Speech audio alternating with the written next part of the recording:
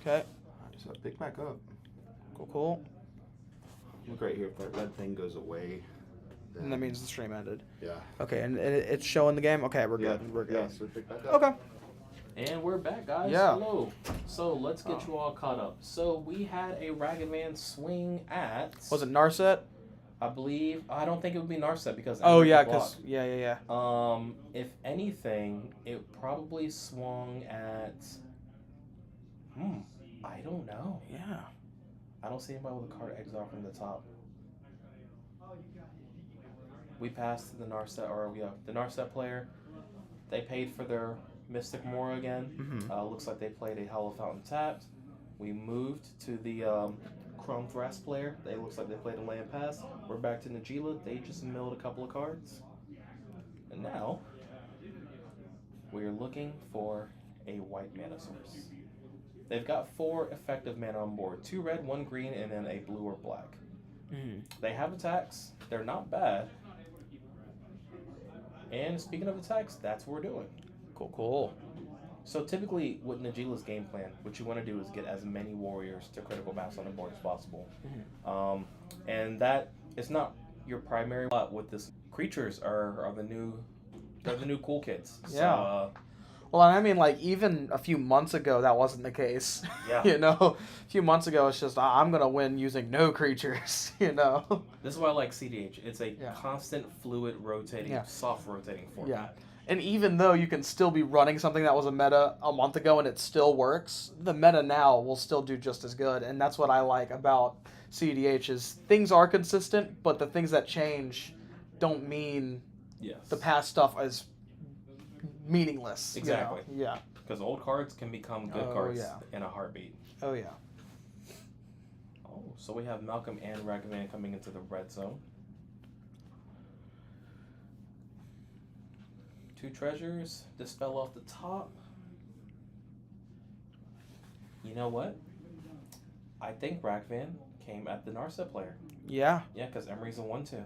And I think he wants to keep his Emery on board. Oh, yeah. And, like, looking at the Narset's health, that wouldn't be surprising necessarily. Jessica's Will being cast. Targeting. Asking how many cards are in hand. Alright. Looks like Chrome Thrust has 6 cards in hand. So he's going to have 6 mana? Or red mana. Yes.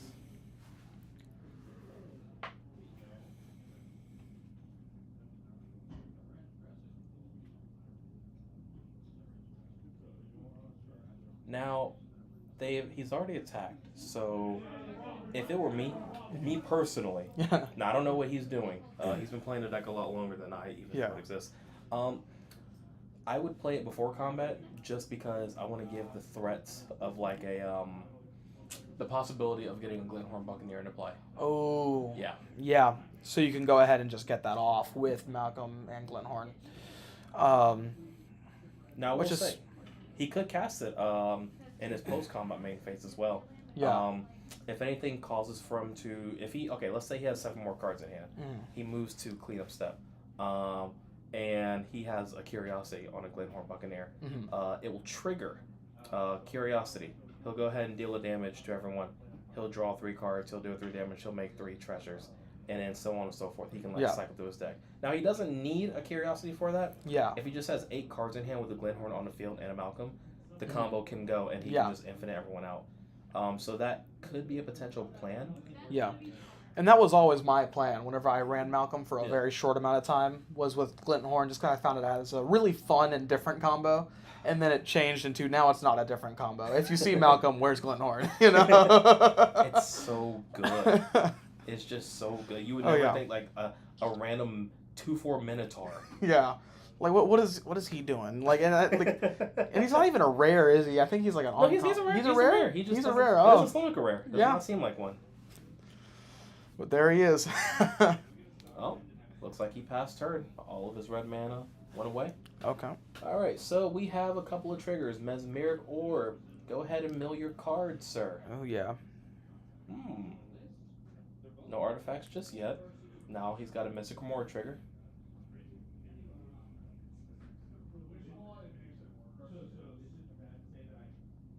and he's gonna let it go. Yeah. Ooh, that's a red flag if you're your opponent's. Narset has not attacked yet. That is not good. No, it is not.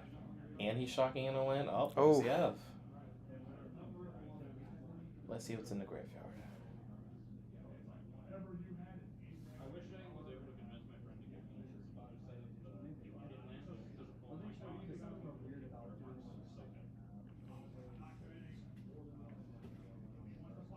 Now, you gotta think. Everyone has been progressing their board states. You have Najila making more and more warriors. You have Yeah. pirates doing pirate things, and you have Yeah. Narset just filling up graveyards. And it makes you wonder. What's going on over there? Yeah, what was going on with Brass Crown? Yeah. Like, what was he doing? What does he have up his sleeve? He hasn't Yeah. really played a lot of lands. He hasn't played a lot of mana rocks. So But that's what Thras Crom will do. It's just hang back, don't be a threat. And then the second you realize nobody else can do anything about what you're trying to do, I feel like then you can kind of do something. Unless, of course, everything's going wrong and he's just hiding. that's it. true. Hey, poker faces are not a thing Oh, for yeah. a reason. Oh, yeah. I mean, that's what I always did with Rogsai, you know. Unless somebody just was straight up killing me, I just hid in the corner and hope nobody saw me until I could do something. Look away. Oh, I didn't win already? Let me just hide over here. Oh, man. All right, so we see a silence in the Narset player's hand. Mm. Now, they could bait that out to go for a combo win. Now, how they're going to win? Who knows?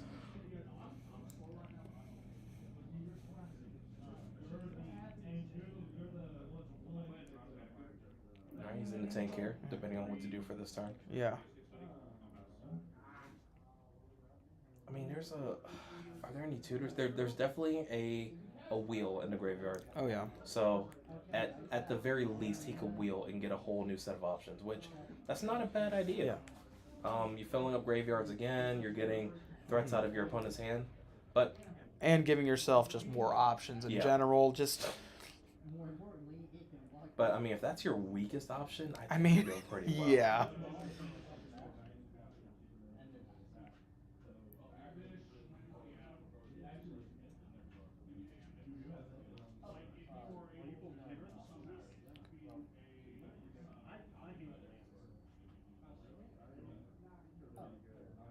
So they're still talking. Mhm. They're still debating. Eventually, you got to make a play sometime. Yeah. Hopefully sometime tonight. Oh yeah. Also, we do have a pre-release. Oh, yeah. Yeah. It will be starting at 7 o'clock. Lost Caverns of Ixalan, Mm-hmm. and we will be actually recording matches in the future Yeah. area. So look forward to that. I know I will. Sadly, won't be able to play, but I'm definitely going to check out some of the games just Oh, yeah. because, you know. Oh yeah. That's how I'm going to see, you know, a bunch of the new cards and stuff. Like, because there's some fun stuff in Yeah. the set, you know. I think okay, so there's this new Grand Abolisher cat. It's a green-white cat. And Yeah. it Oh, ha- yes. it's We so pulled it. good. Oh, yeah. My gosh. Well, like, and that's something that you could just easily just kind of slip into, like, Dulzum or something and just be like, oh, cool, I got another Grand Abolisher, you Whoops. know? It's so good. Whoops, you can't do stuff. I know a lot of people call it like they've coined the term cat abolisher. I think Yeah. that's pretty cool. Oh, yeah. It seems more like a miniature Dragon Lord Dramoka Mm. because they do the same thing. Yeah, and you also don't need to use all your land to cast it. Exactly. That is the same. That's the only reason I sold my They have their Jamocha. pros and cons. Like Dramoka cannot be countered, but Yeah. you can bring back your cat with Savine's Reclamation. Yeah. I mean, like, that's the entire reason I sold my Jamocha, because I'm like, dude, I'll never cast this. What's this big lad doing in my hand? Cool, he's just gonna stay there. Now, one thing to note about its creature type, it is a warrior, so Yeah. it could fit into Najila's strategies. Oh, yeah. All right, we pass to the Thras player. And They pass turn. It's uncommon, isn't it? It is uncommon. Yeah. Yeah. Oh, Najila's turn again. They mill a couple of cards. They're swinging with old Jeets. Oh, yeah. All right, we're going to make two more warriors into the red zone, coming at the Pirates player. Oh. Then I think that's a good attack. You Yeah. want to go ahead and keep as many warriors on the board as you can possibly get. Of course. Oh, moving to the Pirates player's turn. And they're milling 5 cards. Oh, Dockside was amongst one of them. Oh, no. Any reanimate effect, and they're in business. Oh, yeah. They'll get about 1, 2, 3, 4, 5. I'm saying 5 right now. Yeah. That's not bad, right?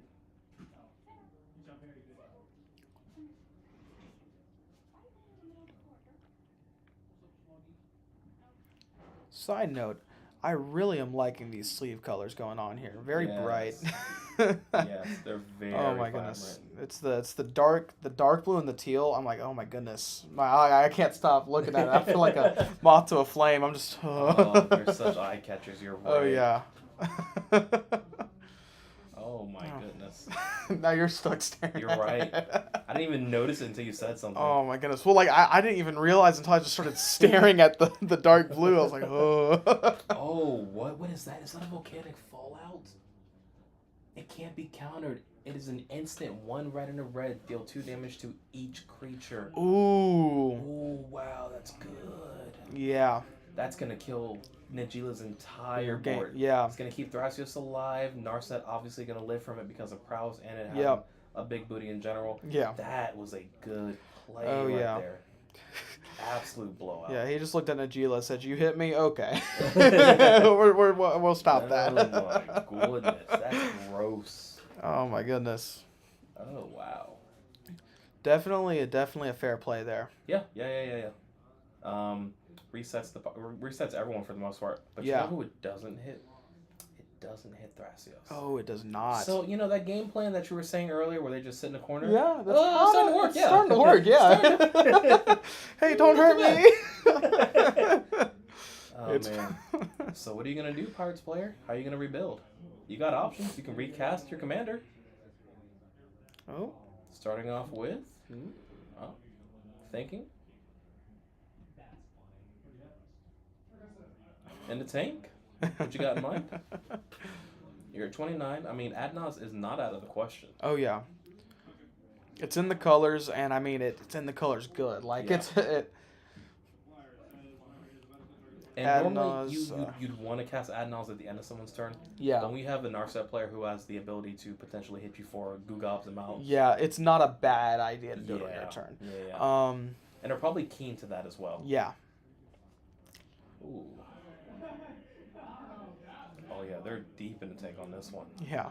I mean, I understand. I mean, your whole turn has just kind of been uprooted by this one card that doesn't see a lot of play, but it does a whole lot of work, especially in this creature-based meta.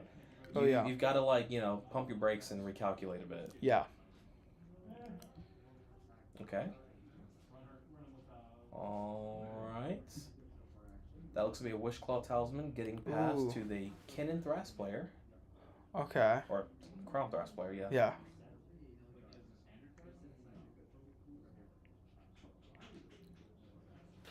I'm going to call them K&T for short. Yeah. K&T. Yeah. It's a lot less of a mouthful. Now, if you're in this pirate spot, what would you want to search for? Your board's been wiped. You got roughly 1, 2, 3, 4, 5, 6, 7, 8 effective mana. Mm-hmm. See, I think I'm searching for either. Oh my goodness. I feel like Glinthorn still isn't a bad pick. Just if you wait your turn, wait your time out, let it happen. But I also, he already cast his. Oh wait, what was that? Oh, okay. Wow. An uncounterable haymaker. That's good. If that's what he picked, that's a pretty good pick. Yeah. I didn't even think about having that in the deck. Oh my goodness. Yeah. That's spicy. Okay. Yeah. And it's gonna have to be good. Oh yeah. It's going to have to be good. Now, the one thing that could stop it is a Mind Break Trap, but we don't see that. We see the Narset player passing. They're untapping. They're milling. Oh. Some pretty good things. And now, they have to roll for Mana Crypts. There we go. And then they draw for turn. Oh, Mana Crypt being the 5th player in this game, whittling down their life total.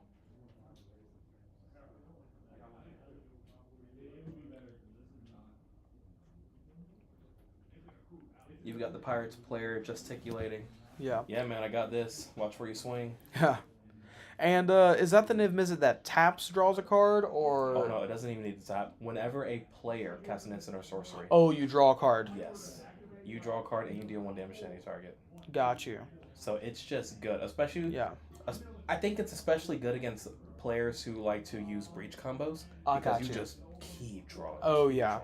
Until you finally you can find something to stop them. Exactly. You know. Go on, keep casting your thing and That hitting card me. is Yeah. so Oh good. yeah.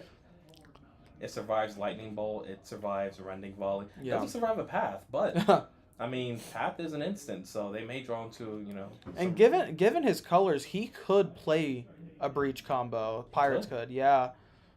I wouldn't be surprised if they were on that actually. Yeah. Man, that is just a good card. What, Underworld Breach? No, Niv Mizzet. Oh, I was like, I mean, well, yeah, Breach too, obviously. No, Breach sucks. Who's gonna play that? What do we have here, Narset player? I know you got to be in the tank right now. Yeah. Pirates player says, "What do you got? Show me if you can do it. Can you pull out a win this turn? If not, you need to sit back and watch everyone else play the game." Oh my goodness. Because now you're in a scenario where you cannot wheel. Oh, there's Savine's Reclamation being flashed back from the graveyard. Okay. Niv Mizzet trigger. Where's the damage going? It's going to go at you in the Narset. face. What are your targets?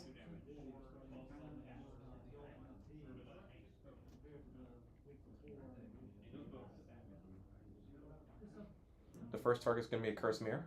That's the first copy. Second copy.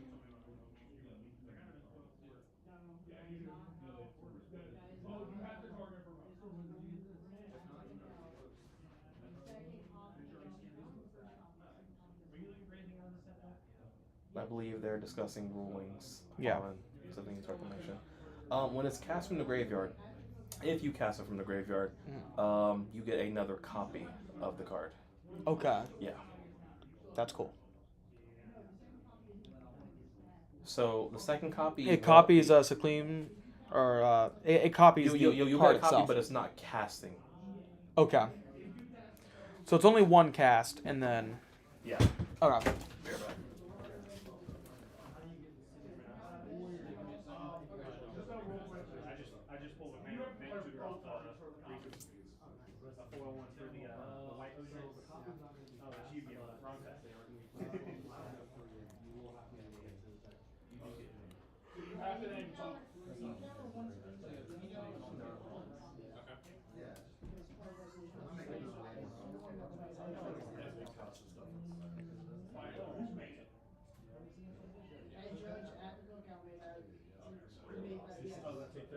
I looked at that. I just want to know. That's what this is. Big man at Jibble.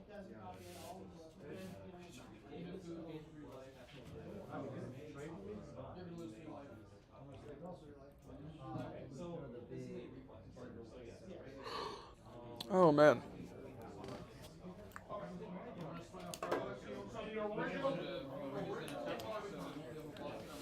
Okay. What was the rules question? The rules question was, would they automatically get a copy, and if so, they would. What would they declare it? So the funny thing is, for Savine's Reclamation, it's a reflexive trigger. So basically, it says, you return a permanent CMC3 or less from the graveyard to the battlefield. If you were casting this from the graveyard, as it resolves, you may copy the spell and then choose new targets. Meaning, if Savine's Reclamation doesn't resolve from the graveyard, you don't get that copy. Okay. Because the reflexive trigger is dependent on the actual card itself resolving. Okay, so if you stop the first Savine's, the copy doesn't happen. Exactly. Exactly. And that's where they were getting situated. So we have Savine's Reclamation targeting a Cursed Mirror. Now, I mean, if Cursed Mirror is going to copy anything, it's probably going to be Niv Mizzet. Yeah. Because if you have one, I want one. Now, the caveat to that is they're only going to get it for a turn. So unless they're looking to, you know what it could be. If Narset's still on the battlefield, Narset swings, gets a windfall. they draw their hands. Both Niv Mizzets may just ping each other to death. Oh. And I can see that being an easy way. Oh, never mind. We're just going to see a swords. Okay. Here we go. Let's see if we got a battle in our hands. Priority's going to get passed to the KNT player. Oh, looks like they passed priority, and Niv is gone. Okay, wow. Oh, wow. I feel like if that Niv stayed on the battlefield, it would have impacted a lot of this turn. Oh, yeah. Their safety net is gone for now. Is that a Phyrexian Metamorph in his hand? Ooh, if he has the mana, he could probably Metamorph the Niv Mizzet and then keep it. And effectively have his own artifact Niv Mizzet. A dragon cyber monster. Oh, it feels like we're playing Yu-Gi-Oh! Oh, man. Oh, my goodness. I play my Niv Mizzet Dragon Cyber Monster. So right now we have the Narset player with 1 untapped land, potentially going to cast a Chrome Mox. They're thinking about it. They're putting a Chrome Mox on the stack. Okay, it resolves. What are they imprinting? They're imprinting a blue card. So now they have 2 mana. Cool. It wasn't a Phyrexian Metamorph, so this dream may still be alive. Yeah. They have not played a land for turn, it seems. Ooh, we could be living a dream here, guys.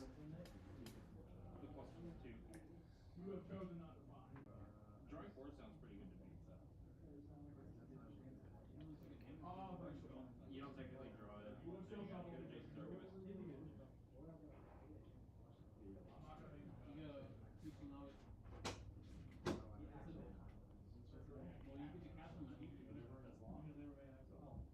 You get adjacent target.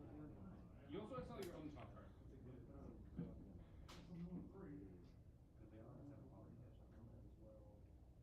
They're in a separate exile. Alright, here we go. So they're actually going to try to fight for it.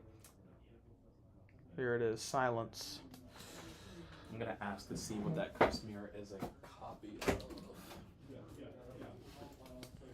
What is the Curse Mirror copy of? Oh.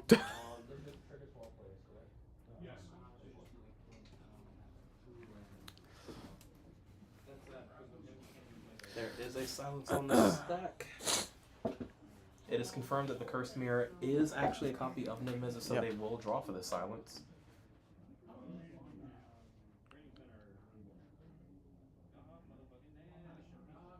He's got 1 mana effectively. Looks to be a blue.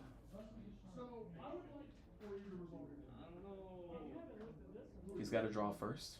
Off the Niv Mizzet trigger. He draws. Yep. What is he dealing damage to? Any target. They've pressed priority. On the trigger, at least. Yeah.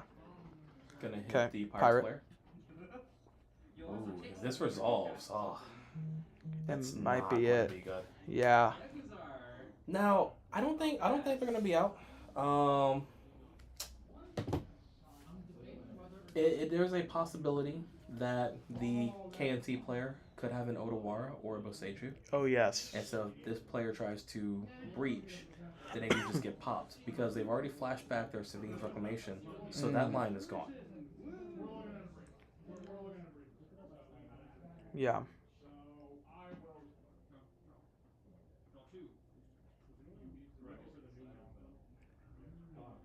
And the counter war is going to begin.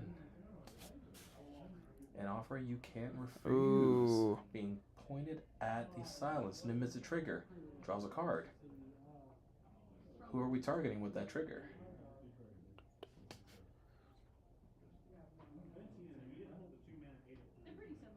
And it gets countered. They get 2 treasures.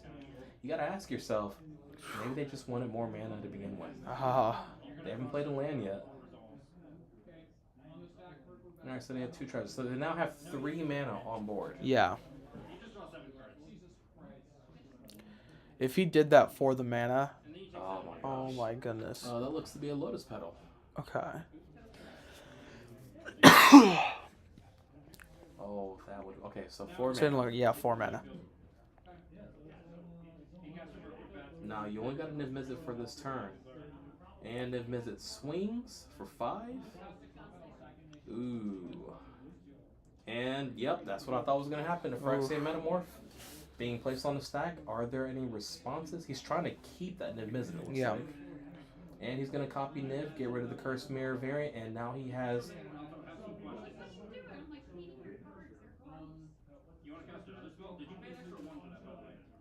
Yep. It is a creature spell end of turn, so what he can do is the Metamorph can come in as a copy of the Niv creature. Mizzet. They see each other. They're like, oh, we can't both exist right now. And then he kills the one he doesn't want. Yep. The So one that he's got leaves. a Phyrexian Niv Mizzet. Oh my goodness. Oh, this is going to be a problem if he gets to the top. Hold on. Oh.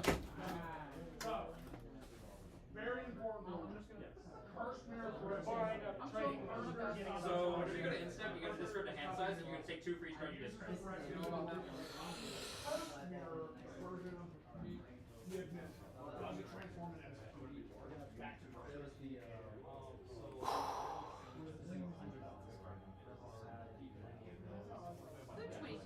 You'll take from.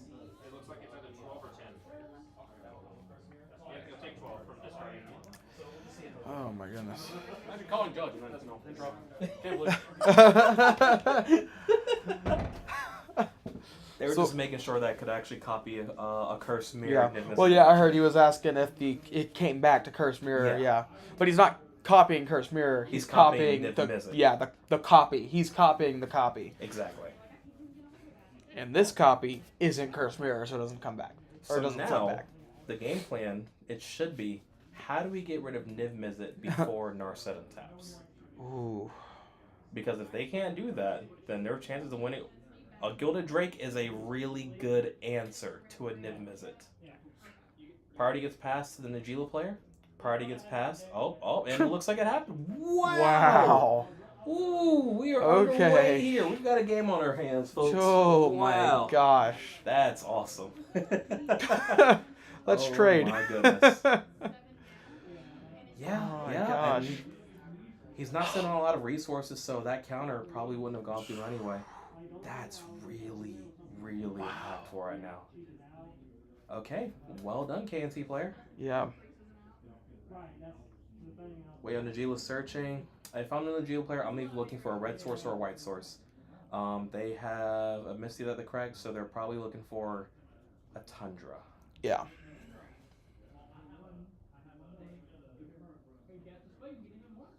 Yeah, I'd say, yeah.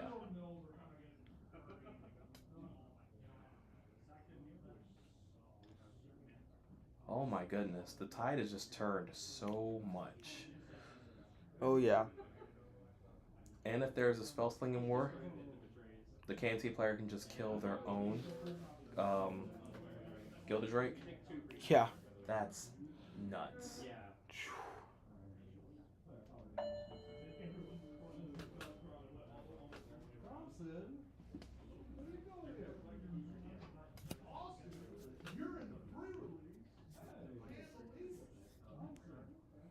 Alright, so they opted for Savannah instead.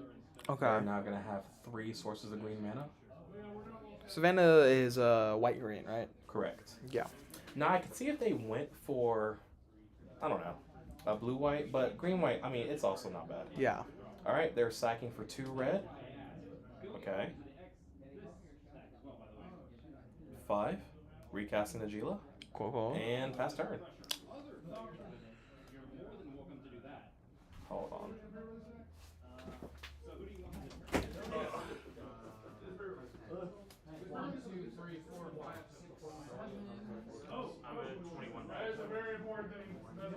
What happened? He forgot to resolve his Mesmeric Orb triggers. Oh.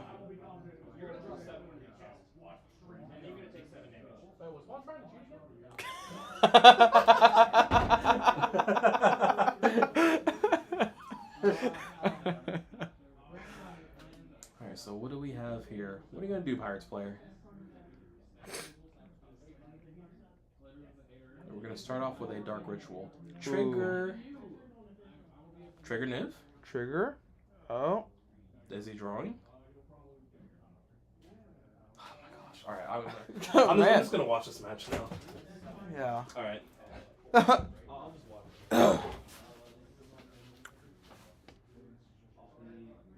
Okay, so forgot the Niv trigger. Damage at Narset. So we got Malcolm.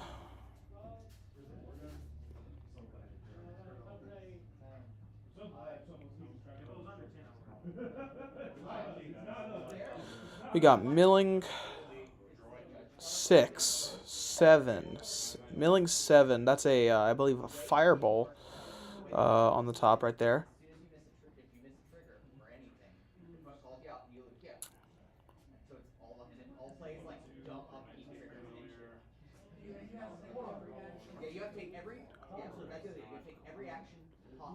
What is that?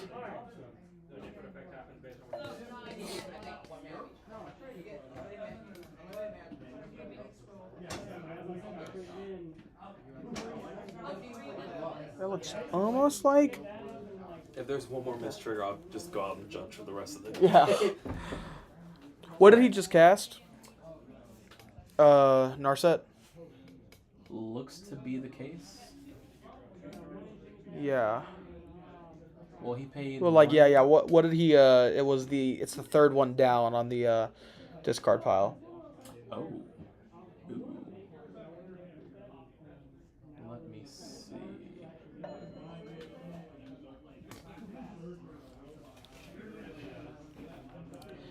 It looked blue. It could have been a brain freeze, potentially. Yeah, that was my guess, because then he milled 3. Honestly, yeah, that could be brain freeze. I think that was a brain freeze. Did the Niv Mizzet player draw for that? Oh, gosh. Can you go ask? Oh, my I'm just gonna goodness. be out here for the whole time. Yeah, just ask real quick, because I could not tell.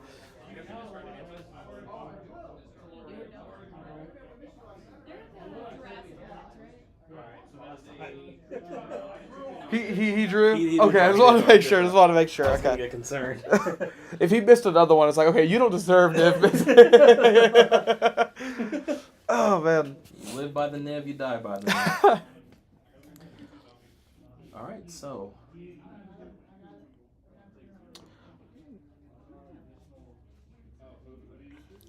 Did Narset roll for Crypt? I have no idea. I Oh. know they're at 9. Yeah. So there's a possibility that they rolled and he just lost because he was at 12. Yeah. Oh. What you just cast? That right there is a... I forgot the name of it. It copies a creature. Yeah. And the token, it goes away at the end of turn. It's an infinite combo. I know that card. Is it illusion? Is it something illusion? Or illusionary? Not illusionary. No. It's fire, flame, something. Twin flame. Twin. I know what you're talking about. Yeah, twin flame. Twin flame targeting. Could it be Gilded Drake? Copy of Gilded Drake. Give me Niv Mizzet. That Gilded Drake copy goes away at the end of turn. Yeah, and now Oh it's my target. goodness. That would have been awesome. Alright. Untap 3, mill 3, draw for turn. I think the Narset and KNT player just wanted to trade. You know, I don't think they came here to play. They just wanted to trade cards. Back and forth. Who's keeping the Metal Dragon? So now the KNT player is in a very dominating spot. Yeah. And all I have is a Thrasios and someone else's head. Oh my goodness. Okay, well, what is your plan?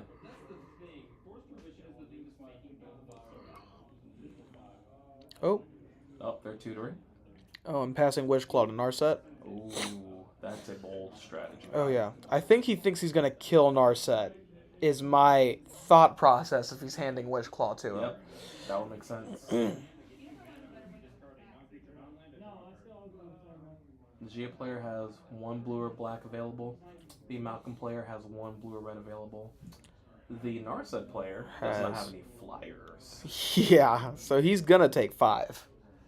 And if If the KNT player decides to draw 2 more cards, that will be That's a wrap. just it right there. So you got to ask yourself, do you want to get rid of this player now? And if so, do you have the resources to take on both of your opponents? Because Yeah. you're obviously the threat right now. Yeah.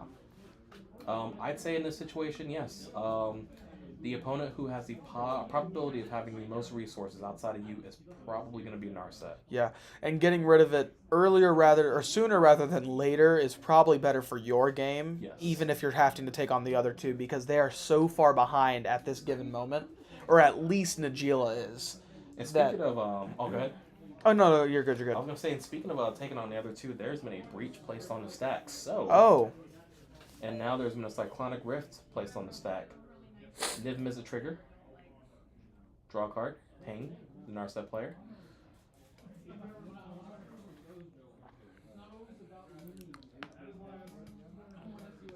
Deflecting SWAT. Ooh. Ooh.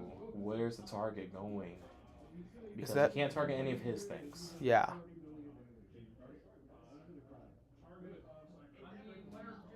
That's a pretty deflecting SWAT. Oh yeah. Targeting Rift.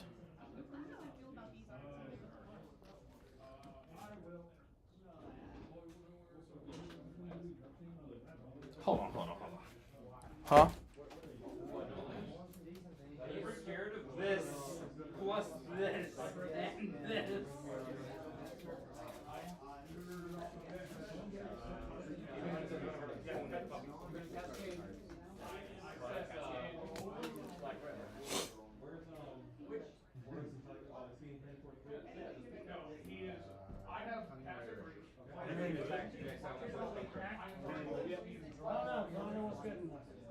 Any of the Ogiers? 14 cards. That shows you how much I know about this set. He took a little buy box just because he wants to. And there it goes. The opponents have seen enough. Oh, And the because KNT player is going to take it. yeah. Looks like your strategy worked. You were Yeah. right. You just sat in the corner until Sat you in the just corner win and the game. hope nobody hurt you. Yeah. Oh my goodness. Oh my goodness. That was a fun game. Yeah. That was just That a was lot good. of taking the Niv Mizzet. Just does it. Just I does want it. it. Wow. Oh Are my we still gosh. streaming here? I think we are, but Yeah. I can ask if we need to keep it running. Okay. Yeah. That was good. Yeah.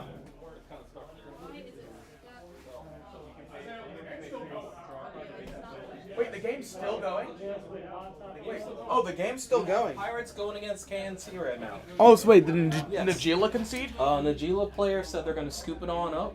Okay. The Narset player said it wasn't worth playing anymore, and so now we have these two left. A lone Malcolm.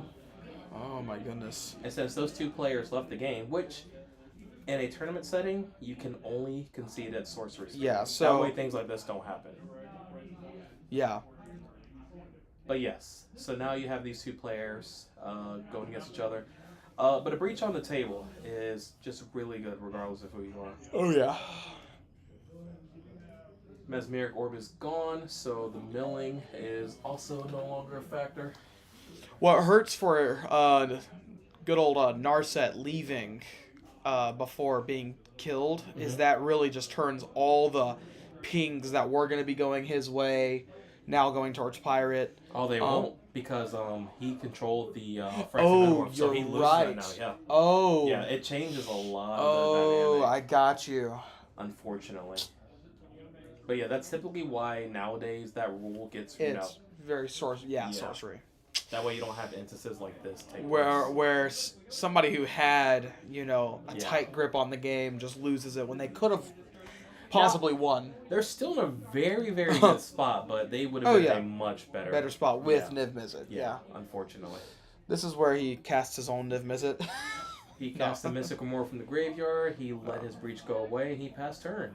Okay. So now, you've got a uncontested Malcolm that can swing. Ladies and gentlemen, while you're just hanging out here, if you do not mind throwing in today's event code, WRVEGPD. And we're going to march targeting Malcolm. Much appreciated.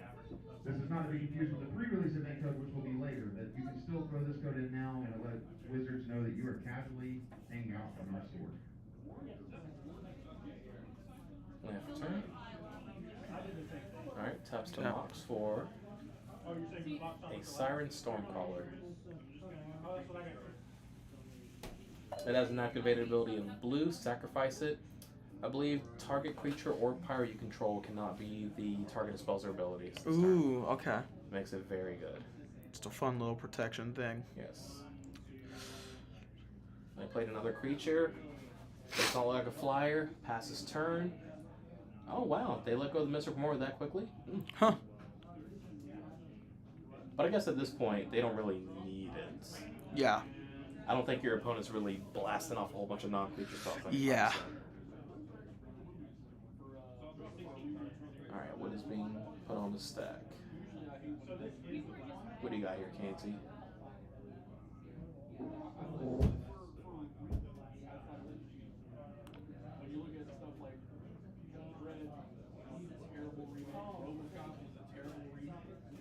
Is that Wishclaw? There shouldn't be. Oh, well, yeah, that'll make sense. The Witch Claw goes back to the original controller. Oh. Or the previous controller. Oh, wow. Yeah, that concession really affected a lot of this game. Oh, yeah. Huh.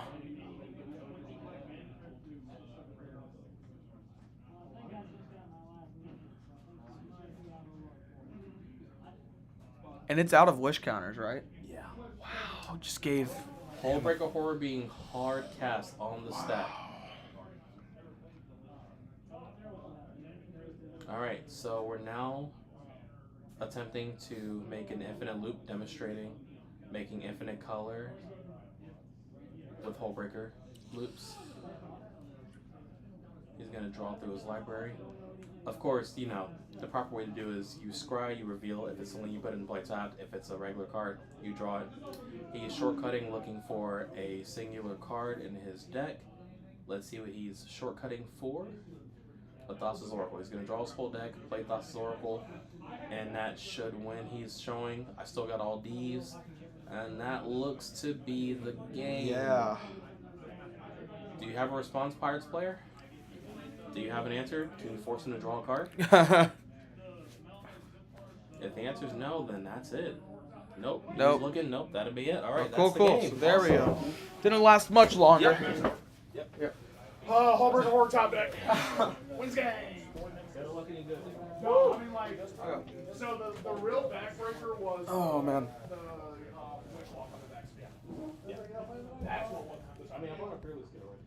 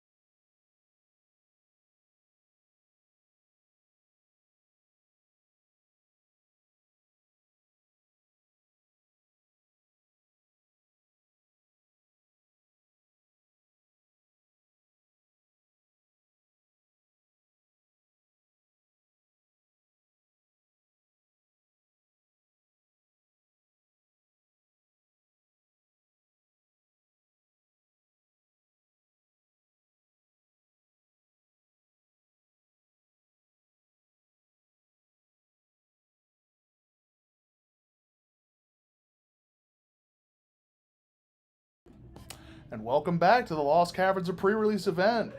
We are about to set up another CDH pod right before this particular game, and we're going to take a look at our players. Thompson, looks like 3 of the 4 decks are here. I was the last player in the last pod, and I'm joining you guys now, and you'll probably be hearing me for the rest of the night because I'm going to be commentating this pre-release.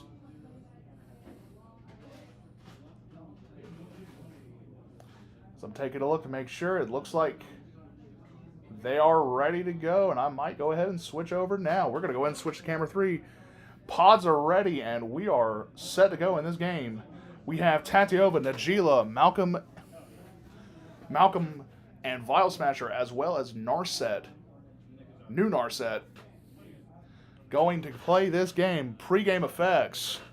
And it looks like turn 1 Mountain. Turn 1. Oh, Gemstone Caverns pre-game effect Gemstone. 2 Gemstone. Oh, my word. Okay, so we have 2 Gemstone Caverns pre-game effect. This is going to go fast. We are looking at double Gemstone Cavern starts. And Randy is going first, so he's going to be behind. There's a Mana Vault. Yeah, Randy. And turn 1 Mesorb. Okay, so this is going to be a really... That's an LED turn 1 too? Wow, okay, so this is... Everybody's going fast. So now we have... Tatiola simply grabbing Fetch.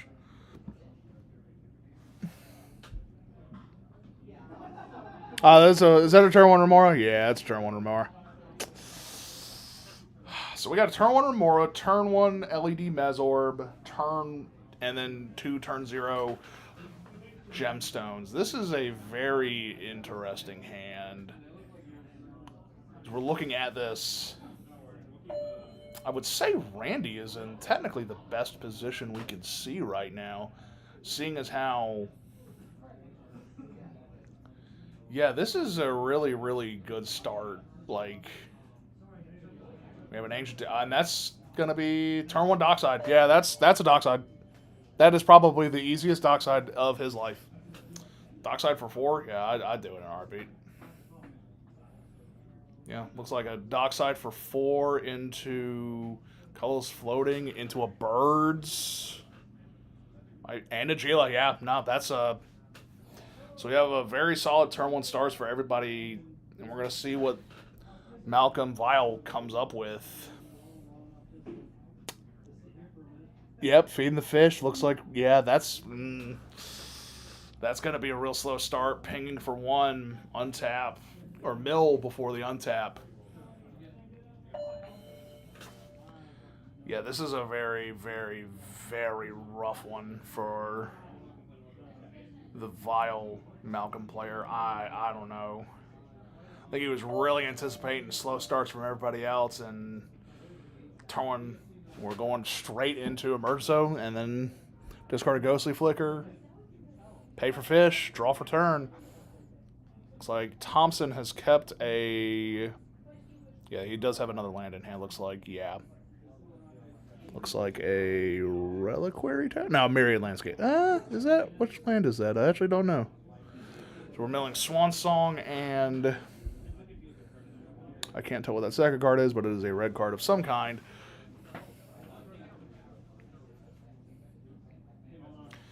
Yeah, this is really, really strong. Like, the Dagila got a turn 1 play. Verdant Catacombs is okay land here. I mean, he's made his land drop for the turn. And we're looking at potential...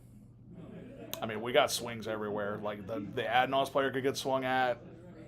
The Remora player could get swung at. The Gila player is really in a dominant position right now, to be honest. Looking at this from a top-down perspective, we're looking at, you know... Yep, and there comes the Najila swing coming at Randy. No, coming at Adnos. Yeah. And Dockside coming in Randy. Yeah, so he's going to spread the love a little bit, but he's definitely okay with hitting the Adnos player out of the game. He needs to keep this. Yep, Vamp Tutor EOT. So we're going to draw from Remora. Wait. Oh, no.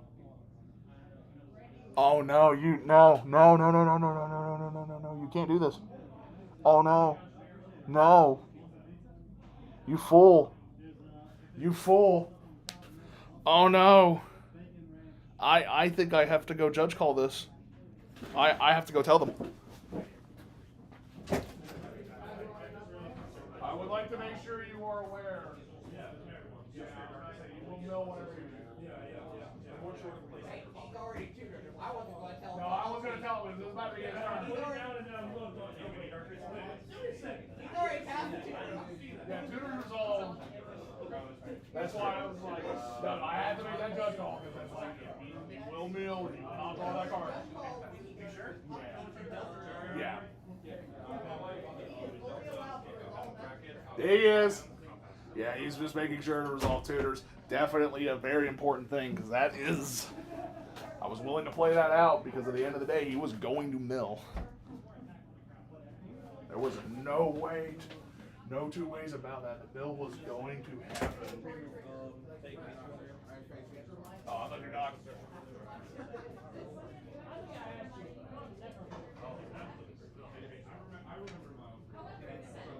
You in? Oh. Sorry, thought the other commentator was coming back in. We're good to go. He'll knock when he gets in. So yeah, no, it's this vamp tutor was really bad. Yeah, this is a very important lesson in why tutors are mattering. Like if he had done it on his upkeep, post.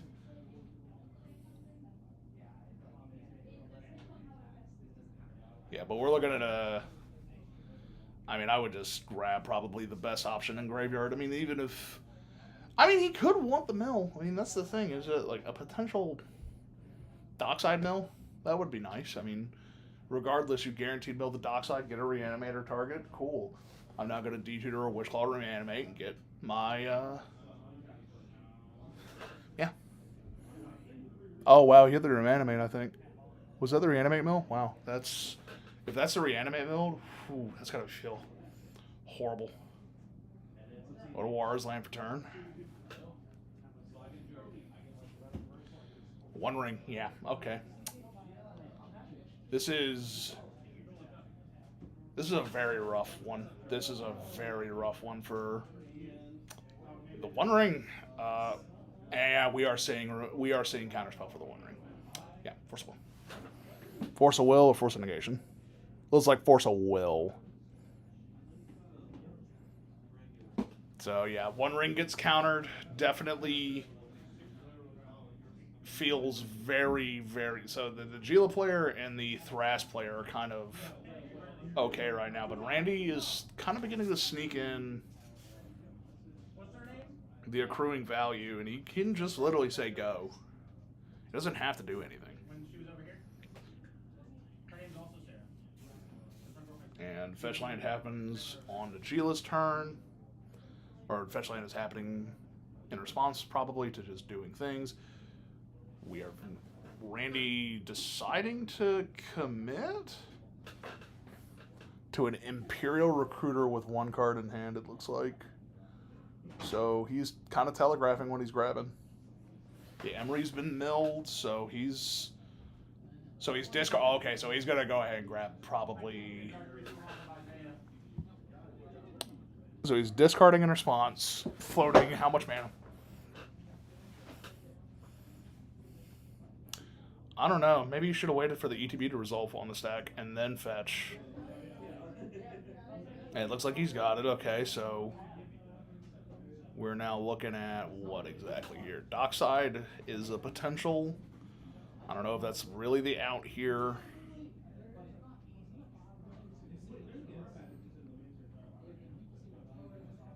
Potentially looking at a. We really could look at anything in this situation right now. It is hard to see exactly what the play here is from Randy. Depends on what mana he floated. So he did float 3 right. So he's grabbing Ranger Captain. So he might actually be trying to go for a win this turn. No, he can't. No, he might not be grabbing Ranger Captain. No, he's grabbing Spellseeker. Okay. So he floated 3 blue. So floating 3 blue, grabbing Spellseeker, which is not worse. Actually, wait a minute. Yeah, so he's recasting Spellseeker. He's going to grab. I don't know what spell that is, but that looked like Probably a wheel spell of some kind. I'd have honestly Wheel of Fortune. I think grabbing a Wheel of Fortune here would have been nice. So Fish is dead on Thompson's board. We're looking at a Scry Draw, looks like. Yeah, it looks like some version of Scry Draw. Probably a Serum Visions. Thompson does have another land in hand. He just needs to play it. But he's grabbing a... So he's going to play Sylvan, exiling Elvish, playing Wasteland. Yeah, so he's going to... I don't know. It's... Randy tutoring up the spell he hit, which, again, was a blue spell of some kind. It might have been... I don't think it was Brain Freeze. Mills are okay for the Najeela player. He did mill the Force of Will, which is unfortunate. He did mill the Soul Cauldron, which is actually potentially a rough hit, but at the same time, we're looking at...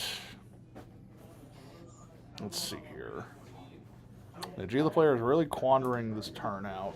Could potentially go into anything at this point, as we're seeing a... You know, the Adnons player attempted to One Ring, and then the One Ring was stopped. So he's going to hit the Adnons player, so he is still going to respect the fact that Ad Nauseam is a deck. But he's also going to swing everything at Thompson. Okay, so he's swinging Thompson, so he's not going to hit Randy. I think that's a mistake. I think Randy is very terrifying with whatever spell he revealed. I think... I didn't get a good look at it again, so... We're looking at potentially a... So Najeela swung. We're going to main 2. Everybody took their damage. It depends on the situation. I see a Petal. I do see a Soul Ring. So, and a Jewel. Ooh. So, yeah, he's going to play Soul Ring. I would absolutely just play Soul Ring go. I would not even... Is he gonna bait? What is he gonna do here? Ooh, I do not know. We're looking at some serious play here as...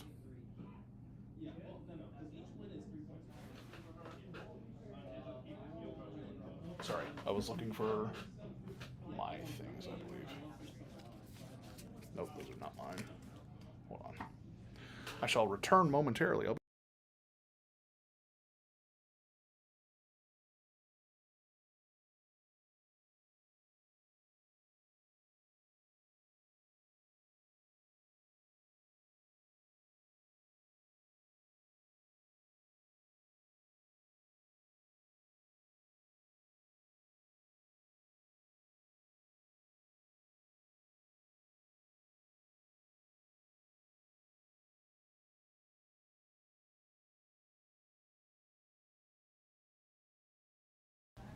Sorry, back. Had to go grab something for the pre-release. But yes, we're looking at some...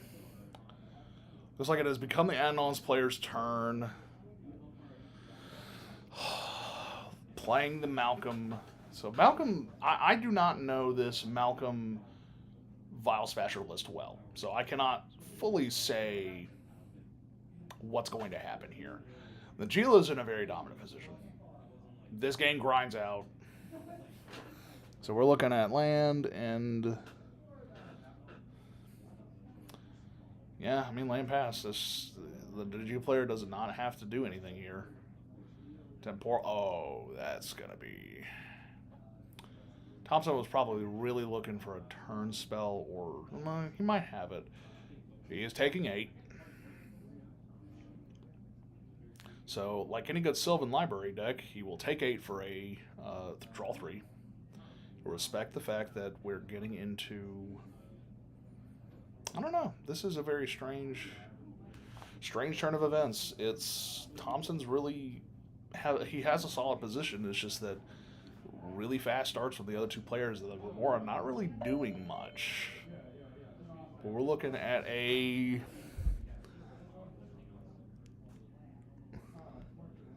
So we're looking at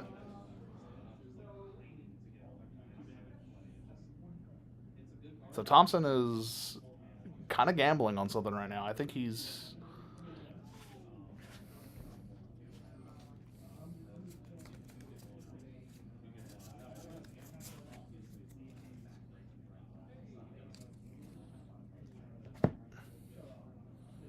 I mean, he could pass. He's looks like an exploration,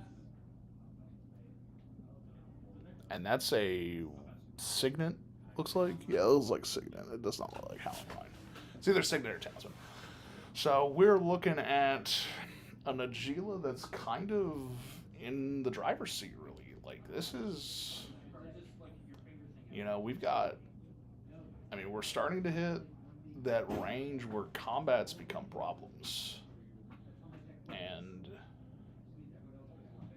it's starting to become a situation where the Nagila can theoretically just combat win the game out. And we're looking at hard combats right now. Like, the Malcolm player's not. I mean, like, at this point, the Malcolm player's open. The Narset player's open. The Thrasios player, or the Tatiana player's open. Like, all three players are really open to the Nagila right now. And it's just, yeah, he's going to combat. Looks like he's probably going to swing the Nagila at whoever can't kill the Nagila, so.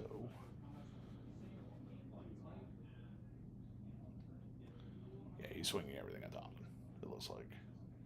So everything is going to trigger. He's going to grab 4 warriors. So we have 4 warriors going at somebody else.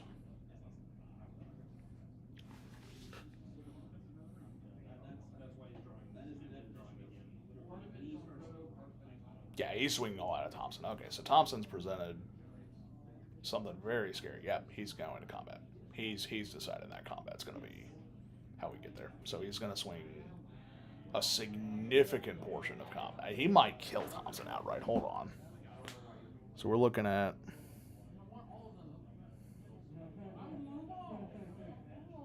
So we're cracking pedal. Yeah, he had to crack the pedal in order to do this. He's going to extra combat. Is he killing Thompson? Has he decided that Thompson is the one to die, or is he deciding that... Yeah, I think he's decided that Thompson's the one dying.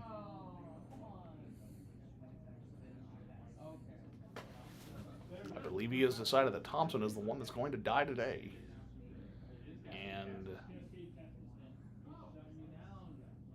either that or Thompson, okay, no, Thompson's getting swung with everything. Dear God, okay. So Thompson was hit for a lot, and the Nagila player's going to gain some life.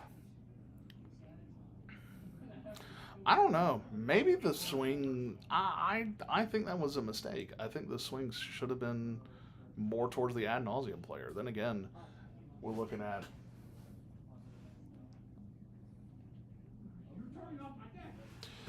It is very strange to see this. It's the ad nauseum's at 30, and they can hit any point in time.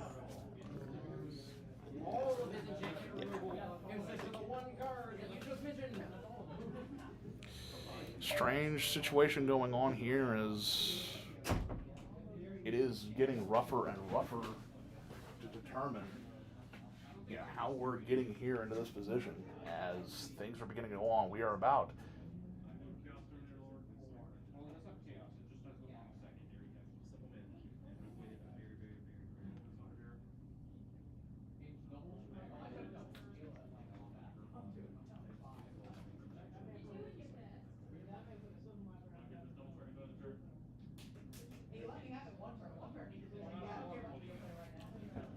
yeah, this is getting... I genuinely don't know. We have exactly 21 minutes before... We're looking at 21 minutes before pre-release begins truly in effect. Pre-release will begin at 7 o'clock, and pre-release where we're going to start talking about all the things going on. We might be able to fit one more pod in, but more than likely it's going to be us talking here at the commentary booth about the set. Some of the mechanics, some of the things we need to discuss, some of the strategies to discuss.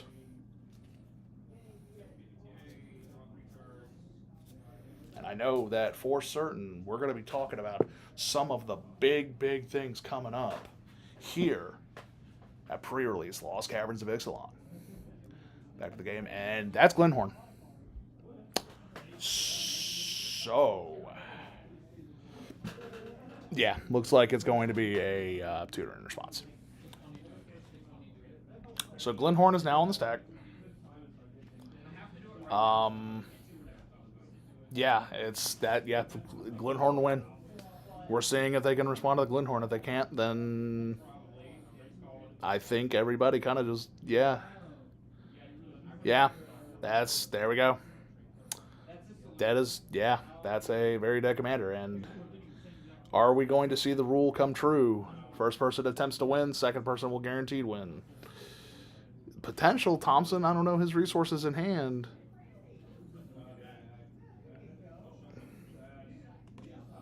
And we're really looking at a serious contention for.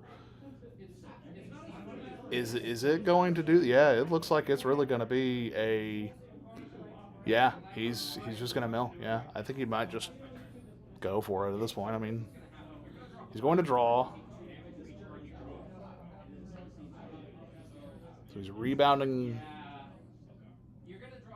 Yeah, it looks like he's rebounding a tutor. I don't exactly remember what that card is, but I think it's some kind of tutor.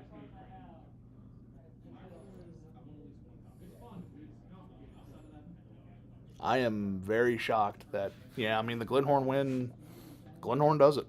I mean, it forces people to respond. Yeah, he's going to grab the line. There's a breach. So it looks like breach is about to become a line. And I do not recognize the on that card. Otherwise, I would be telling you exactly that. But if that is a rebound tutor, I'm going to be, yeah. There's Enlightened. How is he going to draw? That's actually the better question, is how is he going to draw? Oh, wait, no, he's doing this still on upkeep. So he's still doing this on upkeep, yeah. This is an upkeep. This isn't even a draw trigger. Yeah, he's just going to draw the breach. Draw breach, win game. It always works. The rule proven, looks like the rule is about to be proven true again. First person who tries to go for the win, potentially second person who goes for it will generally win.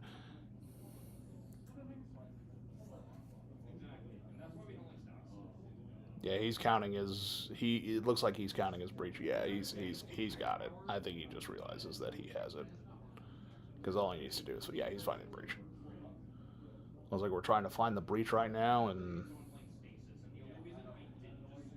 yeah, it looks like it's just a double count of the pile. Breach was probably near the top.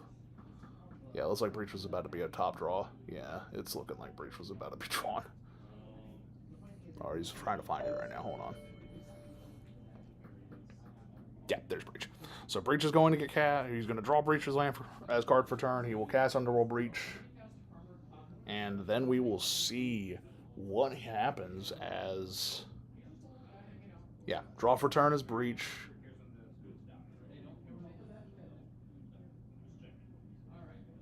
So draw for turn is breach. He will cast breach. And we will see how this plays out, because problem is he just doesn't have the mana, and they know he has breach in hand. And at this point, it's you have to go for the win. Was it potentially a misplay that he did that? I mean, stopping the win is the correct play, but I don't think you have to breach. You have presented the fact you have tutored at Underworld Breach. I think you have to in order to live. Otherwise, he's casting breach. He has to. We're looking at a Underworld Breach that absolutely people are passing priority on breach, so we're gonna see what happens. I don't know how he generates mana from here. Oh, there's LED. So he's gonna LED. Then I guess he wheels, as he has some kind of card draw to potentially get to the... I don't actually see...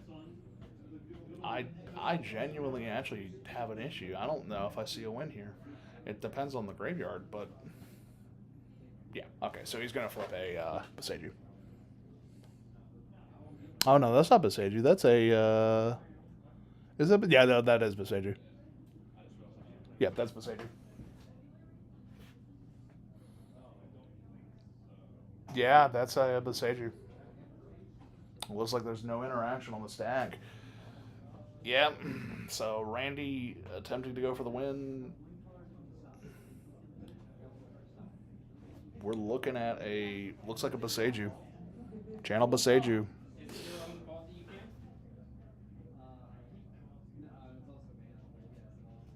It is. Looks like Randy is responding to the channel Boseiju with.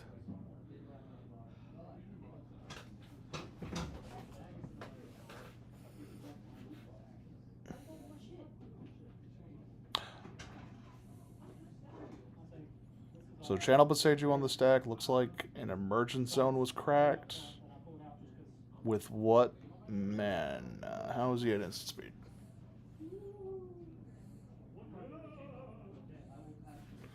What is this card he had? I am not.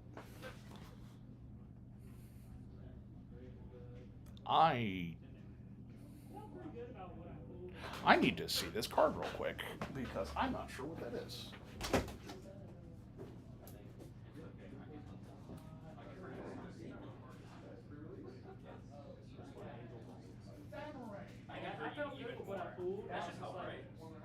I couldn't see the ephemerate now. So the card he's been casting as ephemerate this whole time, as that explains everything, as he's been able to abuse this Spellseeker to grab what he needs, but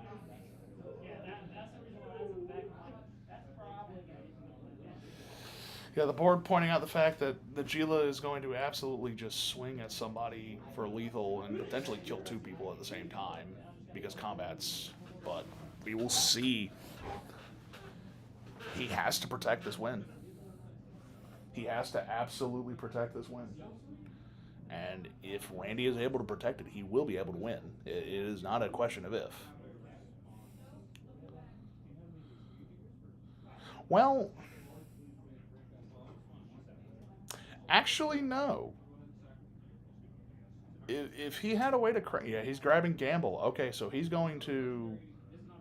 Wait. He has no... Yeah, okay, so he's just going to...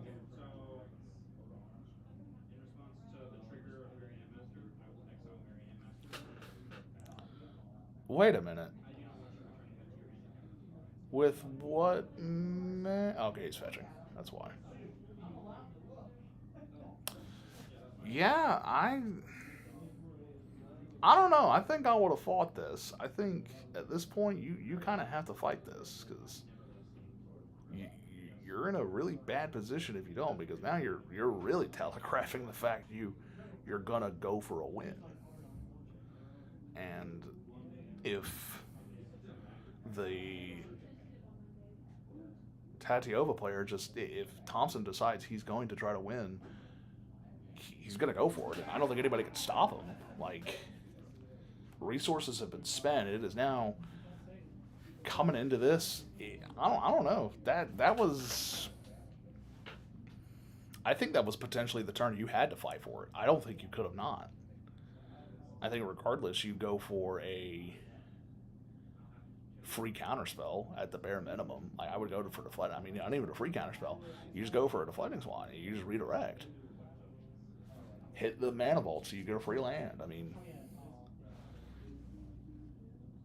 yeah, I genuinely don't know. I don't know if that was... I think that was the one you fight over. I don't think that was the correct choice. And yeah, I think Thompson's about to just take over because, well, it's either that or Najila's about to just kill people. I mean,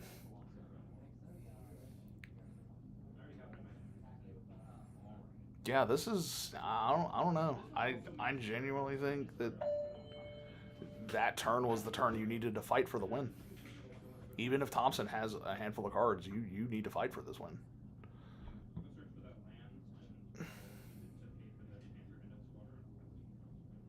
Because now there's the Tatiova. And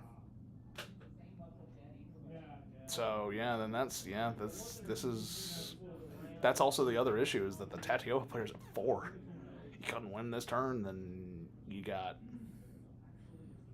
that many cards to mill. Yeah, no, this is 2, 3, 4. I don't even think he needs a combo pieces to win. I mean, like, they're saying mill all the combo pieces. He doesn't need them. He has a Najila. There is a Breach, though, and there's a Veil Summer, and I think you really should have defended that. I don't think you should have just let the Breach get countered. I think you had to go for the win. Because now, all the Gila player really has to do is just swing, try for another combat, swing again. And then the Malcolm player is really... So, I mean, he might be able to kill 2 people here. Like, looking at 4 colorless, he doesn't have enough to activate the Najila, it looks like. We're looking at, I think, 1 missing, and he needs a land drop in order to get to that point. It is very, yeah, I don't know. I would have hard disagree with that. I have...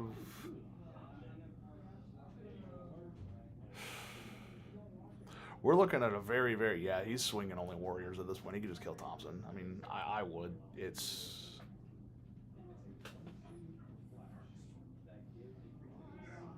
Yeah, it looks like he's swinging pretty much whatever he wants, because... Yeah, I mean...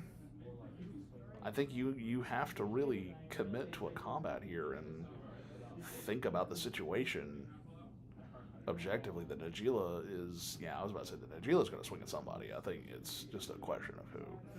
I think the Warriors probably need to hit the Adnos. Like, yeah, he's hitting an Adnos player. He's hitting everybody, but... yeah, Thompson dead. Thompson dead. We're gonna... Yeah, he had 1 counterspell, and I still think he should have committed to that defense a little bit more, because now we're going into a 3-player game, and the Najila's really ahead, and you know, we're looking really, really rough right now, and he might be trying to think about a next combat. No, he's just going to pass. So Najila is deciding to simply pass the turn, and at this point in time, looking at this, it is, well, I mean, obviously, you know, that's 5 mana. He can Malcolm, but he can't really, he could still go for the win, but, well, I mean, that's really the... Yeah, I don't know. I think this game... yeah, he might just I think he's just about to recast the Malcolm and go for the win again. I don't see... Well, no, he really can't. He doesn't have enough damage, I think. I genuinely don't think he has enough damage. I don't think he has enough damage to kill everybody. And I think that's the problem, is that he just does not have enough damage. Even if he resolves the combo, it just only kills 1 person. Yeah, he's just going to pass. Yeah, he can't resolve it. The Glenhorn is just going to sit here, do nothing.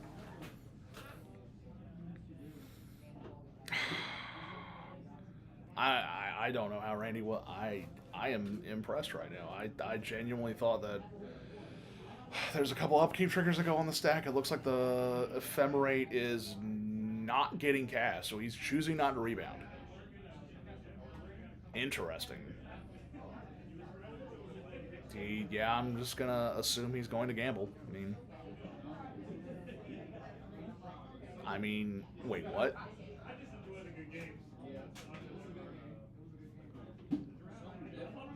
Wait.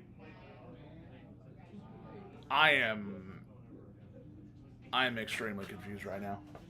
Why was there no gamble cast?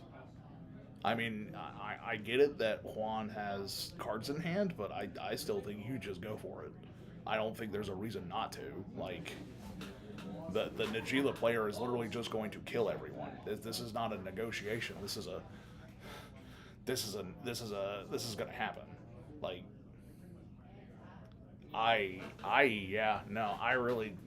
this is just go swings, go Power Rangers swing, go Warrior combat. Yeah, no, he's.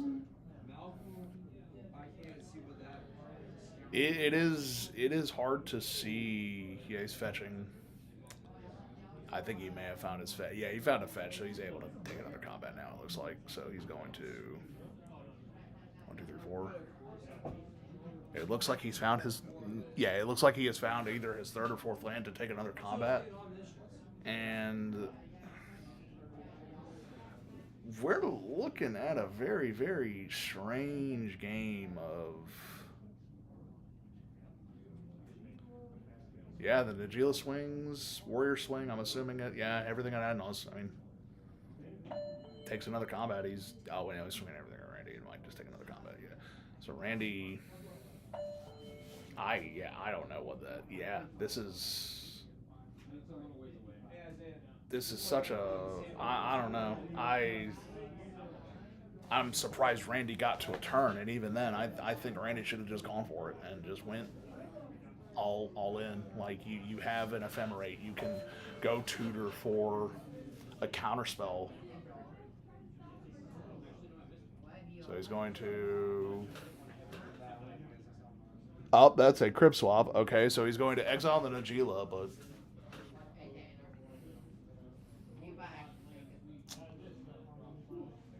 Yeah, I mean, I don't know. I genuinely don't know.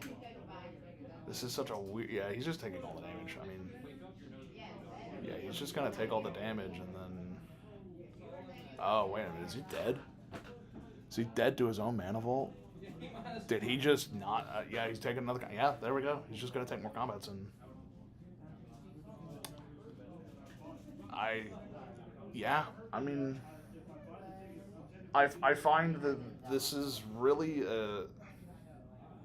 this is a strange one. I know I'm technically at a top-down perspective, and I can see kind of everybody's stuff, but at the same time,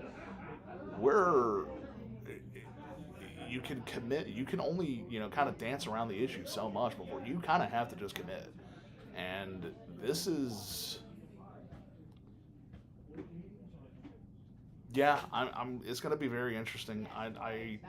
Yeah, he's just gonna swing the Warriors. I mean, I would just swing out. Like there's no secret. You swing out. You do not do anything but swing out here. He has enough Warriors. He can.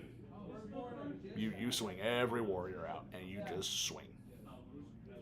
So, yeah, it looks like it looks like everybody swung out. Everybody's dead. I think that. Yeah, he's dead.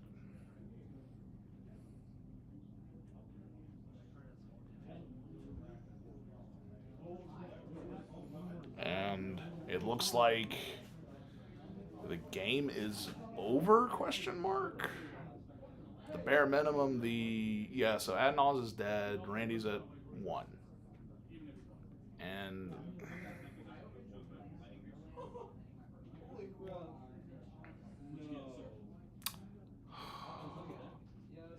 so Randy's cracking the emergency zone. He's going to cast Gamble. I mean, I don't. This is a very.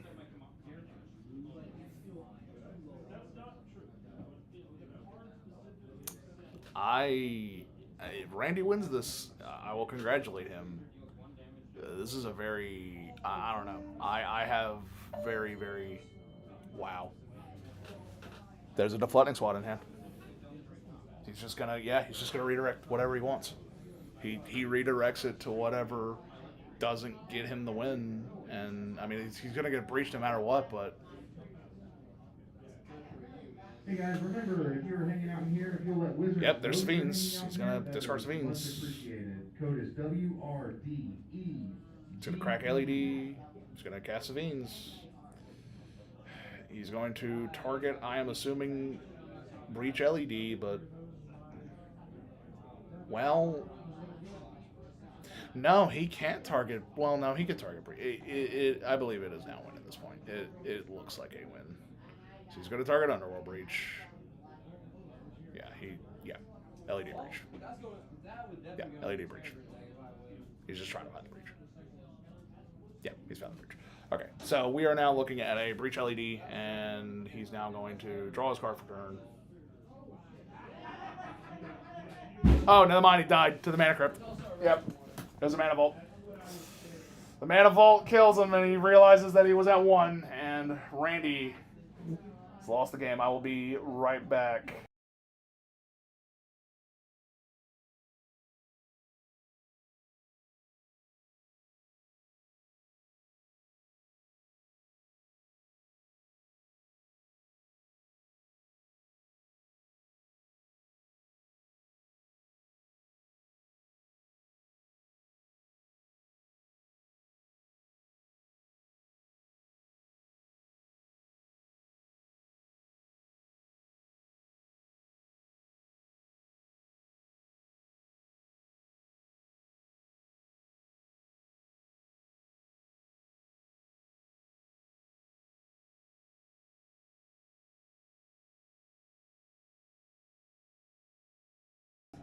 Okay, so it looks like he was trying to recorrect himself as the Mana Vault was going to kill him if he went to draw. So he is now correcting his play. Ed is a very, very, very, yep, there's gamble. He's going to gamble in response. He's doing this all in response to a Mana Vault trigger that will kill him. However, yeah, I mean, this is Breach LED.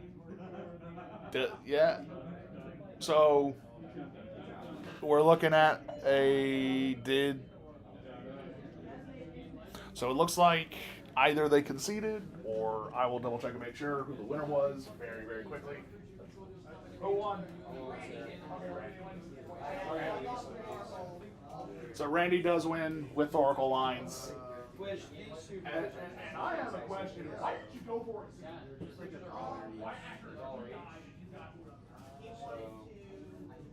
I guess I'll do the scarf is just $1 each, but I don't know. Yeah, I was just wondering.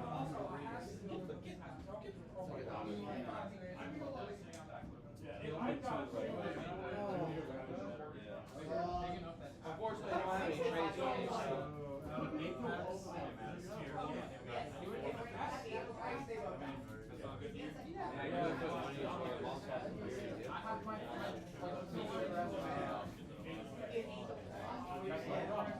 They're mediocre.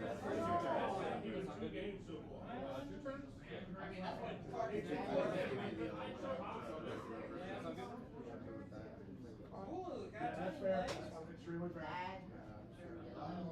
So England Grace is the drug. Let me double check and see. And those two really don't matter. It's just.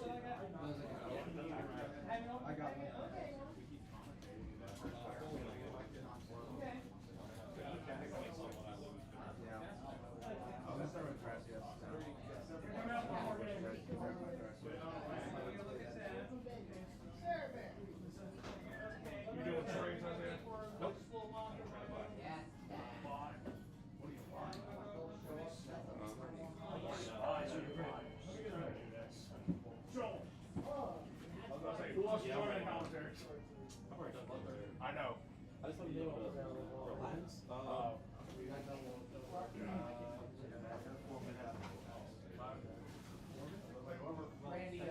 Oh, you got the Thrasios? Yeah.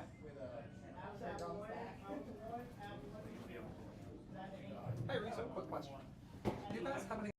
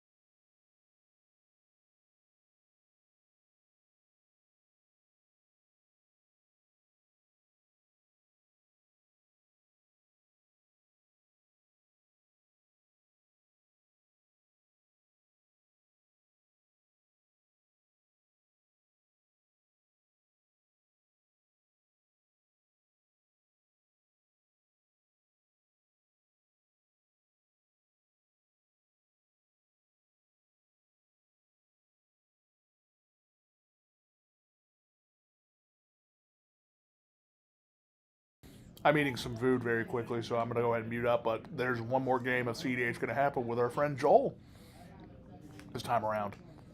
So enjoy silently.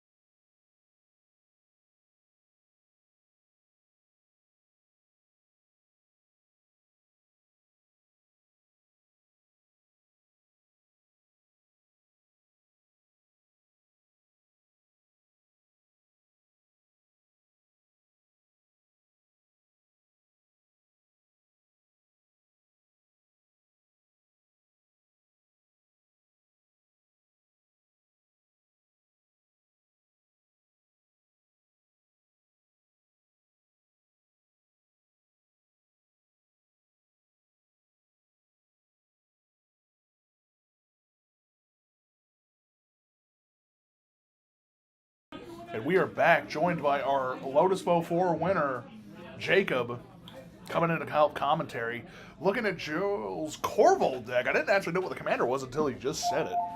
Yeah. So we have Corvold, Malcolm Thrasios, or Malcolm Vile Smasher, sorry, Najila, and Tatiova. And we are getting into, well, it's like everybody's good with their hands.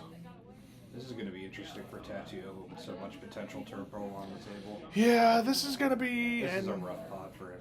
It was a rough pod last game when we were getting into it. That's a turn 1 Ragavan. Hey guys, this is reminding your life of Yeah. Yes, and we know. Reminding us of our language, of course. This is a very PG. It's specifically me. Turn 1 Ragavan is going to be very nice. And looks like Joel is thinking about his turn right now, going into a dark red into what, though? Something. 2 mana. It's probably at least a block. That looks like a... What is that? Can't tell. Go see that real quick. Because I can't legitimately tell what that is. Yep, that's a turn 1 Sylvan from Thompson.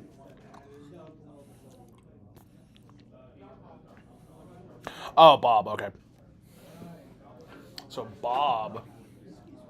So we're looking at Bob and Dark Confidant. Wow, okay. So we got a turn 1 Bob, a turn 1 Ragavan, a turn 1 Sylvan Library, and a turn 1 Hierarch. Monkey's going to hit Sylvan Library player. Yeah, of course. We're going to hit the Sylvan Library player. We exiled what? A land, of course. Ristic Study turn 2. Okay, so looks like we're going to go for the grindier game, and that's a Rollock. Bob kind of hurting with that Rollock right there.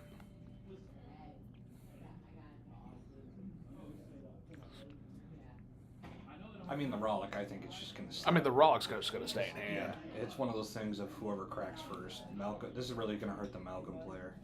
Yeah. And here comes the Bob. Bob's going to hit the ad nauseum list because this deck does run as the Malcolm player is running ad naus, so he is caring about that life total. Going into a Tinderwall. Yep, there we go. So now we have a Tinderwall. And Sylvan Library has decided that, yeah, they're just going to keep all 3. Makes sense. Yeah. That's going to be 2 mana into a... Yeah. So he's paying Ristic tax, obviously. Yeah, I mean, he doesn't really got a choice with this much turbo on the table. It's Yeah, either it's gotta be sink or swim. Mm-hmm.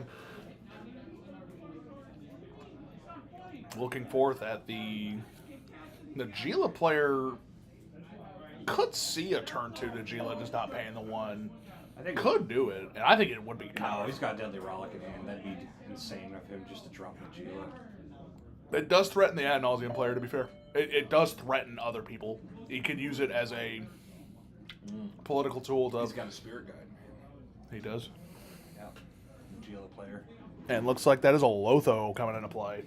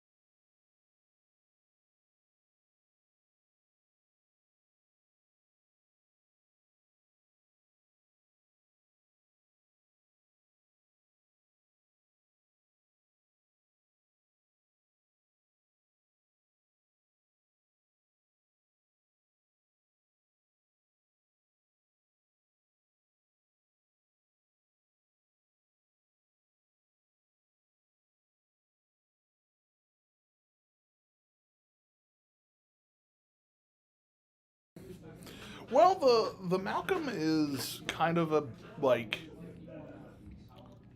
he can't actually play the Rollick for free. No, but Corvold's, he could play Corvold this turn. Yeah, and that is kind of the question is, and what did he get hit off the, what did he take off the Bob? Dark Writ. Okay, so Or not Dark Writ, 2 mana 1 with Threshold. Cabal Ritual? Okay. Cabal, yep. So he took another 2 damage. It looks like he is going to cast Cabal. Or he's at least revealing the fact that it was Cabal Ritual he hit. Ad nauseum player again getting hit. I like I said, I don't know. This No may land pass. That sucks. Especially now he's drawn an extra 2 cards. Yeah, that's, and you know, the Tatiova player's kind of just gonna rearrange top 3, draw 1, and just go, okay, I'm gonna play my land and just sit here for a little bit because guess what? I don't really care right now. Yeah, if he commits Tatiova, it just hurts if that gets removed. Oh well, I say that. I think he just committed a risk study. Is that a risk study? I can't tell. Or is that exploration? I can't tell. He paid for it, so it's a 2 mana. It's got to be at least. It's got to be either risk study or it's got to be something that's. No, because he paid for it. I'll hop out real quick. Yeah, we're seeing exactly what he just cast. It is a 2 mana enchantment, and let's. Yep, the Najila is coming down. So yeah, here we go. Lotho's gonna get in for 2.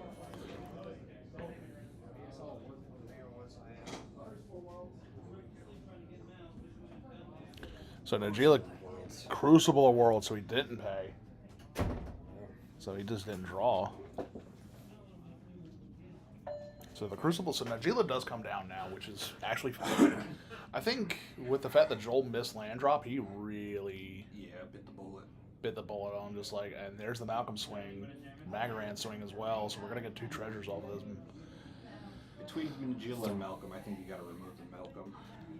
I think, yeah, you have to remove the Malcolm in this situation, especially considering the Glinthorn can just come down anytime, and it'll just go win. Of course, we are almost at our Lost Caverns of Ixalan pre-release. This is just a CDH pod beforehand. 15 minutes remain until pre-release starts. Jacob, are you in the pre-release tonight? Oh yeah, I love it. So we're gonna see some very interesting stuff here at the commentary booth. We are actually going to take a look at some of the. Oh, there's Dark Seal. There's Dark Seal. Yep, that is Imp Seal. So he's definitely picking up a win con here, or definitely picking up a piece protection. Yeah, protection or the win con, and depending on what he picks up is going to depend on the situation. Here at the booth, we will be commentating on each of the big archetypes of this particular draft, as well as some of the mechanics going into this. I'm surprised he didn't seal before. He might have been able just to jam the win with Tatiova and Najila tapped out. Well, the Najila can free counter right now. Yeah, but there is a Fierce Guardianship in hand, so there's the potential for Fierce, there's the potential for Force from both players. So even if tapped out, they can still present protection and or interaction in this case. It looks like he is actually contemplating the search. He might not be searching for a win. He might be searching for value here, which makes sense. Yeah, unfortunately, Joel biting the bullet in this situation might have been the incorrect play. He might have had to commit something that turn. He might have needed to actually commit the Corvold.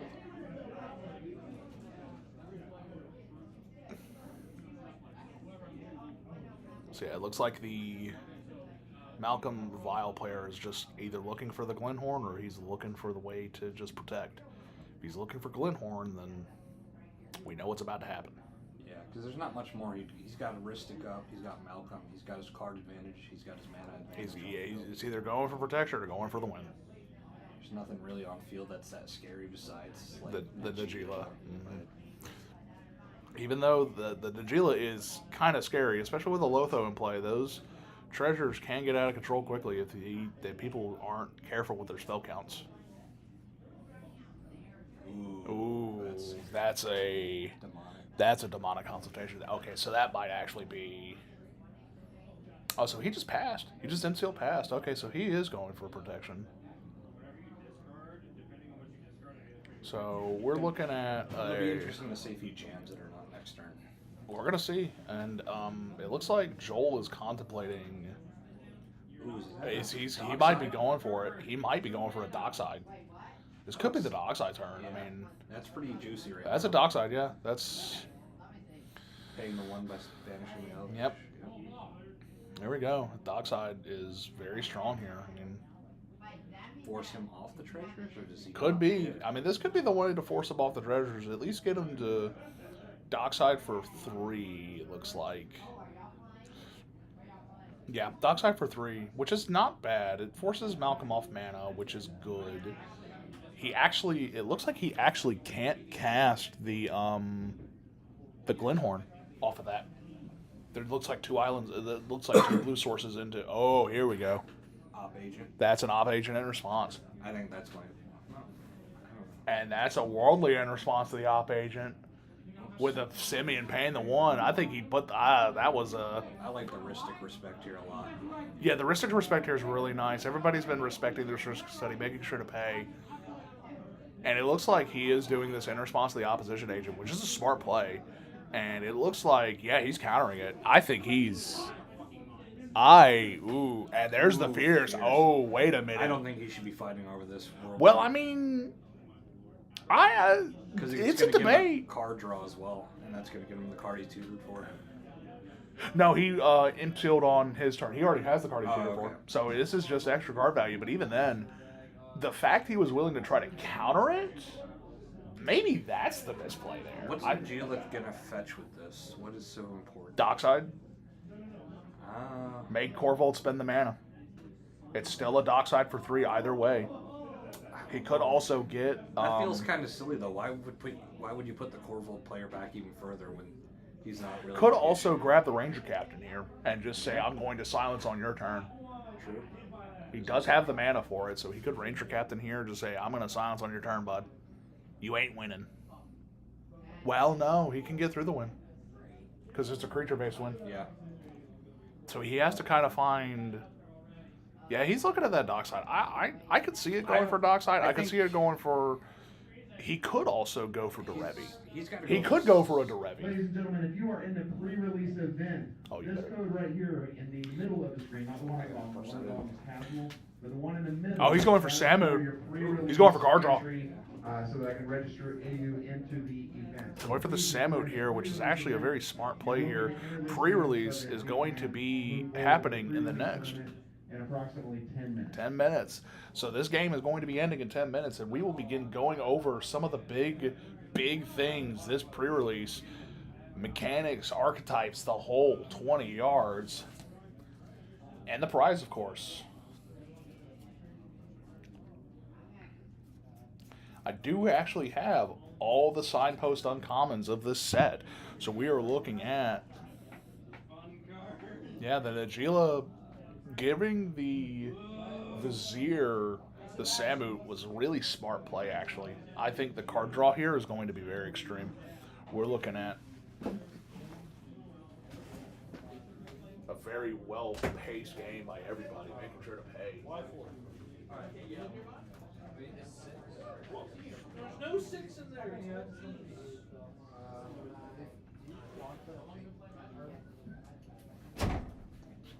So he's drawing for turn. Again, looking at the big plays, yep, Najila's going to, Tattoo of a pass, and then Najila's going to go ahead and just draw their Samut for turn and probably play that Samut. Just run it out. I mean, it's got haste. Oh, that's a spicy one. I see why he protected it now. So is he going to pay the 1 for that Samut? Yeah, he's going to pay the 1. He's going to respect the Samut. He's going to continue to respect the Ristic. Had to not pay for the 1 for the free counter Fierce, but I think that's fine. I think he's okay. I think it's okay with that. Like, because now I'm going to swing probably the Samut as well as I would swing the Samut at the bare minimum. Make a 1/1. Make him respect the 1/1. Make him respect the fact that they're either going to block or they're going to give him a card, and they might want to give him cards. In this particular situation, you might want to give the Samut the Najila player some cards just to be able to get to that point. Tatiova player at being 19 is real rough. It's like both Najila as well as... So the Najila will be going at the Tatiova player. Samut will more than likely be going at either the... will be going at Joel. Warriors will also be going at Joel, looks like.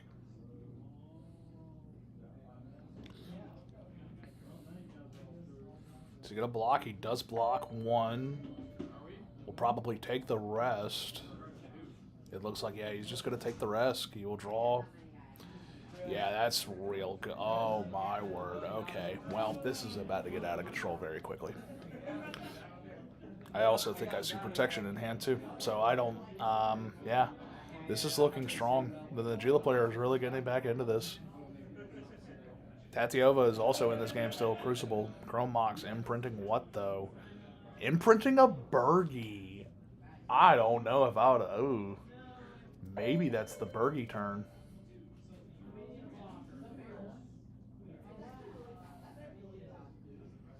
Because we're going to be going into this next round. Again, as the announcement said before, and I'll repeat again, we are going to be 6 minutes away from pre-release. So this pod will be ending.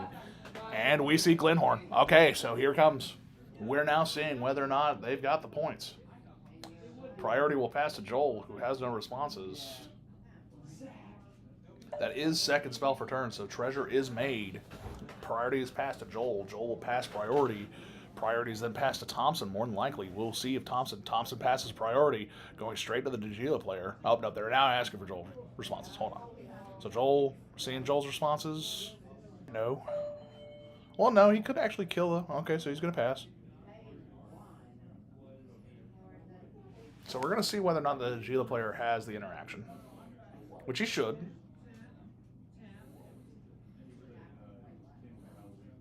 Should either be removed. It should be. Joel's contemplating a removal spell here, which is actually a smart idea. He could. Yeah, there's the Cabal. He's probably going to cast the. Paying the one for Cabal. Yep, Rollick. It's going to Rollick the Malcolm. Target on the stack. Let's see how much this is going to go. So he's going to. He did not pay the one. So now there's a Fierce. Fierce on the stack. Counters the Rollick. This is where the Najila player needs to interact. If they can interact, this is the point to interact. And I think they can. It's just a matter of... Yep, that's a Mind Break. Mind Break trap targeting the Fierce. I would target the Fierce and the Glenhorn, to be honest. Get them both out. You can't. So Mind Break trap targeting Glenhorn Fierce. Good. And potentially targeting the Glenhorn. So we're going to draw. He does pay.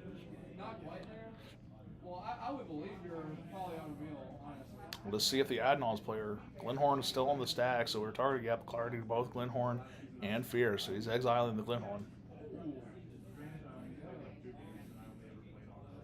Yep. Glenhorn is... No! That's... I don't know. I think you actually exile the Glenhorn here as well. You make sure nobody gets that Glenhorn, regardless of what anybody says. I actually think that was a slight misplay. I think you should actually just you just counter the Glenhorn. Like, you just say he's going to reveal a Beseju. First land he's revealed off of it. He's going to play but he did draw another one. So it looks like Joel has hit land drops, but he is still extremely behind this game. Yeah, he's extremely behind. I think Joel's kind of... Yeah, this is... Oh, he forgot about the Oppo. He's forgot about the opposition agent. He fetched with an Oppo in play. That is unfortunate. 3 minutes remain in this game as we are about to hit the time for the pre-release. This is a rough one, and Joel's fetch.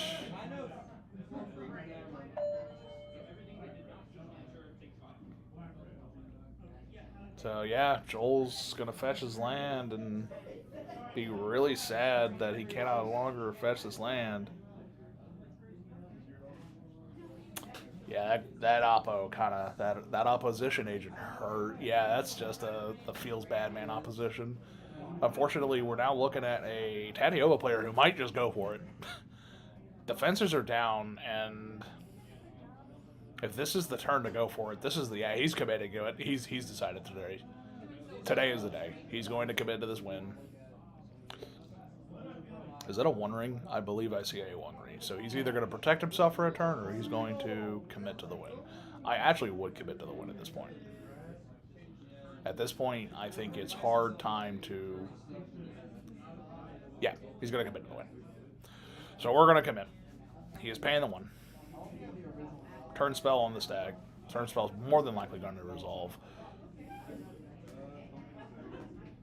Looks like the Najila player still might have some interaction up, potentially. He's holding, he's waiting, he's waiting. Going to go into the next turn. Yep, temporal manipulation resolves. Now he's going to go to his extra turn. Let's take a look at another top.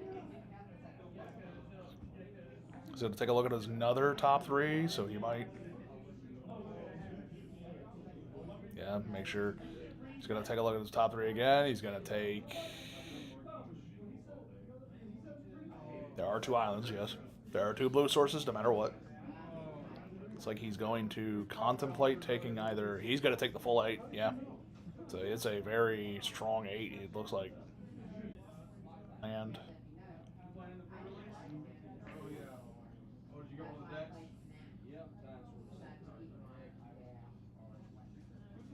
Okay, he's discarding mine. He's going to play land for turn.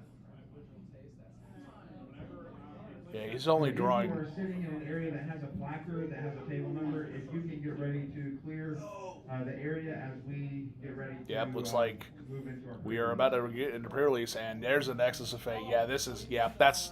It looks like Thompson was more than likely going to win the game there, as turn spells were going to start coming down. So we're going to go ahead and, yeah... We are now about to start getting ready for pre-release, and I'm going to shift the camera here.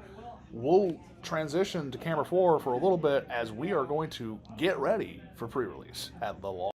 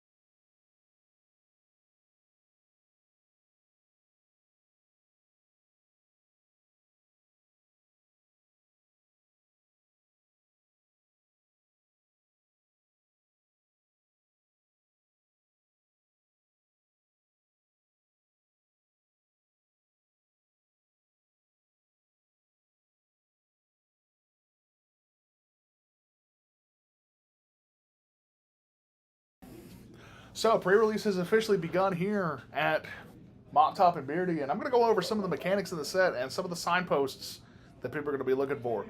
First things first, it's an oldie but a goodie. Explore is a mechanic in this set. So Explore is you reveal the top card of your library. If it's a land, you're going to put it in your hand. Otherwise, you may put it into graveyard and give it +1/+1 counter to a creature that explores. It is part of the blue-green strategy. The blue-green signpost is a 2-mana Merfolk Scout 2/3. It says whenever a creature you control explores a land card, you may put a land from your hand onto the battlefield tapped. Whenever your creature you control explores a non-land card, put a +1/+1 counter on Nizaki Current Conductor. So this is what it looks like. I'll go ahead and zoom in a little bit for you guys. There we go. So we're looking at this. Of course, red-green is the dinosaur strategy. 2 mana, 2/3. This is what I pulled, obviously. This is my opening box. Gishath's Firstborn. Dinosaurs, typical strategy. One of the new mechanics of the set is Descend. I will actually use the black-blue card to demonstrate Descend. So Descend is a new mechanic in the set. And it is as follows. Descend A, return Ukvenbach, the Great Mistake from your graveyard, with a finality counter on it. Activated, there are only 8 or more permanent cards in your graveyard and only has a sorcery. So Descend cares about permanence. Cares about permanence entering your graveyard that turn. Cares about how many permanents entered your graveyard. Cares if a permanent entered your graveyard that turn. Descend is one of those key things. How many? We keep going. It is going to be one of those mechanics that people are not going to get. Black-blue is the grindy Descend format. Ukvenbach is the signpost for that particular one. 5 mana Vigilance Menace 6/4. That could come back later in the game. Kind of strong. There is another Descend format card. The red-black deck is Descend, and it is led, signpost of course, is Zoya Lava Tongue. It's the Goblin Warlock. Death Touch at the beginning of your end step. If you descended this turn, so if a permanent entered your graveyard this turn, each opponent may discard a card or sacrifice a permanent. And the Lava Tongue, sorry, I can't say that first name, deals 3 damage to each opponent who didn't. So, descending does not have to necessarily say the permanent has to leave battlefield. It can be from graveyard. It can be from library. You can just go, I'm going to mill a card. Oh, I milled a permanent card. There we go. Next, we have the red-blue strategy, which is Artifact Aggro. Red-blue is commonly Ixalan. We have the pirates in this set. One of the 4 key tribes of Ixalan, the pirates. This time around, not in Grixis, more in just red-blue. And the signpost here is a 2-mana 2/2 Captain Storm Crosmium Raider. Whenever an artifact enters the battlefield under your control, put a +1/+1 counter on target pirate you control. So again, we're looking for artifacts entering the battlefield, giving counters. The blue-white is about craft. It is a grindy craft artifact strategy that looks to slow the game down and use the craft mechanic. So craft is a new mechanic, just like Descend. Craft states, you craft with something or something or something or something.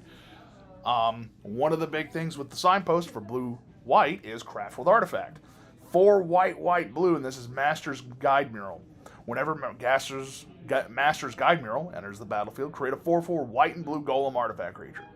So craft with artifact, exile this artifact, exile another artifact, either you control or from your graveyard, return this card transformed under your control, and you can only do this as a sorcery, and it turns into Master's Manufactory. It's an artifact tap, make a 4/4 blue and white golem, activate only if Master's Manufactory or another artifact entered the battlefield this turn. So this is the kind of slowdown. Red-blue is the speed artifacts, blue-white is the slow artifacts going into this. Next, we've already talked, the red-white strategy, which is a little bit different. Red-white is a little bit of a tap theme, actually. The signpost for this set is Caporati Sunborn. Human Soldier, whenever they attack, you may tap 2 untapped artifacts and or creatures you control. If you do, discover 3. Now, discover is another new mechanic. It is like Cascade for those who know what Cascade is, but for those who don't, the effect reads as follows. Exile cards to the top of your library until you exile a non-land card with mana value 3 or less. Cast it without paying its mana cost, or put it into your hand. Put the rest on the bottom in a random order. So, this is kind of the payoff for, I'm going to tap my stuff with abilities on the stack, you're going to do the red-white aggro thing, kind of, going into it. I'm not sure if this strategy is going to work. If it isn't, we'll see about it. Next is the green-white strategy. Is green-white aggro. Creatures do creature things. And the Kazuni Malamet Exemplar, Cat Warrior 3/3 for 3. Whenever your opponents cast spells during your turn. Whenever one or more creatures you control with power greater than its base power do combat damage to a player, draw a card. So it's just doing the green-white aggro thing of just swing and get hits in. And finally, I believe that is almost all the archetypes except for the last one, white-black. It's Sacrifice. We are representing the Dusk Legion here. Again, one of our other tribes. The Dusk Legion vampires being represented. It's a Sacrifice deck. And we have a 2-mana 2/1 Sacrifice legendary creature, Vampire Knight, Bartolomeo Presidio. Sacrifice another artifact or creature, put a 1/1 counter on it as a free sacrifice outlet. Those are the cards. Those are the signpost uncommons for the set. Now, we're looking at removal, we're looking at okay things. I remember seeing, one of the cards I remember seeing in a opening of some kind was a 3-mana removal spell that gave -5/-5, but if you had to send 10, it's -10/-10. So there are some good removal pieces in this format. Not only that, this is, however, a brand new format. I don't know everything in it, but those are the signpost uncommons. What could possibly happen is one of two things. You are either going to see a pre-release deck that is in one of these commons, one of these archetypes, or you're going to see a 3-color deck.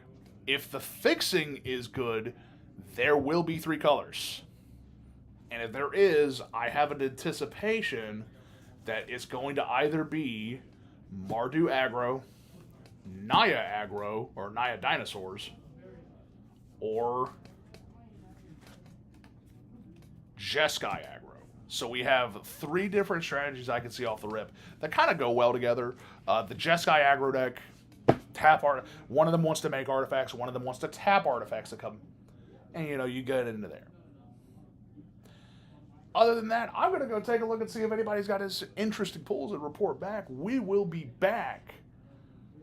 And we'll soon see the first round of pre-release play. 30 minutes or less are remaining. I'll do a time check very quickly, and I'll be right back.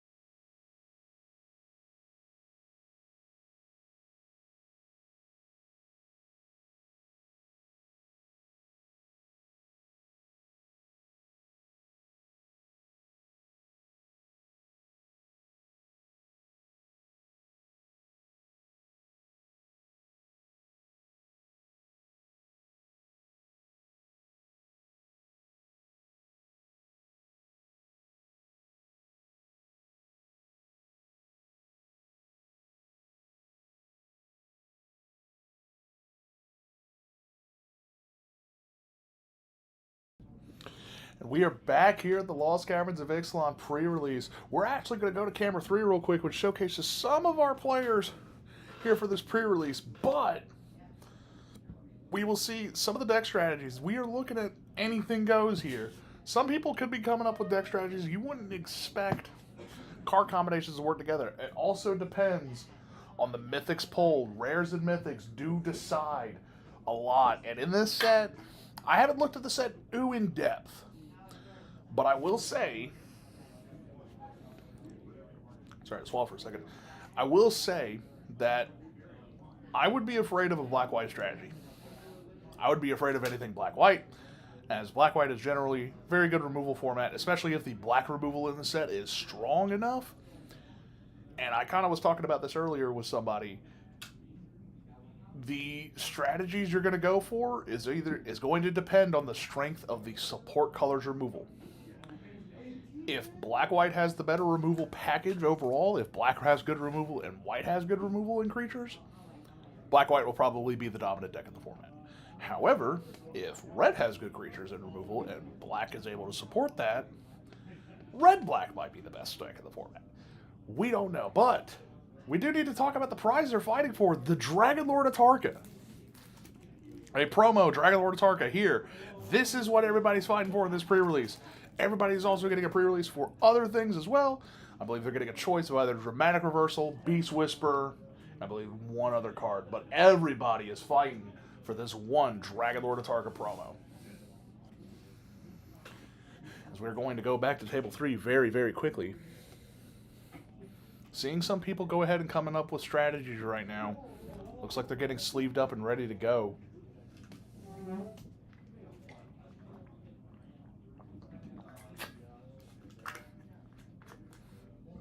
Looking forth. Oh, he's in. Looks like he's showcasing some of the cameras. Yep. Again, some strategies going up right now. We're seeing, could be very interesting to see. It's really going to depend. Again, we're going to see some strategies. Of course, when we get to tables, we're going to see show match table is going to be kind of showcasing what's winning.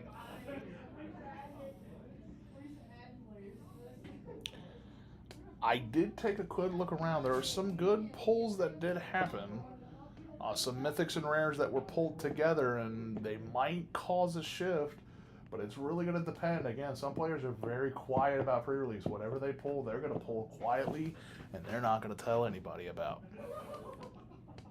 Other players, you know, if it's obviously like a Cavern of Souls or, you know, a Mana Crypt that is potentially pullable, I believe in set boosters as well as collector's boosters, we could see somebody, yeah, obviously said something about that. Now, I don't think they would actually play Mana Crypt, though I'd have to see. But in any event, we are looking at a great, great pre-release here at Mop Top and Beardy tonight. 23 players. I believe 23, 24 players. I believe there's not going to be buys. I'll double check and make sure, but we are looking at a wonderful, wonderful pre-release. We're going to see somebody win this Dragon Lord Atarka. We're going to see some great play here at Mop Top and Beardy. I'll be right back. I'll be going to check up on some players, see if I see anything really interesting, or see if I can get somebody who's done with deck building come in, talk about what they're feeling about the deck thus far. Tune in as pod number 1 will soon be set up in, I believe, maybe 10 minutes or less.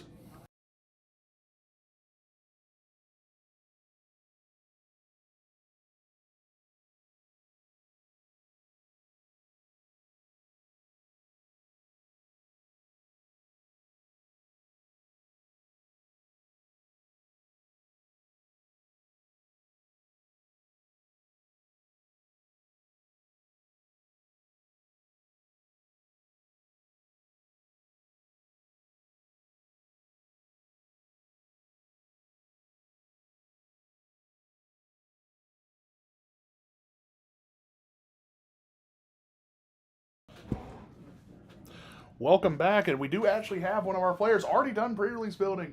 So, Randy, what do we got? I have 42 card, Rakdos midrange with a splash of blue.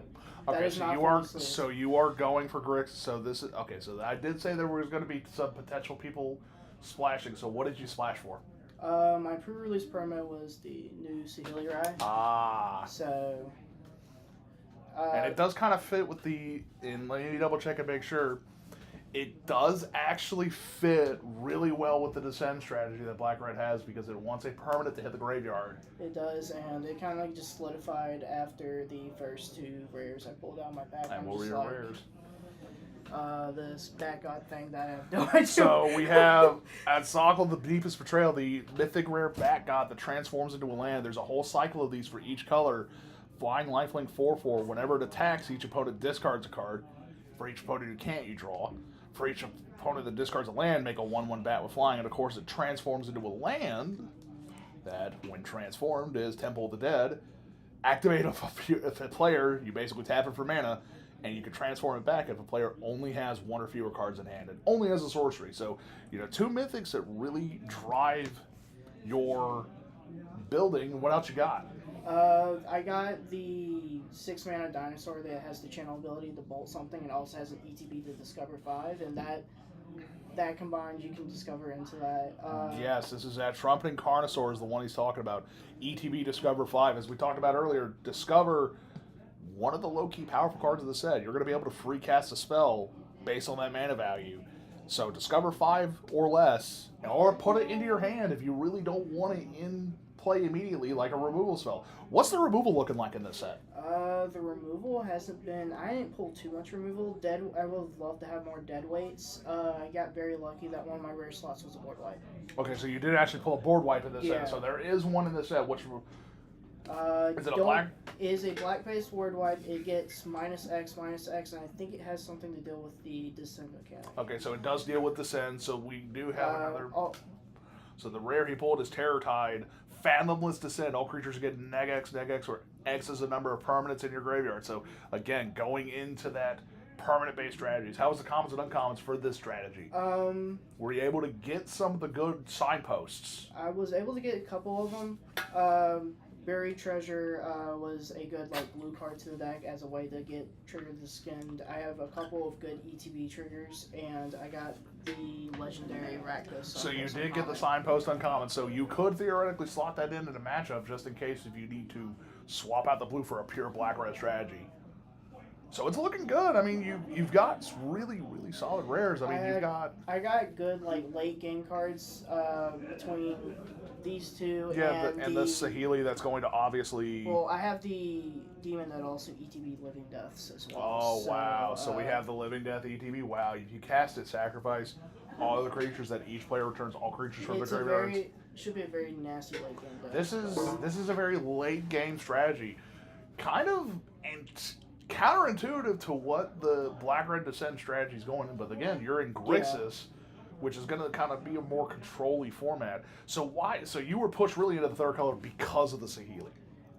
That's the only card I'm playing blue for, and I got a couple of the Glimmering lands in the deck, so I'm just I'll throw them in for extra mana fixing, and I can tap for the blue if need be for the Sahili. And so, I mean, your rares and mythics are looking really impressive. Yeah, and we're going to see, though, because the way I've been thinking about it this far and the way I mentioned it, it's either going to be red-black is going to be the deck that's going to be king, or white-black is going to be king because of how strong the removal package is going to be. It really is going to depend on what's going to be better in this case. I did not luck up and get too good a removal, so I was the board wipe and a couple of red and black. But you did get the Sahili, you did get some of the other blue cards that kind of grind the game out. Card quality of the card rares and uncommons in my deck will add up so, my opponent. And that's going to be a good strategy. Sometimes you will just be able to win games with rares and mythics. Yeah. Sometimes rares and mythics will just win you the game. Especially a Sahili that will just start copying any great ETB effect, like the Trumpeting Carnosaur, or goodness. like any of the good artifacts. Yeah, and it'll cause Descend to happen no matter what. Even in my early game, I have a couple of things that Skull Snaps now. It exiles a card from a target opponent's hand. It's little ETB utility early in the game, gets a blocker out. And this is a great strategy. I mean, again, this is how pre-release tends to go. You either are splashing a color really because of 1 to 2 cards, or you're really in only 2 colors. And so you chose the splash, and we're going to see if that pays off. Thank you very much for joining us, and Good luck. Thank you so much, sir. Again, Dragon Lord Atarka on the line. How much is that card? I do not know. But it is a pre-release version, so I will be grabbing another player in just a couple minutes. See how the deck building process is going. I believe we have less than 8 minutes remaining counting. And that deck tech was really interesting. Again, black-red. Kind of figured that's what going to be one of the strategies was. I might go try to see if there's another player who might be playing the black-white strategy and see what they're saying. I'll be right back.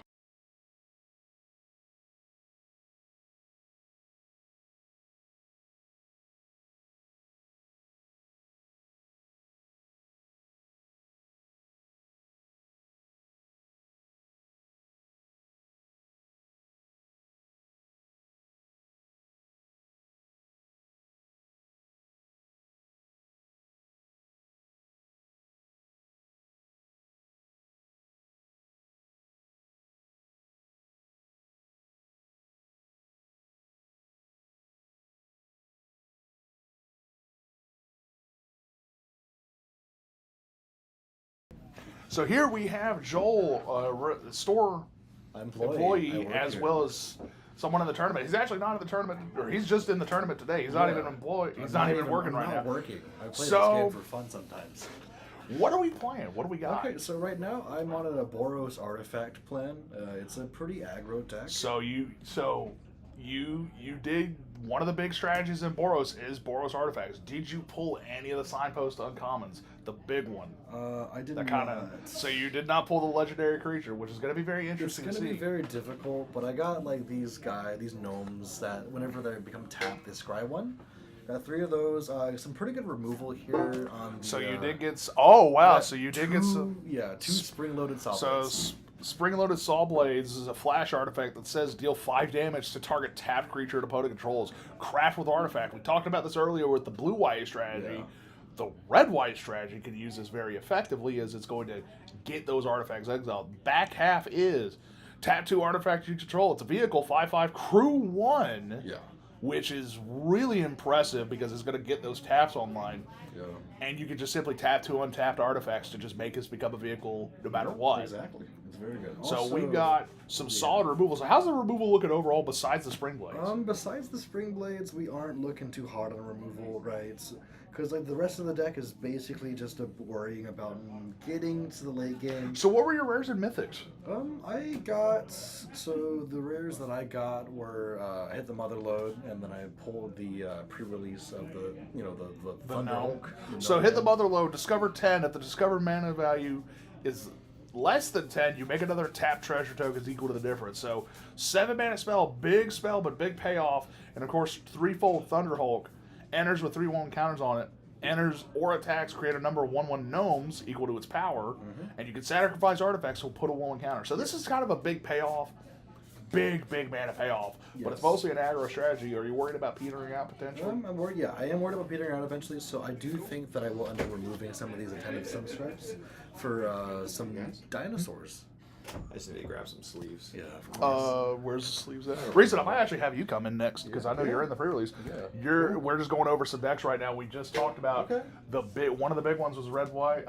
Boros artifacts. And Boros artifacts. And the other deck that I interviewed, it'll be a surprise. Okay, cool. But yeah, come on in, grab some sleeves, and then we'll have some Reason sleeves, store and owner come in with his deck and see what he's going with. Yeah, I'll go grab my deck. I'll bring it in here. As soon as we find the sleeves. As soon as I find some sleeves. I'm trying to remember where I put them. And, I don't see them. Yeah, all right. Well, let me go buy some sleeves and I'll bring it back. Well, our store owner and owner of the store here will be right back with his deck and sleeves. I have a suspicion on what he's playing. I have a strong suspicion about what he's playing because I saw 2 of his mythics and that's what I would be playing if I was him. But we'll find out in a moment. So again, red-white, we're looking at some interesting things going on. So we've seen black-red, we've seen red-white. Thus far in the strategies, could see anything really. Or sorry, we saw Grixis. So we did see somebody splashing for colors. We did see somebody doing something else. We could see anything right now. Also, just as an aside right now, everybody out there. And the timer is up, so deck betting has now finished. So at this point, we're getting one last interview in before we go into the big tournament. So I will say right now that in the past few pre-releases and stuff, I have been a unapologetically 16 land gang member right now. So you've been doing one less land than normal. Yeah. This time though, I am unapologetically an 18 land gang. So we're looking at 18 lands. So generally in pre-release, you want to go with 17 lands. Yes. That is always kind of the rule of thumb is 17 lands and I believe, 23 non-lands. And Joel's going to go ahead and sleeve up, but we're going to interview. Hey. Reason, I have a suspicion on what your deck is because I actually saw some of your rares and mythics. Yeah. Are you in Naya? I'm actually in Golgari. Really? So, okay, so to clarify, Reason's rares and mythics were insane. He pulled a Gishath, which I did see, and he also pulled the Green God, which I really would have thought pushed you into Naya. So what changed? What happened? The mana cost. Really? I've got very little card draw in my packs. Okay, so card draw was the issue. Yeah, so my green, I did have a lot of green reveal. And, go ahead. Yeah, a lot of green reveal until you get a creature. So I'm kind of going out with some big creature swing stuff. So I do not have the black-green card with me, but that is the last archetype I actually failed to mention was Black-Green Descend. Black-Green Descend is the final archetype. I completely forgot to mention it. I thought I had the signpost on for it. And here I am. But yeah, Black-Green Descend is a grindy strategy. We're looking to kind of slow the game down. And one last other thing we need to talk about is map tokens. So map tokens are a type of token that's created by certain effects. It's an artifact. It's a map. It'll go into the graveyard. You sacrifice it. Target creature you control explores. We talked about Explore already as a returning mechanic from Ixalan's past. But now is the new twist of mapping out and, exploring the treasure map. So remember, reveal the top card of your library, put it into your hand if it's a land, put a 1/1 counter, and then put that card back on top of your library or into your graveyard. So you said you switched to Green-Black Descend. I did. What pushed you into it? I don't know. I really don't. I think most of it just relied upon mana cost. So you're I'm going looking to, get out cheap, get some big stuff out. I've got several different transform into dinosaur cards, so I'm going to be getting my lands out. I'm going to be turning them into dinosaurs. So you are running the God, though. So I do see that you are running Oger. I am running Oger. Sorry, hold on. Now, all of them are called Oger. Oger calls the deepest growth. So you are running the 6/5. You were just not running the Gishath, which that's correct. Yeah, the Gishath is. I would have been tempted as well. It would have depended on my pulls as well. If I do have 2 of the 3-fold Thunderhulks, one being that. So that is actually this could be a very interesting late game strategy as Yes. How was the removal? Okay. So you have that's what I've been hearing thus far is the removal's been kind of okay. For everybody. Not fantastic.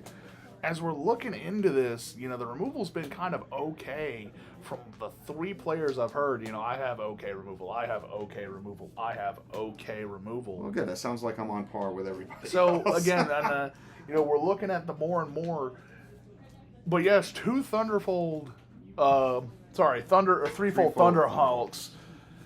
Gonna be very interesting to see and witness because we know 10 minutes remain for the remaining of sleeving. Deck building is finished. Deck building is finished, and I think we're at 6 minutes left. So 6 minutes remain for the deck building, and I need to get up to the register. And it's going to be very interesting. We're going to see first round going into this, and we're not going to know who table 1 is until afterwards.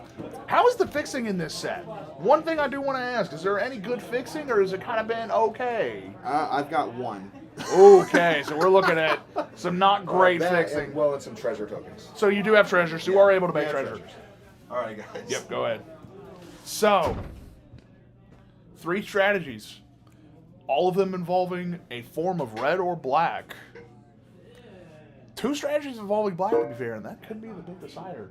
Again, we haven't seen the rest of the format. We haven't seen the rest of the tables, just the 3 I've pulled thus far.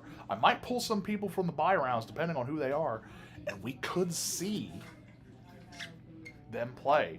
People are beginning deck building at this point. About probably 5 minutes remain at this point for the deck building. Round 1 will begin soon. And we're going to see the first round of the pre-release, Lost Caverns of Ixalan. Again, I said it before we started here, and to say it again, your rares and mythics kind of decide, and sometimes they don't decide. The fact he pulled 2 3-fold Thunderheads really showcases he could go a long game. I think I got one more person who actually wants an interview. So give me one moment. Let me get him in here very, very quickly. See if he wants an interview very quickly.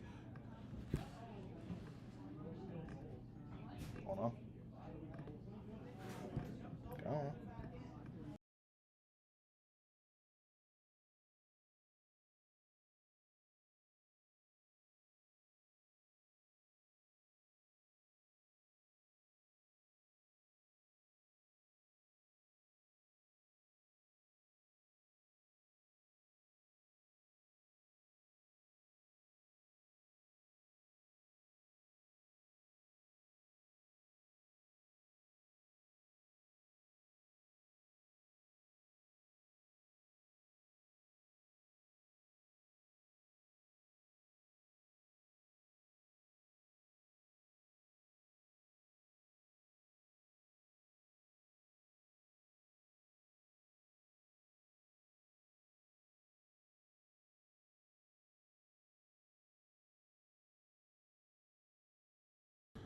So 4 minutes remain until the pre-release happens. I just get a couple players. They are liking the format thus far, and we are looking into deck building. We'll soon see pot setup, and once that happens, we'll get into game 1 of the Lost Caverns of Ixalan pre-release. Stay tuned, as I'm going to go ahead and switch off the camera, and I'll get back on when we're getting into pods.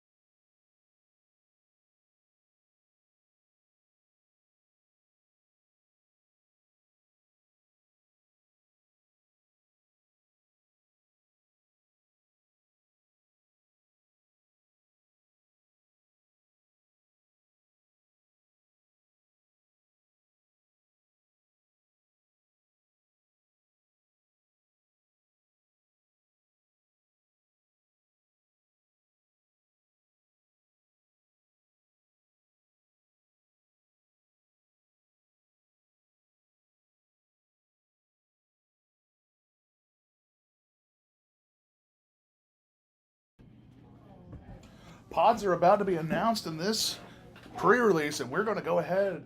Once we get in, it's going to be a great time. I'm seeing a lot of energy. I'm seeing a lot of excitement for the set, and that's the timer. So we're going to hear pod announcements, and I will go ahead. All right, your time is up. All right, let's go ahead and turn to camera 3. Create round 1. All right, here we go.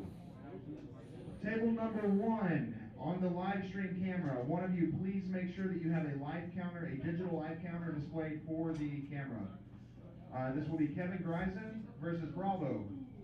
So Kevin versus Table Bravo. number 2 will be Lee Wood versus Zach Godfrey. Table 3, John Wood versus Nick Kettinger. Table 4, Joel versus Reason. Ooh, that's rough. Table 5, Chris versus 1. Table 6, Tanner versus Taylor. Table 7, Sebastian versus Max. Table 8, Chase versus Alexis. Table 9, Devin versus Randy. Table 10, Kevin Gordon versus Justin. Table 11, Jacob versus Nick Williams. And table 12, Brent versus Brandon. If you look on your app, it will show you the location as well. If you have any questions, come up and ask me, and I'll remind you where you go. Table 1, setting up to be a very interesting game. Remember, pre-release is a best-of-3 Swiss format. So we're going to be seeing Table 1 be very interesting. So I'm not sure what either of these players are playing right now, but we're definitely going to see the potential of some strong.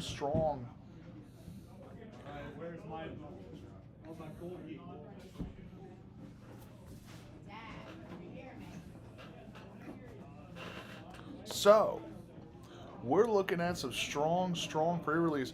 Looking into round 1, we're going to see some very interesting things.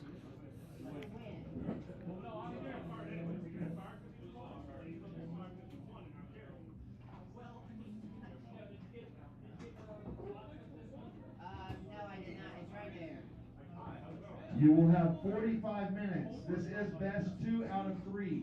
You will roll for priority. Whoever wins the roll chooses if they go first or second on the first game. Whoever loses the first game will go first on the second game. If you go to a third game, then whoever lost on the second game will go first on the third game. There are no free mulligans. If you decide you need to mulligan, you will London down to 6, which means you will still draw 7 cards, but you will have to put 1 at the bottom of your library. If you take an additional mulligan, you will London down to 5. An additional mulligan, London's down to 4, and so on. If you have any questions, raise your hand and say judge, and I will get there as soon as I can. It's looking like player 1, I believe his name is Kevin, if I remember correctly, is in blue of some kind. As we're seeing and getting ready, 45-minute round, Swiss. Game 1, whoever decides wins first, go to game 2. Loser of game 1 will go first. If game 3 happens, the loser of game 2 will be going first. Remember, London Mulligan rules, there are no free ones. After that, we're going to see some very interesting play here at Montauk. Round 1, you may begin. And round 1 has now begun. 45 minutes have been on the clock. I'll also get a timer up, and I'll probably put it a little bit behind as going into this. We're going to be on the clock. It is going to be very interesting to see what happens as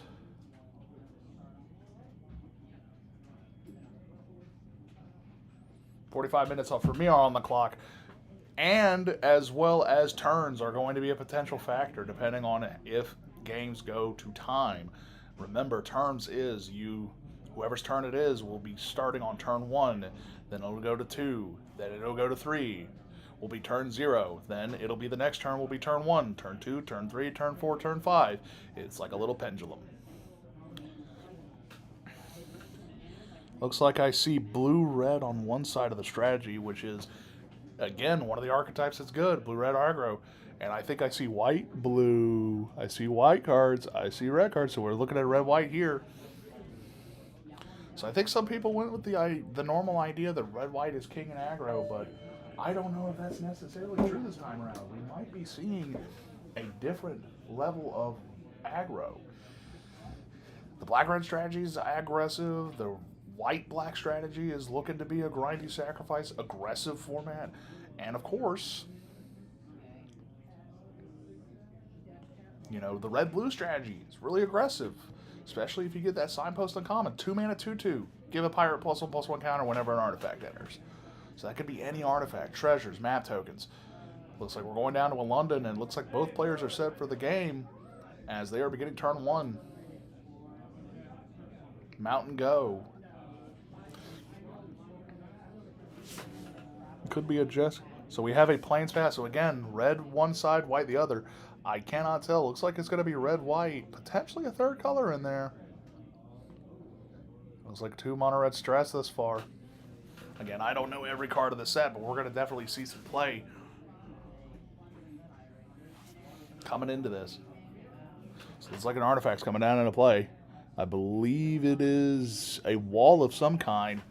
It looks like a defender. So we are in the white-red strategy, and there we are. Yep, there's... I believe that's the gnomes that get tapped, scribe. Oh, nope, it's a land searcher. So he's going to go search for a swamp. Oh. It looks like they're in the Mardu strategy. This is something I did anticipate, that some people would actually splash either black or red or black or white into the... However this ends up, it's going to be very interesting to see. Third splash is generally indicative of a very strong mythic or rare pull or just solid fixing. And it looks like the fixing here is good.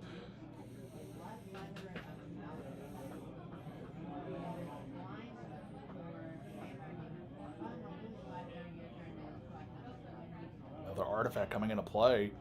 No board state as of yet. Looks like land goes to top of library, so we know what his guaranteed third land drop is going to be. Again, Mardu is a very interesting format as it kind of combines the best of Delve and Sacrifice. We could see... It looks like the... Oh, that looks like a mythic in his hand. I can't tell, though. It might just be something else. Again, black, red, white.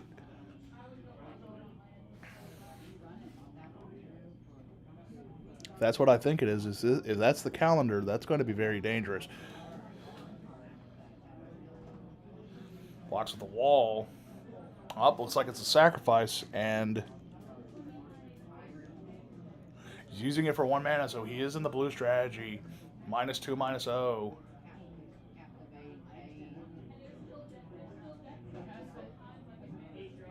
There's no way that's the clock.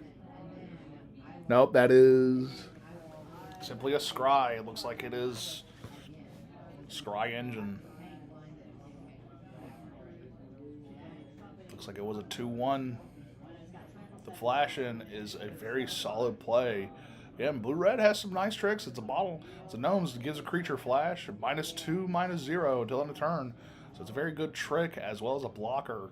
It is also an artifact creature, which means it's going to start triggering those big artifact creature things you want to do in the blue-red strategy. Hits all the boxes. It's aggressive. It's like an equipment being equipped to the gnome, and it's going to be swinging. So we're going to start swinging hits. The first life loss of the game looks like going into this is going to be strong, strong, strong.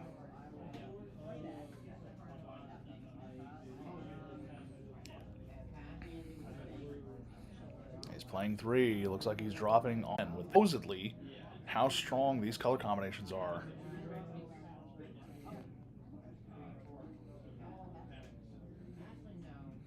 First blood been drawn. 4th land. So it looks like he's hitting land drops, and it could be...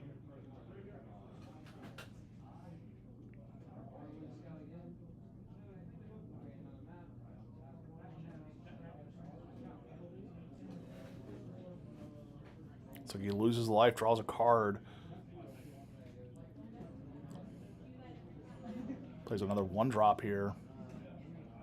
Sacrificing, actually, as part of a... it's the O-ring effect. So there's an artifact in this set that says packed as an additional cost, sacrifice an artifact or creature. Essentially acts as an O-ring. So he's going to exile the gnome. Yep. Very, very strong removal piece. Uncommon. 1 mana, just sacrifice the thing. You get to exile something until it leaves play. Really important to see here because this is an off-tempo play. Now he's going to have to reset the board.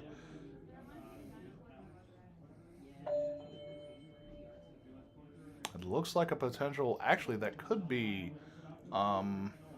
treasure map. If that's treasure map, this could be really big. Because a treasure cove kind of hits the sweet spot of mana, and it could be the fixing. It looks like it was just past turn from the red-blue player as we are coming into a very, very... Yep, there we go.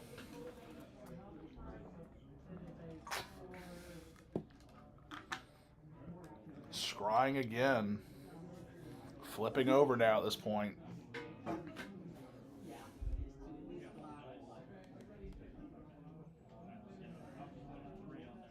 Yep, it is in Vic treasure map, so he will make some treasures on top of that.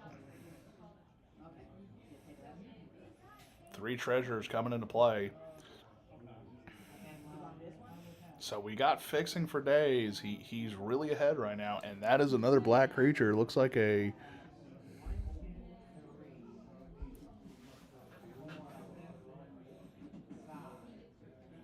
This is a very solid play right now. We're having to see. It looks like he's going to respond to OT. He's going to bounce. Potential bounce, but no, it's a draw. Looks like a... Yep, a land search of some kind. So I had to search for an island, put it in the hand, probably on top of library. Either in hand or on top, but a blue spell doing that. Pretty nice. Oh, it might... Oh, no, that's the Island Cycler. That's what he was paying 2 for, so...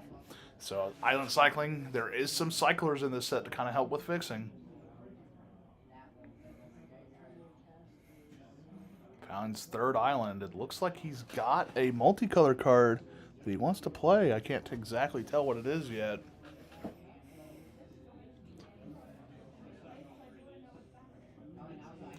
Checking the craft side, more than likely trying to see if he wants to craft it, or if he wants to keep it as the regular equipment it is.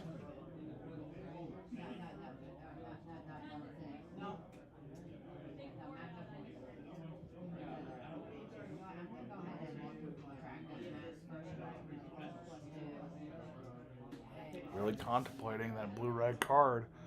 Could be the Saheeli. If it is Saheeli, it's going to be very interesting. It might have been early. It might have been more advantageous. Nope, just a simple pass turn.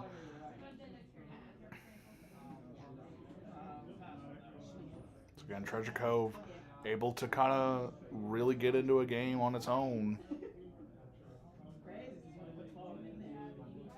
Going straight to combat. Looks like he doesn't want to. So again, straight to combat goes to main 2. Could see 4 mana. Oh, this could be a big spell. That is not a legendary, but it is something impactful.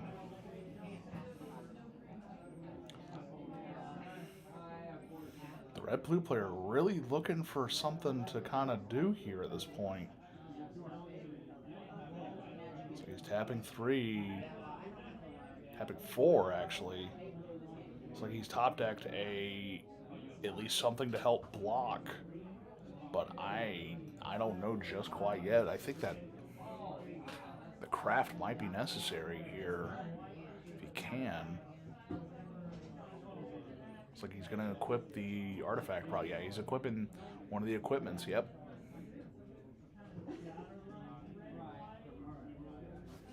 Again, Mardu really paying off here right now, but the black has been kind of the splash. He might actually be black, white, splash, red. So you sacrifice a creature. Yep, it looks like there's a sacrifice outlet in play. So he is using the sacrifice to put a counter on it. It's like it's pay 1. It's like one of those big sacrifice outlets.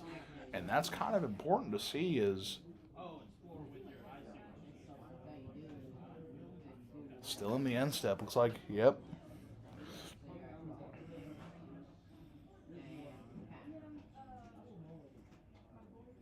It's like it could be a token of some kind. Could be a number of 1/1 Saprolings, or could just be a representation of tokens real quick. But it does not matter as board state's getting really out of control. I mean, the Mardu player is really, I think he really is just splashing red for, yep, there's It's like he's tapping. He's tapping.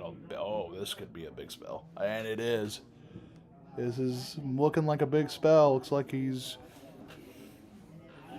trying to get this over quick.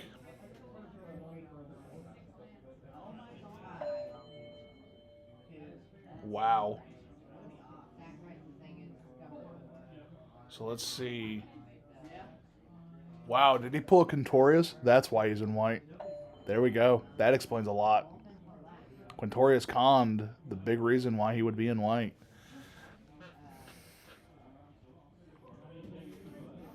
Quintorius is a very powerful Planeswalker. Planeswalkers are really strong in this set. In any set they're in, especially now that they're rare. You know, you really only get one Planeswalker a set now instead of the normal, you know, we used to see 2 and 3 Planeswalkers. Getting hit for a solid 5 damage, and this is getting out of control. It's like it was a Discover card of some kind. It was potentially a Discover of, I want to say less than, I think Quintorius is about 5, so it must have been Discover 4 or less. Or at least Discover X, or X the amount of pay. So he is using Craft, it looks like. No, he's using Discover.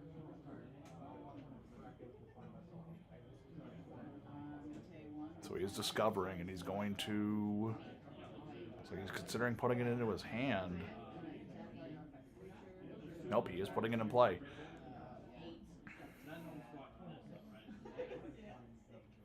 Feels like it's a Discover. I'm not sure how much, but it is definitely a Discover card. We're looking at a very, very, very, very dangerous situation for the blue-red player. The Mardu deck is really, I mean, again, Quintorius conned, kind of showcasing why he's in white, or why he's in red, really.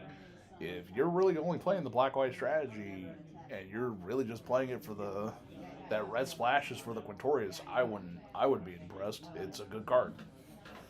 Makes 3/2s. He's going to sack a treasure. It's another counter. It's like he's sacrificing. Yep, he's paying a mana, sacrificing a thing to put a counter. This is getting really out of control. I mean, he just has sacrifice outlets, and unfortunately, I don't think the blue-red, yeah, I was about to say, it's going to be a swing-out turn.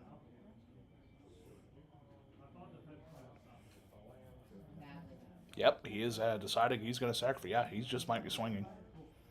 I would not be surprised if this is just game 1 right here. We're looking at a big, big turn. Contemplating his hand. He could be trying to cast something and then sack as well. He's tapped out, so he dealt 5 last time, so he'll put him to 6 minimum. It's like he's mathing right now. He's going to swing, looks like potentially 8, and it looks like he's got a combat trick, so we could see game 1 right here, right now. Yep. Combat trick on both of them. Yep. Looks like it's lethal.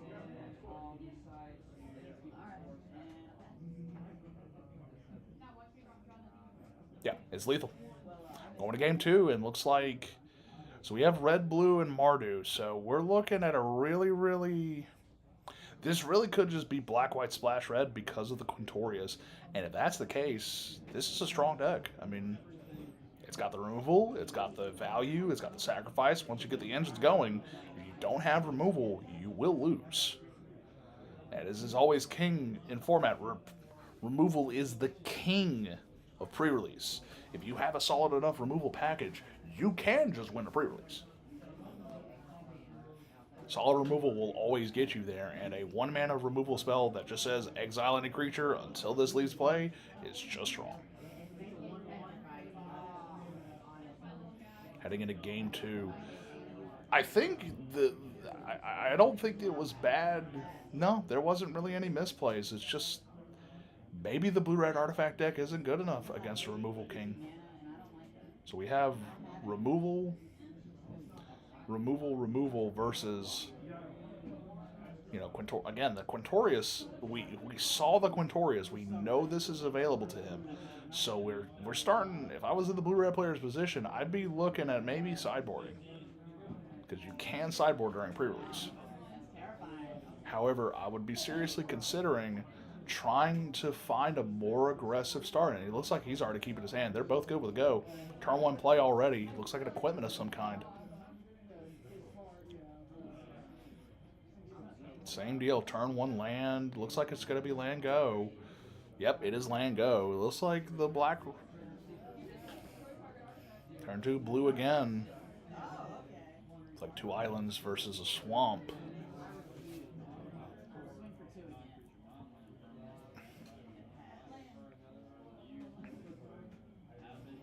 So we're seeing the black-white, and here we go. That might be the sacrifice engine again. I don't remember. Could potentially be it. It's like he's fixed his mana correctly. He has a mountain in hand, so if he wants to cast that Quintorius, he can.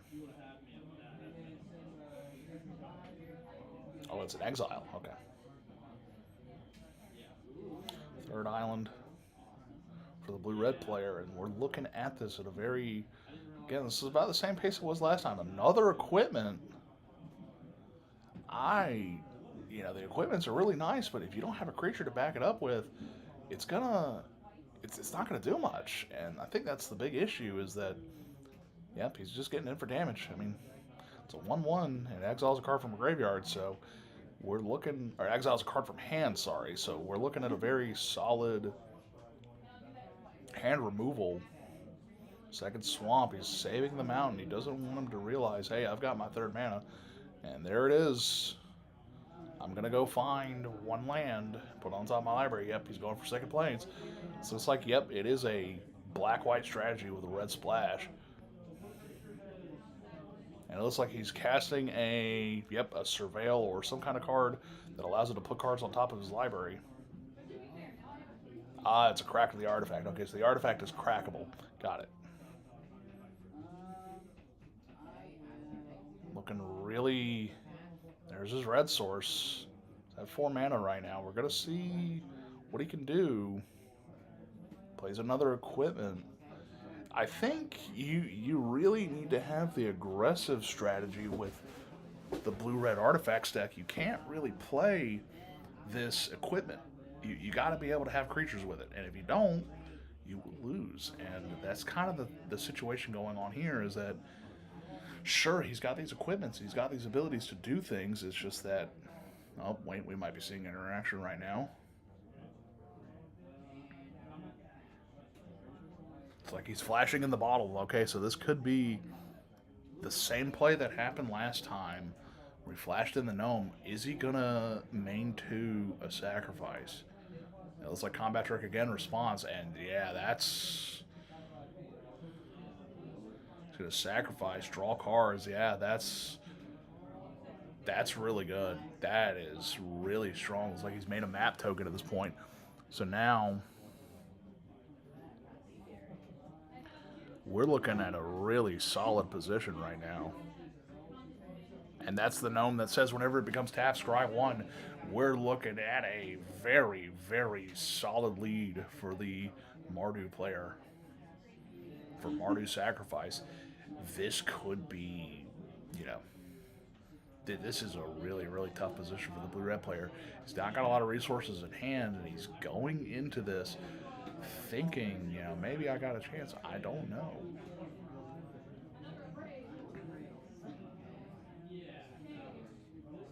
It's like he's moving to, he's moving to equip both of the equipment. So he's committing to this creature really heavily, and I think that it's the right call, but I don't know if it's the right time to make that call.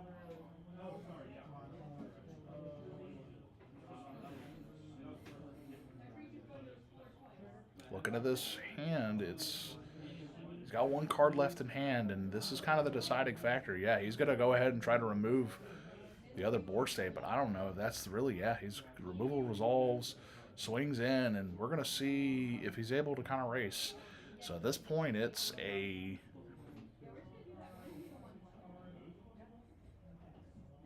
one of the artifacts is draw a discard. So that's really bad.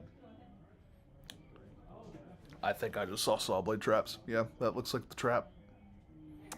So if that is the trap, that really will be game. Going into this, it's going to be very hard to see whether or not he's able to go into this. Yep, another black source.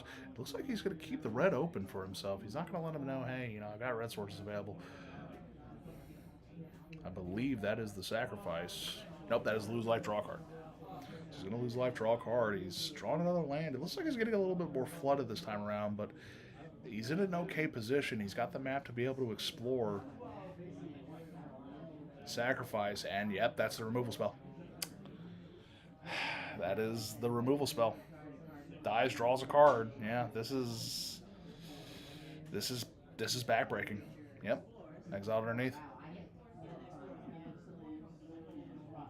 So the card is exiled underneath it. And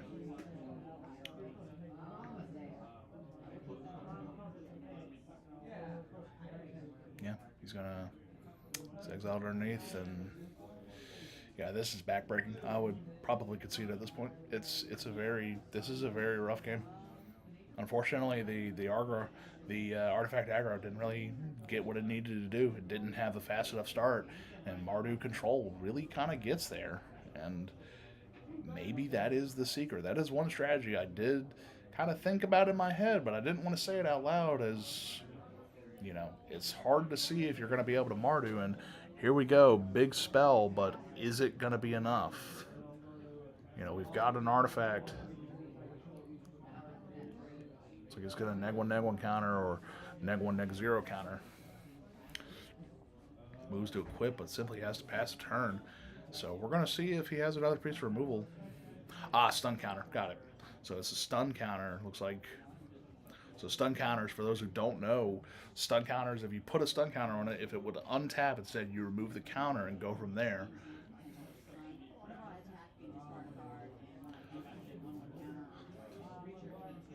It looks like we have looks like that's the sack outlet. Could be a potential more going on. More, yep. 2 more 3-drops. There we go. So now at this point, he's really committing to the board state. He's sacrificing gets a counter on his board. Oh boy. So now we're looking like to really commit to this board state. Still keeping the mountain in hand, so I guess he's really kind of holding until he hits that Quintorius. He might just play it out after this turn. See what's going on. And again, the blue-red player really, unfortunately, the aggro is just not working out for him. Every time he's able to get at least a little bit of advantage, Mardu control is able to just kind of give it back from him. And that's kind of the big fear with this deck. This Mardu deck, if it's got the right builds, it looks like he is crafting at this point.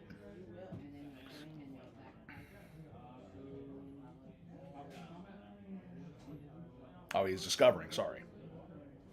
So it looks like he has discovered a flyer of some kind. It looks like it is the Descend flyer. It's an uncommon.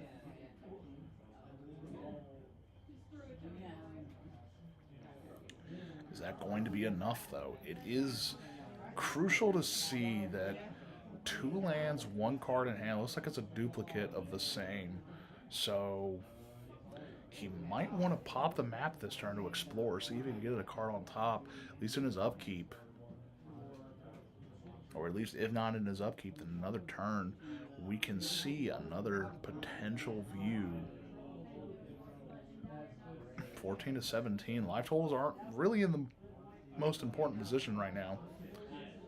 It's really hand size and board state, and the red-blue deck is just not in a good board state position. He's starting to recover, and there's another land on top, so he's getting lucky with these draws, but at the same time, it looks like central removal might be used. Yep, looks like he's about to activate the map. He's going to decide to explore, see whether or not we're going to reveal a land and put it in hand. It is a land, so he's going to put it in his hand. So the flood here is actually beginning to affect him significantly. His mana flooding here is actually beginning to affect him significantly, but he might just have enough card advantage to be able to get there.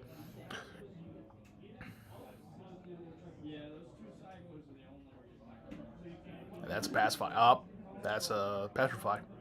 So he's going to petrify the flyer, potentially. Yeah, he's petrifying the equipment creature, and he's going to Oh, he's exiling a lot of... Oh, no. Oh, no. Looks like Descend is online for that creature. So it looks like he draws cards if he has a certain number of Descend, certain number of permanents in his graveyard. So if he has Descend, looks like Descend 4 is the count there.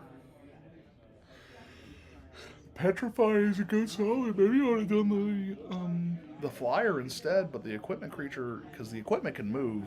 But then again, he could just be trying to secure damage in, and that's the case. He's doing a good job.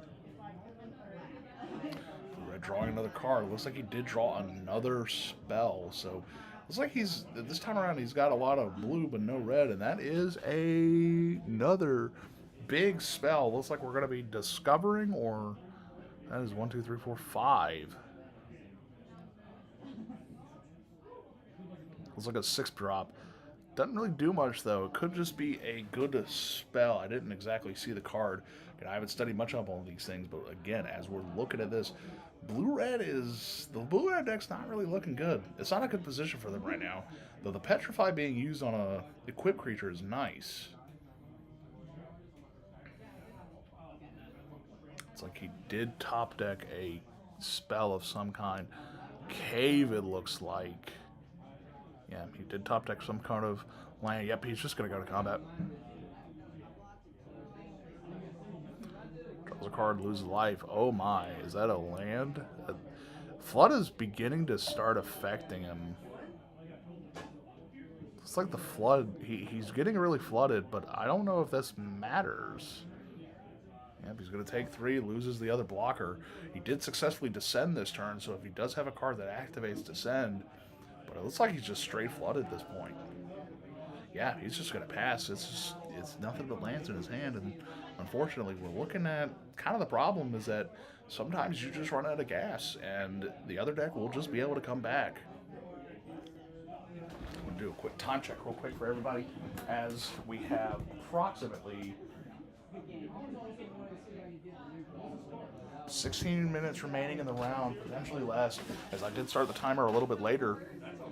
Just like the equipments are moving back onto the big flyer. Oh no, it's like a discover effect.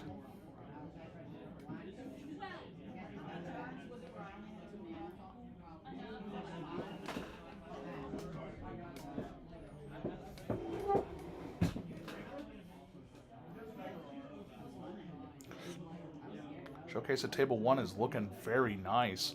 We could go to time here soon. It looks like he's cracking his cave, going to search. It looks like he wants to thin, which is fine. It's actually good because it's going to get him a shuffle. He really is flooded in this situation, and I think he just wants to thin. Yeah, it looks like he really only does run 1 mountain. I think he's trying to find the Quintorius. I think he does. He will try to... I think if he finds the Quintorius Con in this matchup, he will just win. I mean, it is a Planeswalker, and Planeswalkers do just win games outright. He just lost a lot of life for that. So he has a very serious life loss situation right now. Top deck, was it a land? Swing. Draws another card. I think he just found it.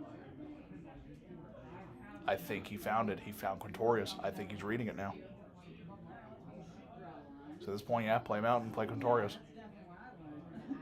Yep, Quintorius Conned. He is now playing as Planeswalker. Only Planeswalker in the set, Quintorius Conned. He's going to plus. Oh no, he's going to minus. He's going to discover. Smart, because he's going to be able to get... Up, concedes, goes game 3. Don't think it was enough. Unfortunately, he petered out. Yeah, he just top decked all of his mana. And that's kind of the problem in some of these decks, is that you can have the good spot removal, you can have some of the good cards, but if you do not have the finish, you do not win. And I think the issue there was late game. He didn't have a late game. He had a great early game. He just does not have a late game, and that's going to be that Quintorius. If he gets that Quintorius down early, he might be able to just swing the game out of control, but he has to get there. 14 minutes remain on the timer, so this is game 3. going into the next round. This has been a very tense game. Again, we're seeing a showcase of really the style of pre-release. Sometimes the big flashy red card is not going to win you the game. I think in this case, he might have too many lands. I don't know if he should be in red. I understand Quintorius Khan is a good planeswalker, but if that's the only card you're splashing for, sometimes you don't want to splash for the rares. Like we saw with the Gishath, you know, it's 7 mana, it's about 8 mana, but it is strong in its own archetype. Problem is that, and I do see the Quintorius in his opening hand, does he keep this opener? Contemplating the keep. Does keep. So we're going to turn 1.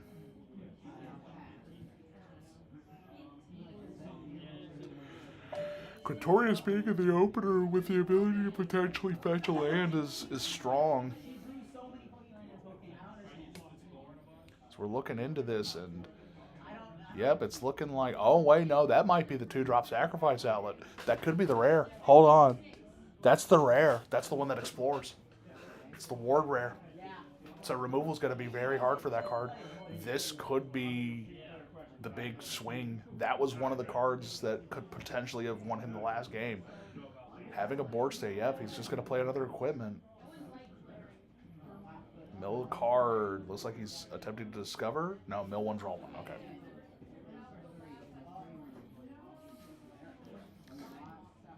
This is a really important situation going on here, as it's like third land for turn is going to be another swamp. It looks like he's going to hit the draw card, looks like. Lose life, draw card. Yep, lose life, draw card. And then he's going to sack. Yep, that is the 2-mana sack outlet, so he's going to put a counter on it. This is going to become very dangerous very quickly. If this gets out of control, this could very well win him the game. So we're going to see some very serious... This needs to be removed, this 2-drop. And I'll go ahead and say the 2-drop's name. Bartolome de Presidio. It's a legendary creature, Vampire Knight. It's sacrifice another artifact or creature. Put a 1/1 counter on it. It's a 2/1/2/2. 2-mana, 2/1. That's all it does. And that's kind of the big thing, is that if he doesn't handle the board state, this needs to be answered. This is a threat, and this is really what the Black-White Sacrifice deck wants. It wants that early game threat that is able to consistently sacrifice creatures, artifacts. He wants to accrue that value. And it's going to get out of control quickly if he can't handle it. And if Blue-Red doesn't do something about this, it's going to lose him the game. It's like he does have 4th land drop. He's going to have 4th land no matter what, and it looks like he's going to be able to really get into this. Does he search for red, or does he search for... Yeah, he does search for red. I think he wants to play then Quintorius next turn. And if that's the case, you might want to sacrifice this turn for the more damage. So when Quintorius land goes on top, he's going to offer the cut. Looks like he might want to actually get into the Explorer. I would do it. I mean, yeah, land for turn. I would just sack on end step. Yeah, he's just going to go take another 3. This is really strong. I mean, if he has Quintorius Khan in hand, which I believe he does, it's going to get really powerful very quickly. This is really bad for the Red Blue player. He does not have a way to deal with his 2/1. If he doesn't have a way to deal with the Quintorius, he will just lose.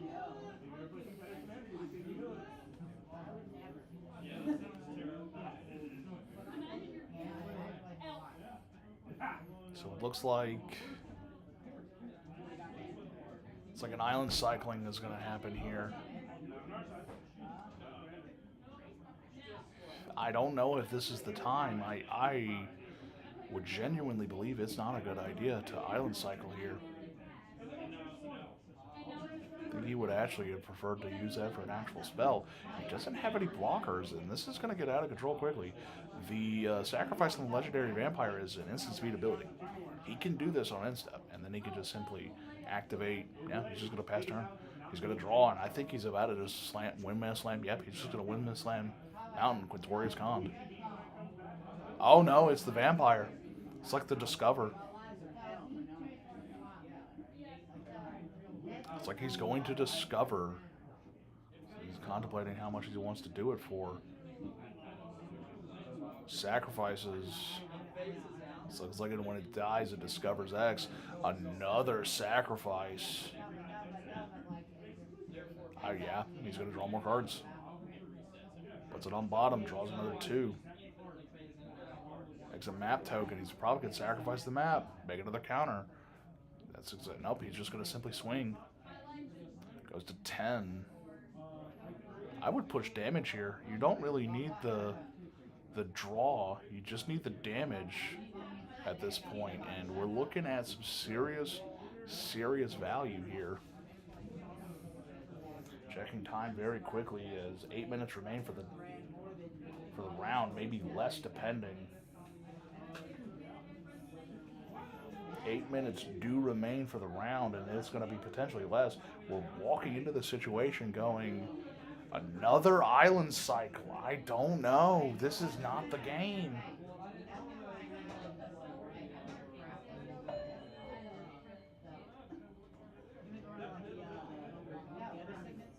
This is really dangerous. I don't know if you do this. I think you...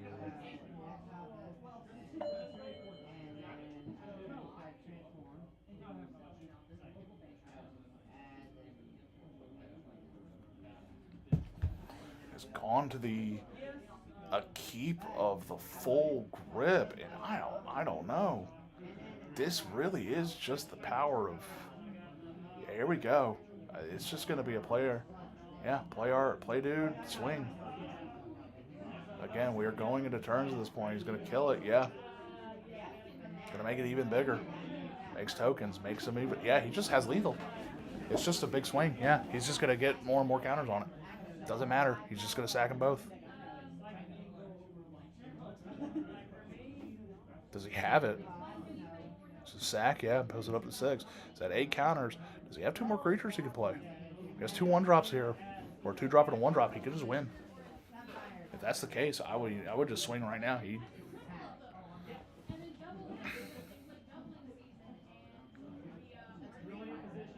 Yeah, he's just going to sing A, make him go to 2.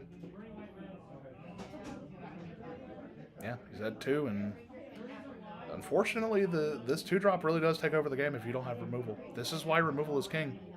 Removal is king.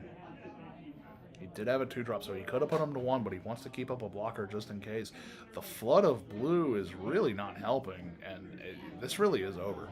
It looks like he has a bunch of red cards. And yeah, this was a flood game. This is always why it's important to understand where you are in terms of your colors. I mean, it might be too little, too late.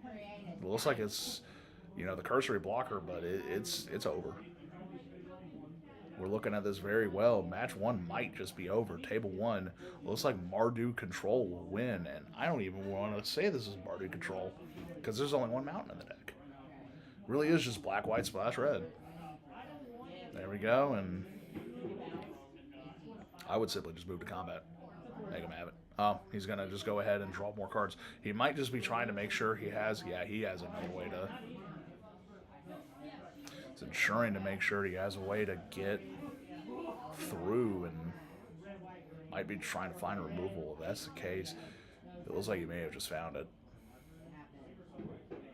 Going to activate the map, potentially explore. So he's going to choose the artifact creature or he's going to choose the card to reveal. That's the removal spell, isn't it? That might be the 1-mana removal spell, yeah. If he can draw that, it's over.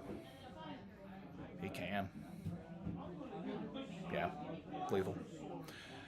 Match 1 won by Mardu Control. Very impressive. Game 2 was really a showcase of the deck's weakness, though. He did run out of gas, and when he ran out, he just really couldn't do anything. And unfortunately, the blue-red strategy never really got going. He needed to use aggro pieces, and that's the big issue. We are now finishing up with our pod, Game 1 pod, so we're going to go ahead and pause my timer here. I'm going to let my timer keep going. We will be right back when pod 2 comes up, or round 2 comes up for the match table. Stick around and stay tuned.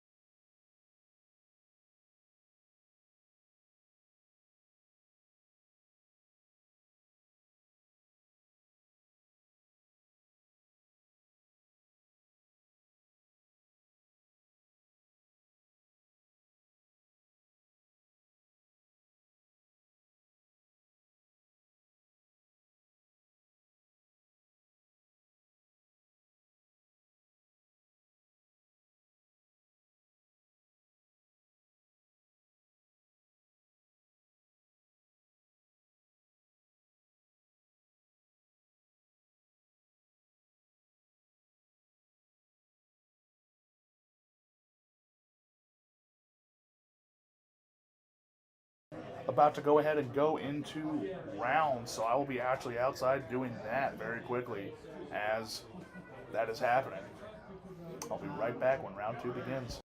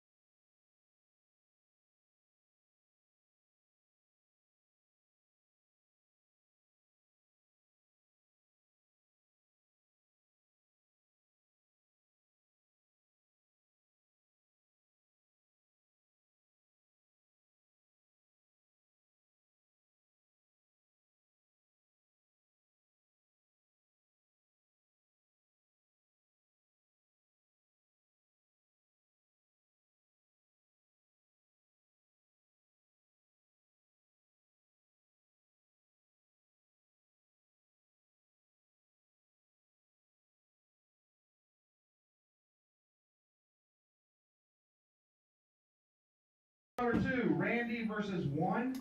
Table's being 3, set up Justin right now versus as Max. Table 4, Lee versus Chase. Table 5, Joel versus Brent. Table 6, Nick Kettinger versus Tanner. Table 7, Alexis versus Sebastian. Table 8, Zach versus Kevin Bryson. Table 9, Brandon versus Reason. Table 10, Nick Williams versus John. Table 11, Kevin Gordon versus Devin. Table 12, Chris versus Taylor.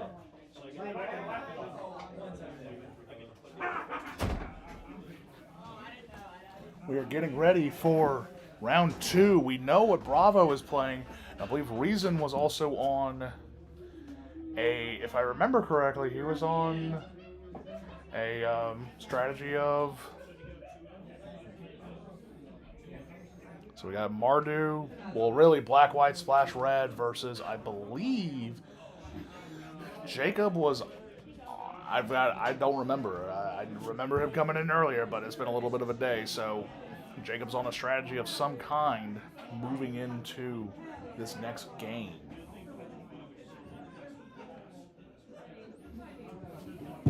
Deciding who's going first already, and we're going to go ahead as soon as this is done and started with.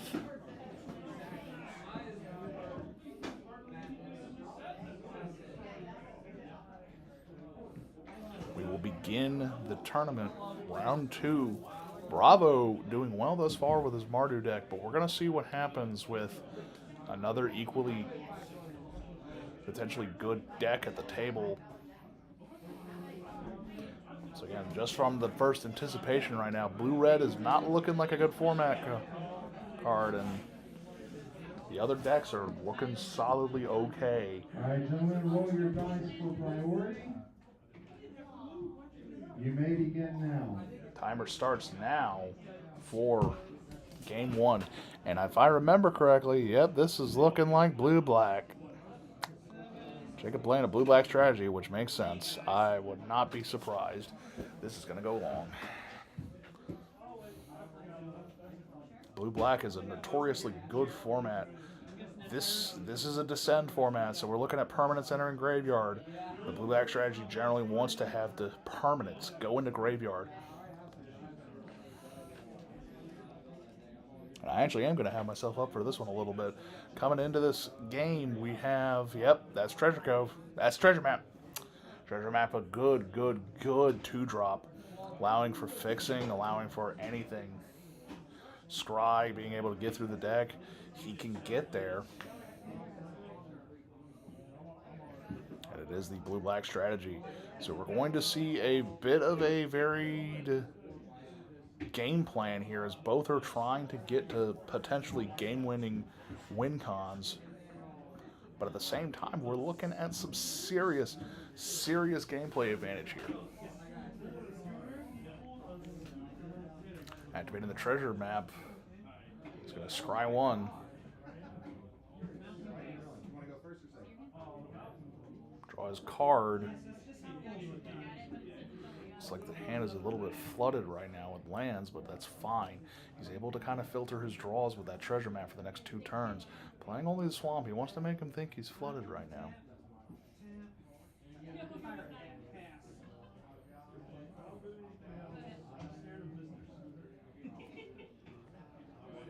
Could have counter on it, sir. Draw a card, probably.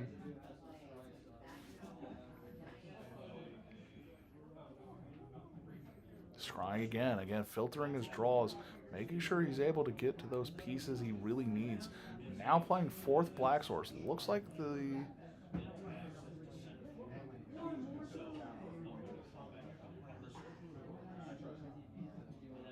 either Quintorius or another card in hand. Looks like the Quintorius is in hand, so he really wants to start trying to get to that red mana.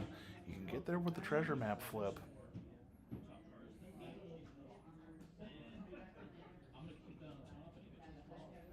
Another draw.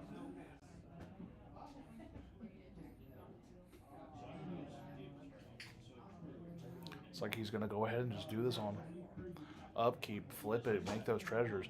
Looks like he's going to be able to get to the Quintorius. The Quintorius could be the real deciding factor in this case.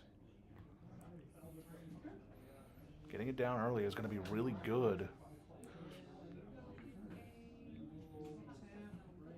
It's like he already knows he's probably going to be using the treasures. Yep, he's getting his treasure tokens out. He might use them immediately, though. Again, he could get the Quintorius out, and that would be the game. It would be a very, very interesting clock put onto the table. Draws his card for turn as he's finally decides striding, plays land, and this is the turn. Do you commit to the Quintorius, or you just simply wait? Yep, he's going to swing. It's like he wanted to see what he would hit. Like Gnome, really strong, ensuring that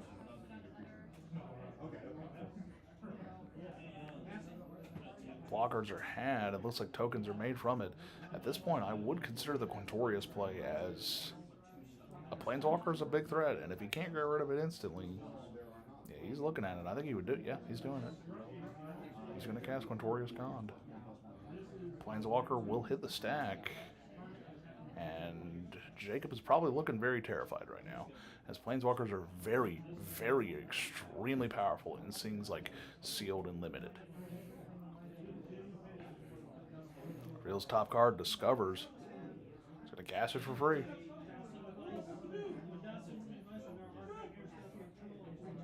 Gains 2 life as well. Drains 2 from the opponent.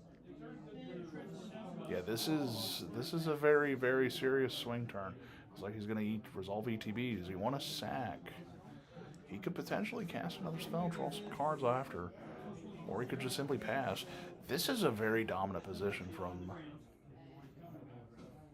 Bravo, as he's going to start really getting out of control of that Quintorius. It's looking very dangerous to see a Quintorius Con in play, and Blue-Black is kind of having a look at this going, man, I have a Planeswalker, I've got to deal with it. So how do I deal with it? The answer could be a couple of things. You could simply, yep, he is choosing to sack. So he did decide to sack for the ETB trigger to put a counter on it, on each of his up to target creatures. So he's going to put those counters on, and he's going to probably just pass looking into this. And if I was Jacob in this position, I'd be very terrified. Planeswalkers are hard to deal with in this format, especially if you don't have removal. And if the Planeswalker just is allowed to sit, he will just win. And if he wins, yep, he's just going to simply swing, he'll block, it'll die. It looks like he wanted Descend trigger. So good way to get Descend is just by swinging. You know, sometimes you get it. And there we go. Kills both of the creatures. Quintorius is still in play. Now he can... Oh, exiles 2 creatures, actually. So it looks like the Descend trigger was what really wanted there. Looking right now, yeah. Jacob's got a board state, but the problem is again, you got to deal with this Quintorius. And if you can't deal with this Quintorius, you will just lose.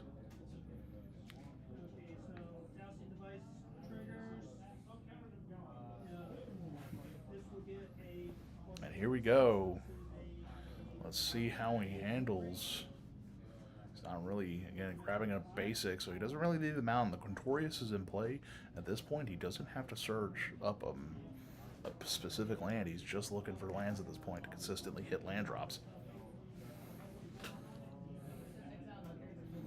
At this point, I would heavily consider trying to see if I could commit to the board and make him...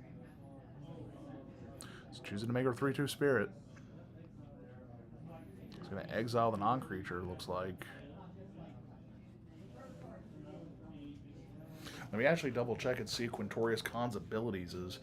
It's a card I'm not used to. Again, new cards, new things. And of course, the SAG outlet's in play now, so we got something for all those.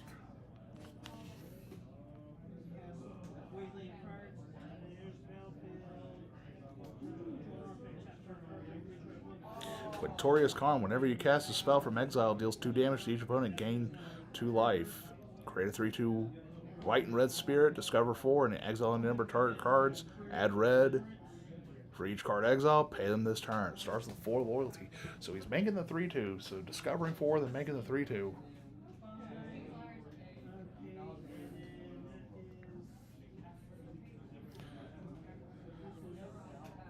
Checking their flip card. Going really deep into this right now. again, the Quintorius is more than likely the big deciding factor right now. Those 3-2s are going to get out of control, especially if he gets this little cycle going where he gets the 3-2, then sacks.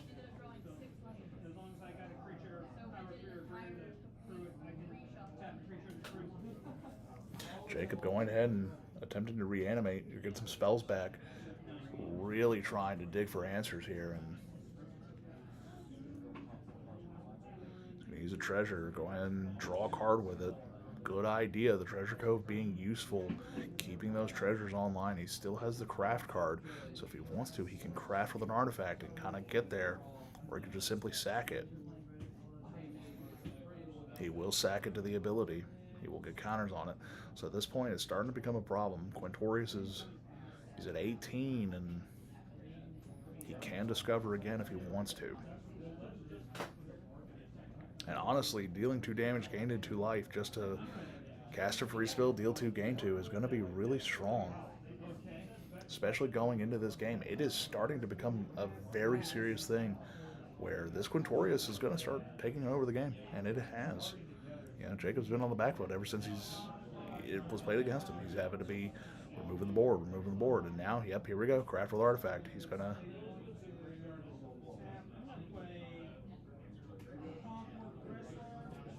I'm gonna actually check something real quick with the craft mechanic.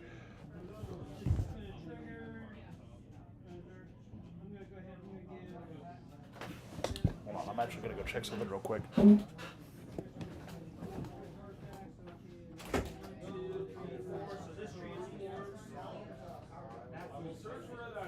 This becomes a land. Geobro.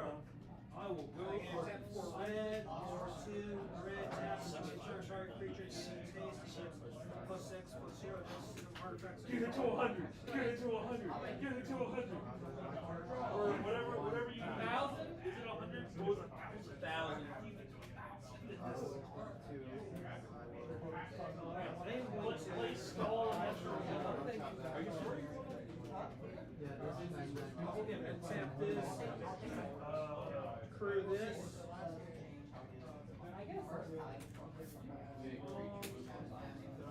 Get to pull a plane, make a plane reveal it, gain your life. I'm going to give this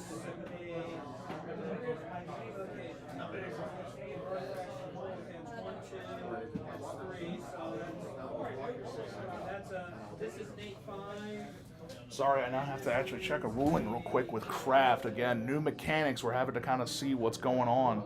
I'm going to check a ruling involving craft.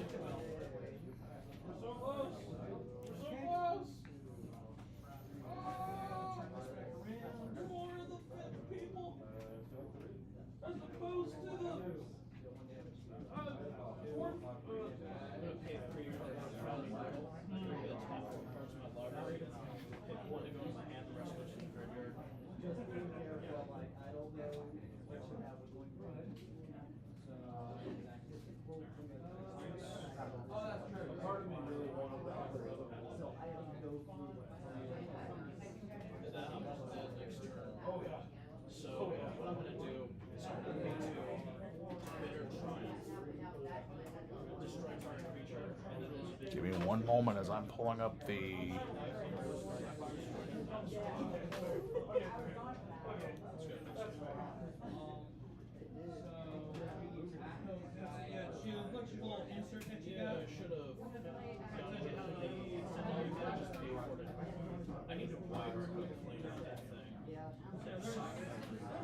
As I'm looking up the craft rules very quickly on Gatherer.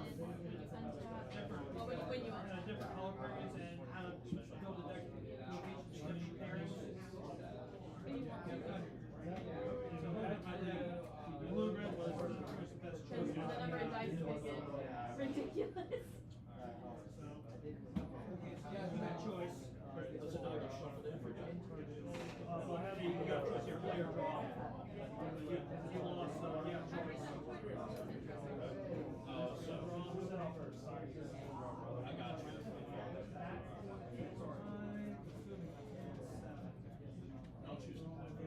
has minutes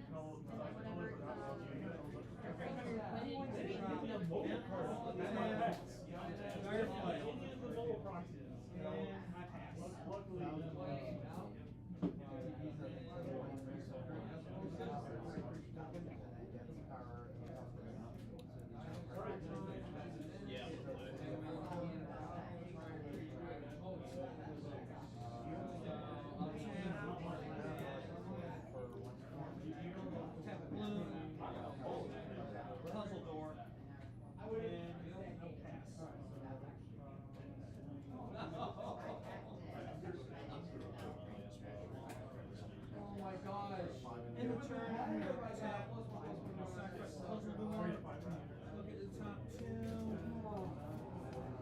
No, that is not how the craft. So, craft is a mechanic. I will go ahead and read what the mechanic does. You have to pay the front-facing cost. It is like Transformer cards from March of the Machines, where you have to have the card in play. So, from what I'm able to understand, at least from my quick look-up of the rules, you cannot craft from the graveyard. So I will go ahead and remind players of that very, very quickly. I'll be right back.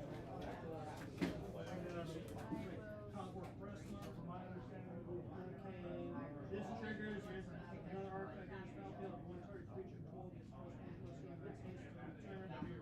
I'll give this +1/+0 haste and I'll swing you for 2. Remember, with the craft mechanic, your craft must be in play. You cannot craft from the graveyard. You have to have the craft card in play in order to activate its craft ability. Unless it specifically states craft with pick. No, I mean like it has to be.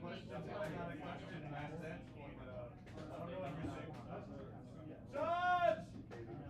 Help! You have to have it. No. Yes. Ghostface is going to discard this card.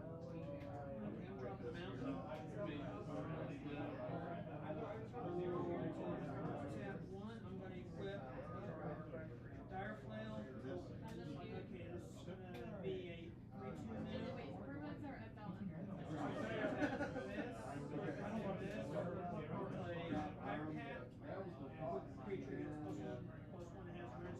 You will discover whatever it is.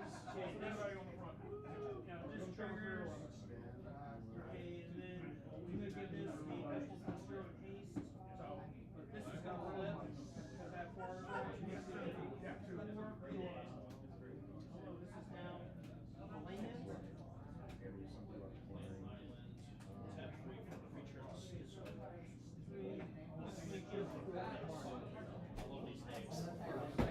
Sorry about that. I had to make sure that ruling was made sure crystal clear. So remember, with the craft mechanic, we cannot craft the card without the materials in play. So you cannot simply just have this Meister's Guide mural in graveyard and then cast it for craft. You have to have it in play.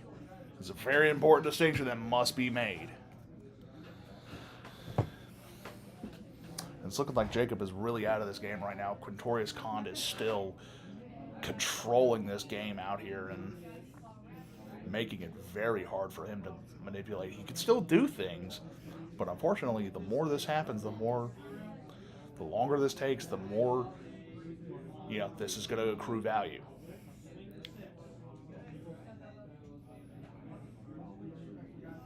You can.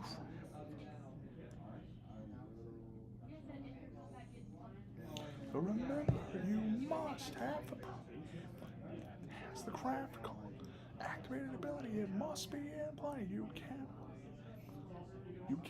simply craft from the graveyard with the craft card. It has to be crafted.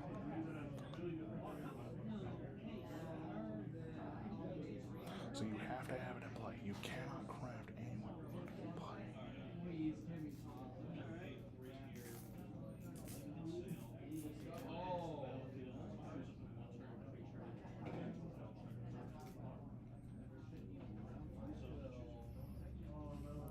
We have approximately 20 minutes left in the round. About 27 minutes left in the round. We are almost halfway through.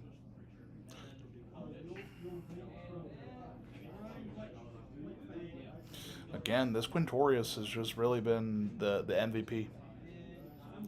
It's come out and it's just taken over this game, and that's the problem with a Planeswalker, is that if the Planeswalker is in play and you don't have a way to remove it immediately, you will lose the game. I want to take a look at live stream chat real quick.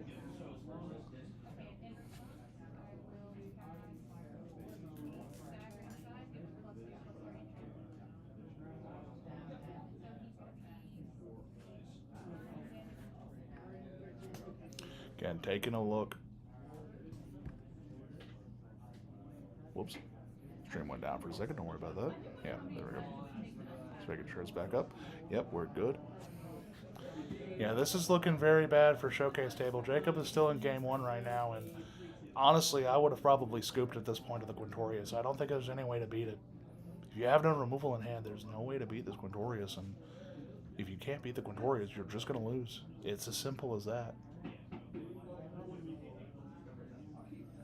And if you will, yeah, here we go. He's just gonna, doing the normal thing of make 3/2 spirit, go burr. You know, it's, the more this happens, the more it's not going to end well. I would honestly concede. Like, this is, you're really fighting for time when you can simply just, you know the game's over, get to the game 2. And sometimes you have to do that in some pre-releases, where you know, I can't win this game. There's no way I'm going to be able to escape this position.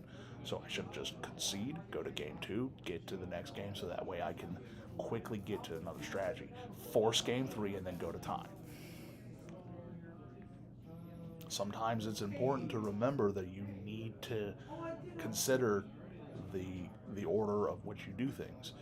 If you take so long in a game because you think you can get there, it's going to get you overall less likely to get to the games you need to get to. Game 2, game 3, where you can force the game 2. You can force game 2 right now. You don't. No, and at this point, it's very, very likely. It's very likely at this point that we're looking at, you know, sure, you know, this is a good game to play out. It's a great game to watch. But after a certain point, you realize, you know what's going to happen. We know that, and here we go, like he's sacrificing creatures, doing everything he can to make this thing big, and it's going to kill him.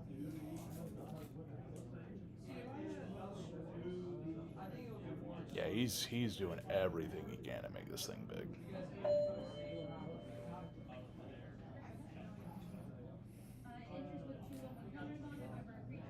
Yeah, I'm assuming it went unblocked, so that's 8. That's going to be 8 damage coming at him, and, you know, all he has to do is really, 9 damage coming at him. So, yeah, all he has to do is just, it's over. I would just concede right now. I mean,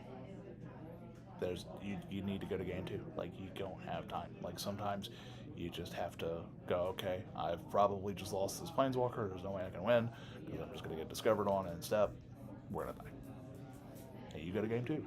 And sometimes that's important to understand and remember, is that you have to consider the table politics, especially in a game like Magic, where you're looking at the long game. You got to think about switch rounds, especially in a tournament format like this, where you get 3 rounds. You need to potentially just go, you know what? I've lost this game. There's no way I can come back from this. Just go to game 2. You know, Jacob wants to grind it out, but I don't think he can. Even if the spell doesn't resolve the Quintorius, yeah, he's going to swing at the Quintorius, but it's too late. I mean, yeah, Quintorius dies, but now it's, what do you do? You're at 2. Sorry, you're at 1. He's at 1, and there's no way for him. Yeah, no, this is just a concede. Because now it's just getting to.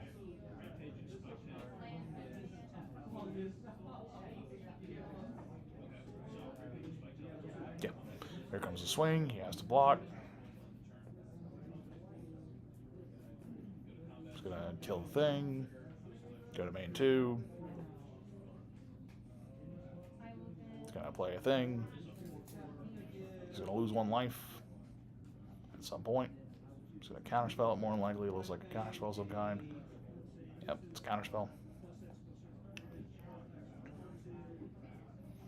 Discovering.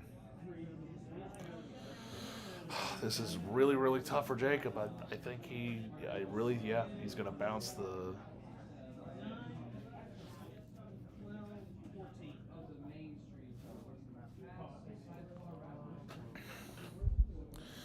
Really gonna look at this, and I just think that it's gonna be hard to come back here at 1 life, and you gotta figure out. Yep, there we go. There we go. Yeah, petrify. He went to main 2, actually. So now it's his turn. He's going to draw a card. And, you know, we're looking at this game stage just going, man, yep, there we go. There's the handshake, game 2. Game 2 is going to be on its way for the main live stream table. Bravo versus Jacob. And Bravo is really showcasing the power of black-white and the power of just a little bit of splash.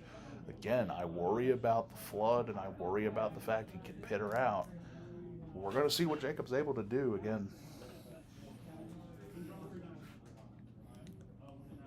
Making sure that this complete, you know, the Quintorius was really what got the game. I mean, like, when you think about it, Quintorius Kond is going to win formats, you know.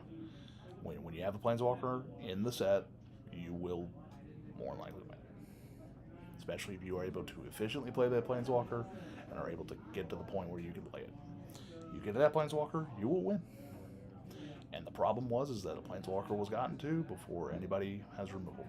And if the removal in the set does not really hit Planeswalkers, especially at the level it needs to, you are not going to be able to handle it. Move on to game 2. Again, Jacob's probably going to elect to go first, and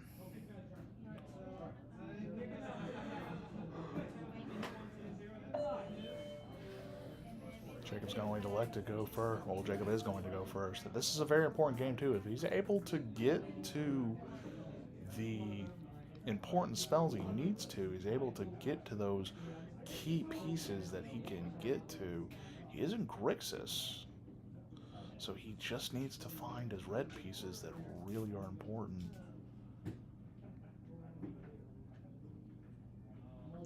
Mulligan is happening here for Bravo. So Bravo, So Bravo is going to be looking at a mulligan. It's going to go down to 6, and this could be the break Jacob needs. Sometimes you just kind of hope your opponent mulls and they don't get something good.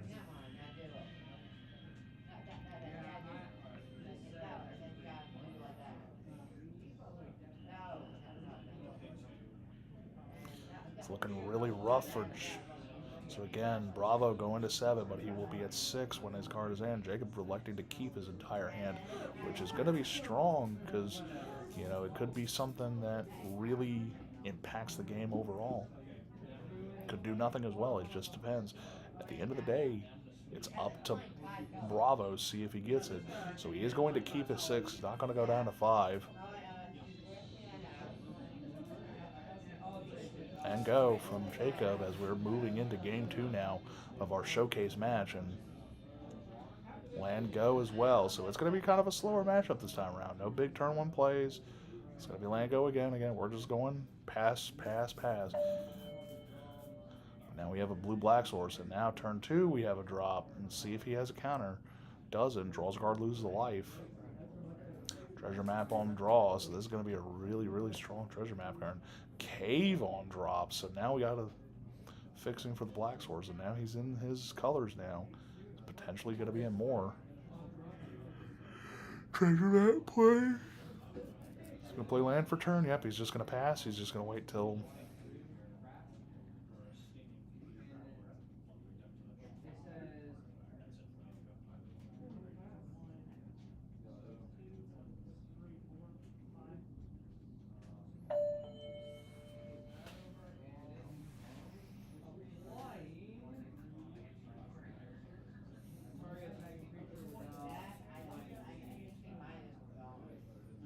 Jacob really going, yep, there's another draw source. I don't know if that really is what you need in this format. I think draw. I'd have to draft some of this format as well in order to truly see some of the potential. Red land drop. So he is going to actually have the ability to cast the Quintorius at this point, but it's just about either getting it to it or showcase, hey, you know, he's going to sacrifice. He is going to draw 2 and gain a map token. Or he's actually going to draw 3, lose a life, gain a map token, and go from there. Looking more and more very interesting in terms of plays. Map token comes out. Yep, this is him drawing for his treasure map. really efficient play here from Bravo. He's going into this. He's definitely showcasing, hey, and there's the 2-drop. So now and that's the counter. Yeah, he knows this is going to get out of control quick if he doesn't deal with it. So he's going to deal with it now. This is the power of blue. He's able to kind of counter those creatures. He might be able to get there, yeah. A blue-black control list. Jacob with a blue-black control list is he's going to basically be able to get in there. Yeah, Jacob is playing this very smart. Jacob's playing this very smartly, going blue-black control. And he's just going, you know what, if you want to try to play the long game, I can play it. 15 minutes remain on the timer, though, so Jacob's going to have to consider the fact that if he doesn't force game 3, if he does not force game 3, he needs to force a draw here. So he really needs to, and there's another counterspell, yep.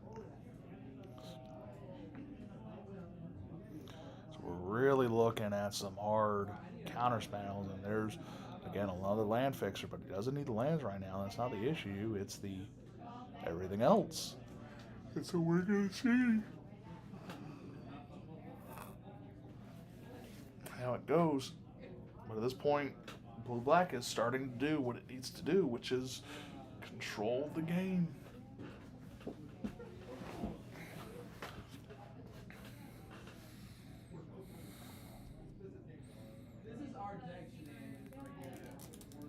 So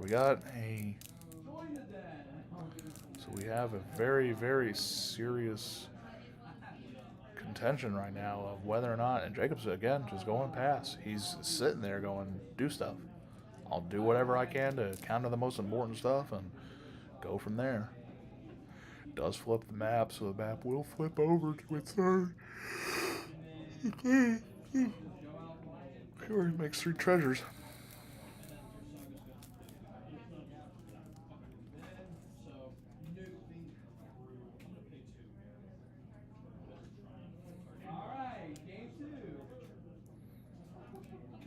Again, Bravo really looking for probably Descend pops off. He's gonna showcase, hey, I have this activated ability. Descend does this, and he will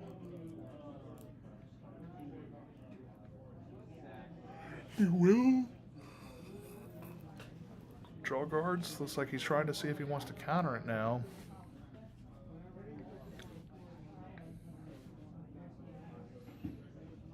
He's just gonna go, hey, you know. Jacob again, you know, he's playing this correctly in terms of what he needs to do.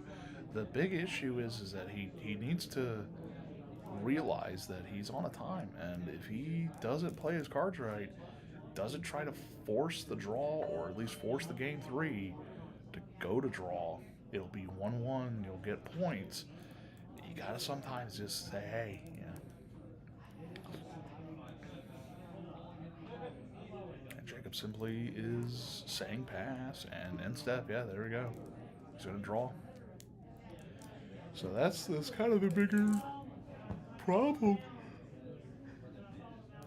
He's going to draw, sack the map token, and make another map token because he just wants to draw 2 cards. Going into this, it's getting more and more. I think I see somebody's friend.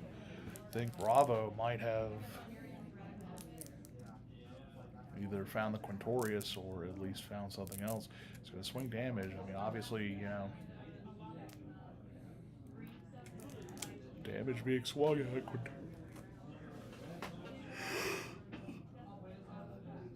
So he does have the flash blocker, so he does have the ability to stop this, and I believe I do see no Quintorius in hand just yet. But again, going deeper into this, it's going to get serious. Yep, here we go.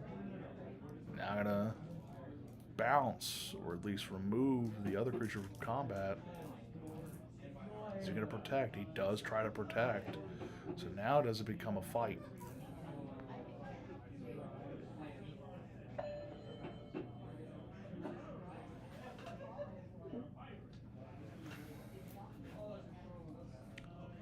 Going to draw a card again. Again, this is becoming a very, very, very... And there's blocks declared.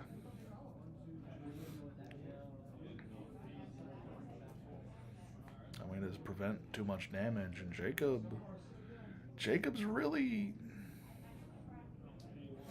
Again, Jacob's playing this slow like he has a game to play with, but he doesn't. 10 minutes nearly remain, and we're about to see really go deep into this game, and looks like he's gonna see if he wants to respond to the spell. Can't really do anything though. Here we go. This is the big problem, is that, if you don't have the way to actually do anything, you kind of just sit there, and now you're watching a game that, sure, does it have a really good late game? No, but it does have the ability to go. And as soon as that Quintorius really hits play, make 3-2, make 3-2, make 3-2 every turn. So Jacob needs to find a way to tie this game up and at least get it to where it can get to a draw. And I don't know if he can. And it's just really unfortunate. I think what cost Jacob this potential match is the game one. He really should have just conceded earlier. Sometimes you have to concede. And, it sounds counterintuitive when you think about it for a moment. Oh, you shouldn't. Why concede? Why do you need to concede when you have, the potential to win? But sometimes you have to play the strategic match game where you go, okay, I know I've lost this match. I'm going to concede this match. I'm going to concede this game so I can win the match.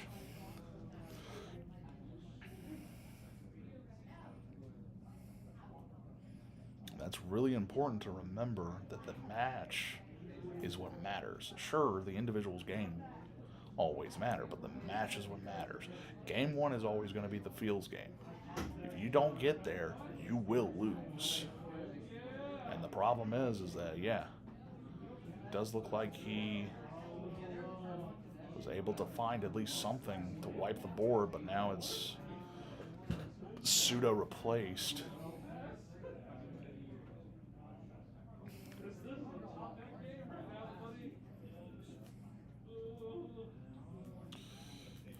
So we're having a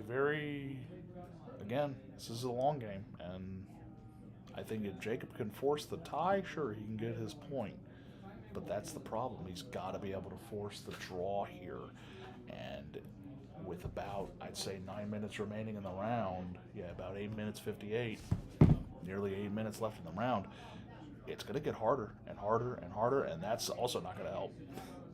Removal for his, one good creature. You should have conceded game one. You should have conceded one of the Doritos.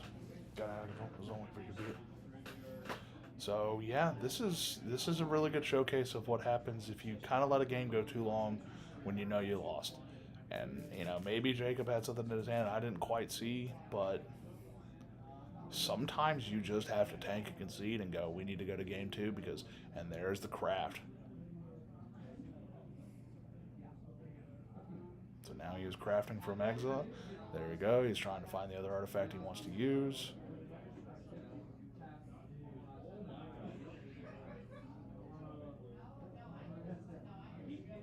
Choosing to craft with that. There you go.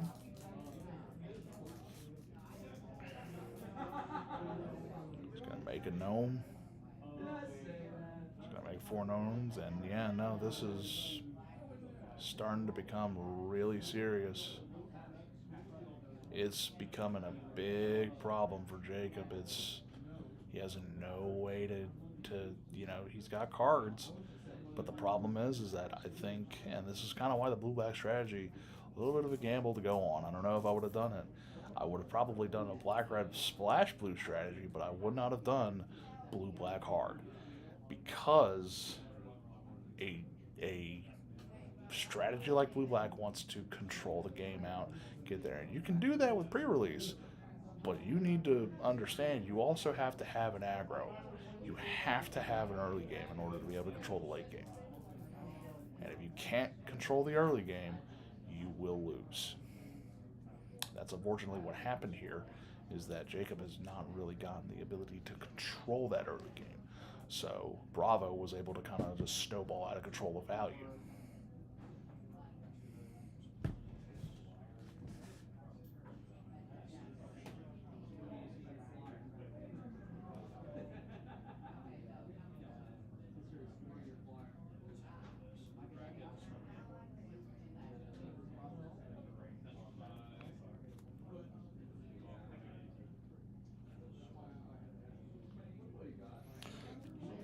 Nearly 5 minutes remain for the round, and again, I'll be making call time for soon. As we're going really, really hard into, he's got a board. It's just that we're looking at it. Bravo's kind of, going into it. He's gonna. Oh, here we go. There's That's the. Yep. And Jacob's now reading that, going, oh God, what am I gonna? Yeah, let me go ahead. Yeah. Yeah. He's gonna get. Yeah. There we go. I would say, here we go. Again, it really is a showcase of the overall matchup. This is what happens. Your control deck, if you do not have a way to deal with boards consistently is the key word here. To consistently deal with a board state, you will not win the game. I'm going to go give a time call real quick for everybody who's still playing.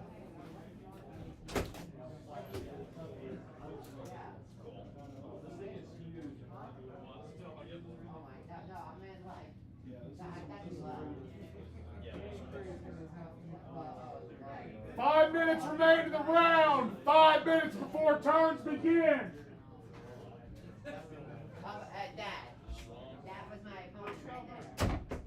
So we have 5 minutes remaining in the round. I know my timer's a little bit off, so I might have pulled the trigger a little bit early, but that's fine. So we're going to match. Yep, there's the Quatorius. Yeah, this is... Do you discover here? Do you just make the spirit? He is going to discover, and he's going to keep going until he hits a non-land, and he can eventually hit a 4 less non-land. Yep, there it is. Yeah, here we go. And unfortunately, yeah, here we go. It's...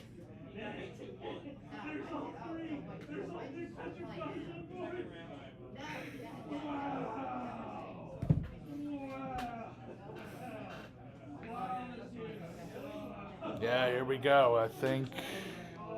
Oh, that's showcasing his... I think that's his rare. That's why he probably drafted the deck. Yeah, that's Malcolm. Unfortunately, Malcolm doesn't really do much here. Yeah, this is a really, really, really important showcase of what good game management looks like and what happens if you don't have it. If you had a good game management, you would realize, sometimes you have to concede a game. And you just got to go, we need to go to game 2 because it gives you the opportunity to go into the long game. But yes, he is going to go ahead and kill the Malcolm. The Malcolm is good. It is a good card, but I don't think it's a good enough card to get him into the rest of the game, especially to try to tie it. He's got approximately 5 minutes remaining. And this is, Reason's coming right in right now. This has really been a showcase of... not necessarily a bad deck versus good decks going off, but good game management. So game 1 went too long. Game 1 was a Quintorius hit the play and it never was killed. And it just kind of, game 1 didn't end until about 20 something minutes in. This is game 2. Nice. And game 2 has kind of devolved into this. That's actually exactly what happened between Joel and I in our first game.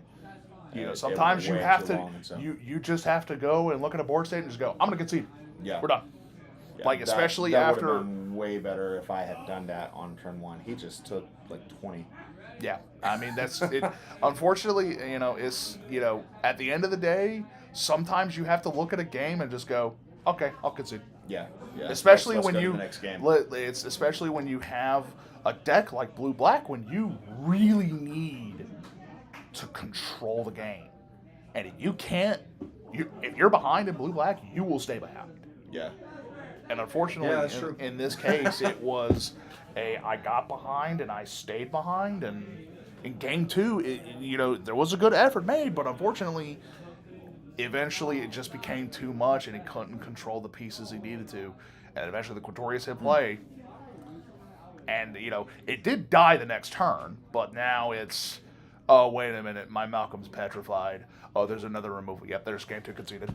And that is round over for the main table. We will go ahead And We're close to turn. close to turns on some. 1 minute 15 seconds. 1 minute 15 remains. I'm going to go ahead and mute this stream real quick. Leave you guys here for a little bit while I go ahead and settle turns for folks. Stay tuned for round 3.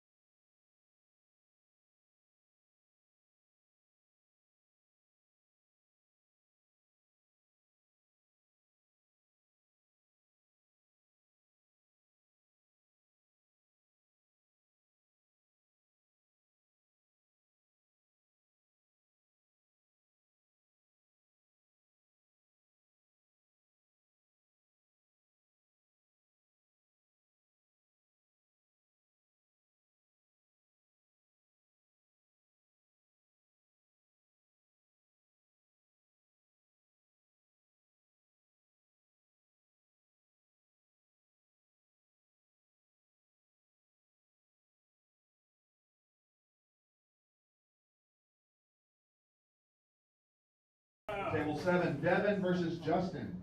Table 8, Jacob versus Taylor. Table 9, John. So we're looking versus at Ken table Bryson. 1 here, still at the Table 10, pre-release. Kevin And Gordon now versus it's going to be Reese. Max versus Table Randy 11, Zach going versus into this Chris. tournament. Table 12, Nick Williams versus Alexis.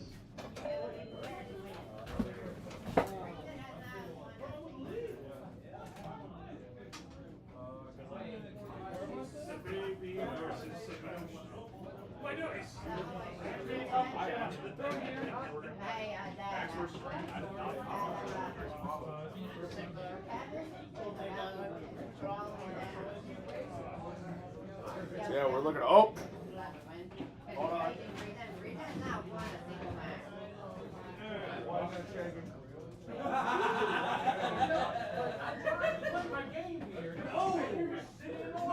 Like, all I want to do is play the Gabagoo. The Gabagoo? The who?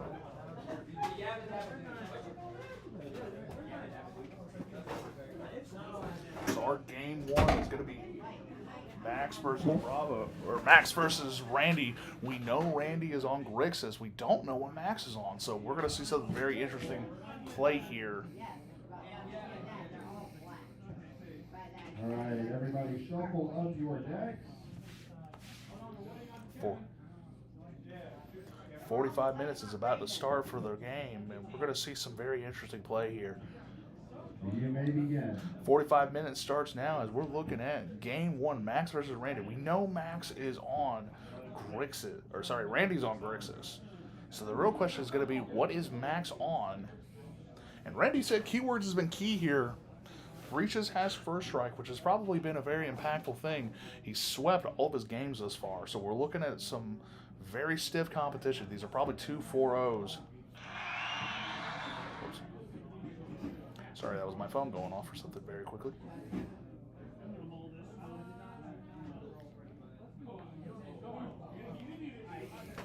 Looking at this, land go. See, oh, there's a cave go, and it looks like it is red-white. Looks like it's going to be the strategies. Grixis versus red-white. It's going to be quite interesting to see the interplay between the two. Red-white is a very, I wouldn't say aggressive strategy, but it is still something strong enough to be able to get into. But again, Grixis is going to be ruined, especially with the black-red base that it has.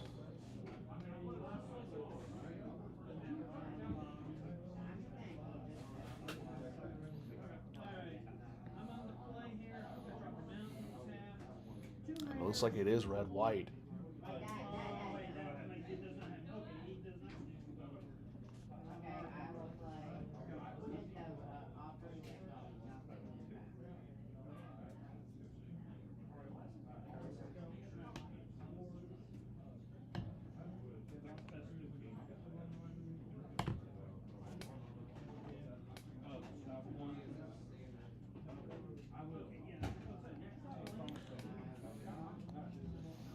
Again, Grixis versus, it's like red-white base.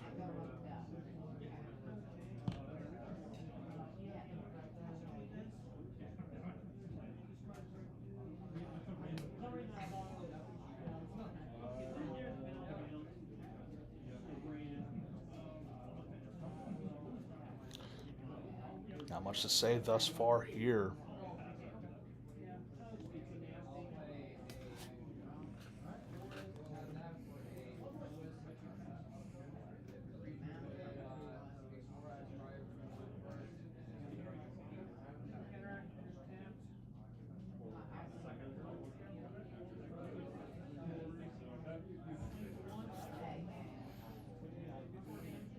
Oh, that explains that.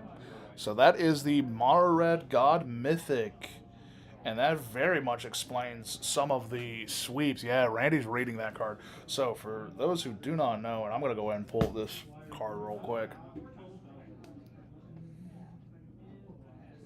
because I need to read it as well aloud for everybody on stream.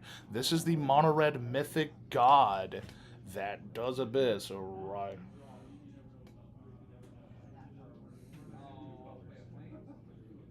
Lost Canver and the Vixilon. I'm going to go ahead and pull up the...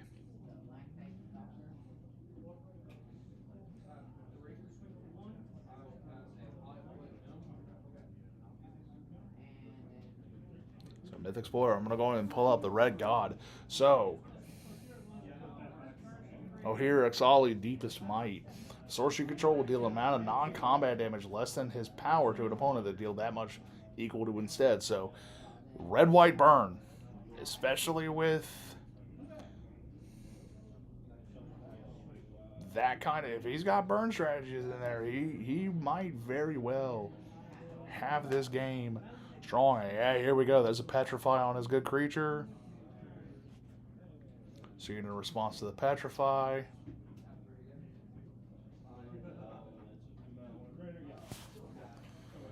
Nobody responds. Go to his turn. Swings 4. It's going to be a hard game.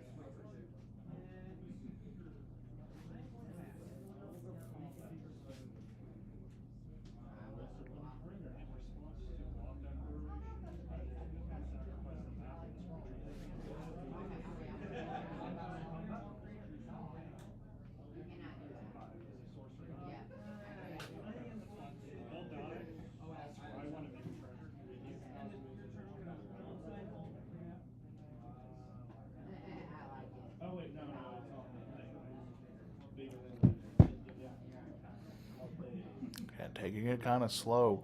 Looks like Randy is showcasing only the black-red portion of his strategy thus far. Swinging 4, obviously getting in there. Damage is going to be...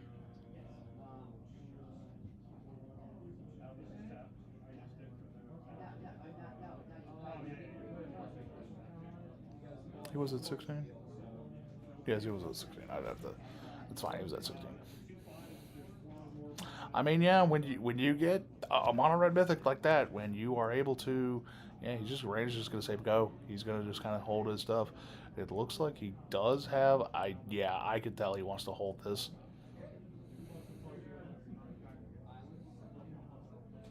He wants to hold the. Oh, wait a minute. Is that what I think it is? No, it's not the one. It's not. If he had that one as well, I'd actually be very terrified. Looks like he's revealing in his hand. Unfortunately, he does have to reveal the 2 strongest cards. Definitely one of the stronger cards in his hand, being the Saheeli Rai, which really, he probably didn't want to give that information away. He wanted to keep himself closed in, saying, hey, I'm just a black-red aggro deck. Don't worry about me. He didn't want to showcase that blue. That blue smash. It looks like he is going to try to... Yep, he is not getting rid of the...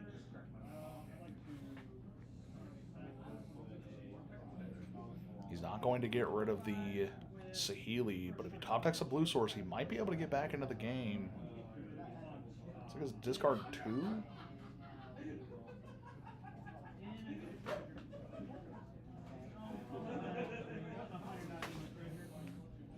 So he's just noting down card information right now. We're looking really hard at this situation. Yeah, he's just going to swing. This is the aggro strategy. It's just you swing and you just go. Now he's going to showcase, hey, I had removal in hand. You saw it earlier. And now he's going to, oh my word. Oh my word. What? Oh my. Okay, I thought that was not dying for a second. And he is going to, yeah, he's going to kill. Hold on. Wait.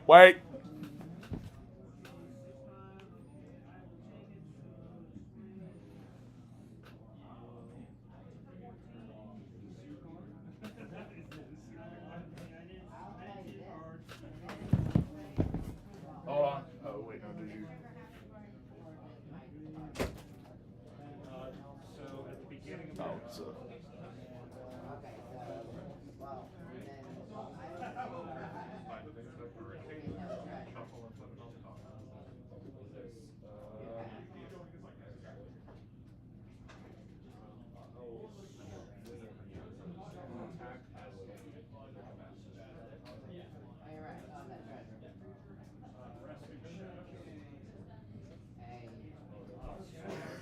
was actually a removal spell of.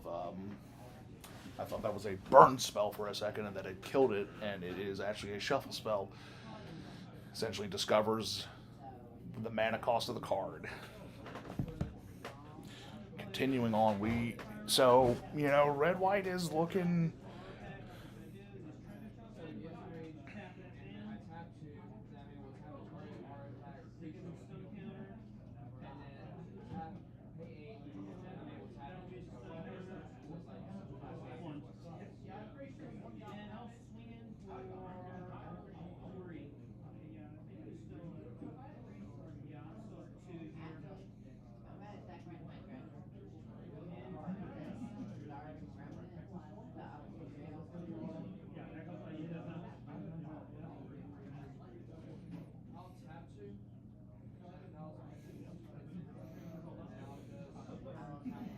Got 35 minutes remain for the round. Randy is in an okay position right now, but we're still in a very dire strait. He's still really looking for that blue spore. It looks like he's counting for descend. Oh, wait a minute. I think that's the board wipe. It is. Oh, that's the back god, too. Oh, he had the back god in play as well? That's what got petrified? Oh, my.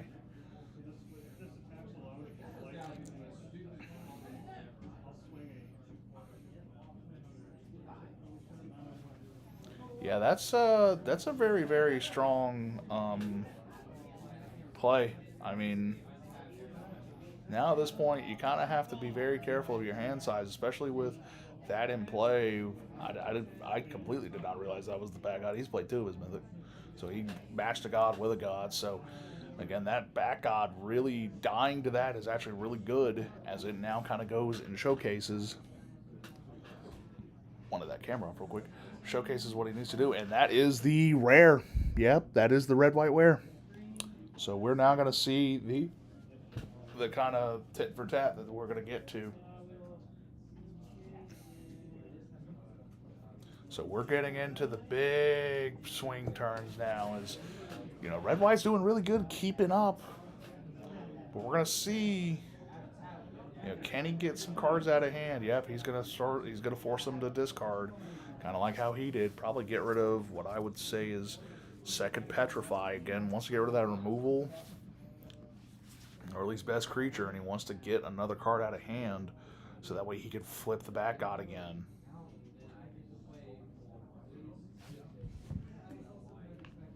I'm gonna check that ruling real quick just to make sure he can't flip it.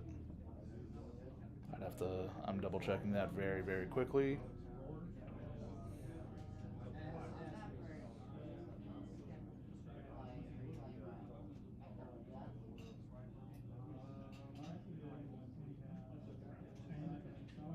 I have to check the back side of that card just to make sure it isn't. He's going to petrify again. I believe it says if it's a opponent, then. But I really need to take a look at the back half. Oh, it's a player, so he had one or a few cards in hand. So he was able to flip it, but he knew it was going to get. So does he have a way to kill it? If he does, he can actually get there. He could legendary rule it, kill the original, keep the token copy. Still hasn't found a blue source, though. That's the big issue. The blue source is killing him. He really needs it.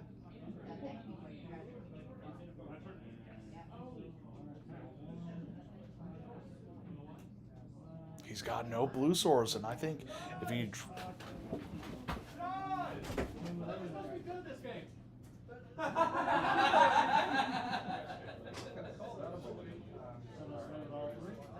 Yeah, that gets through.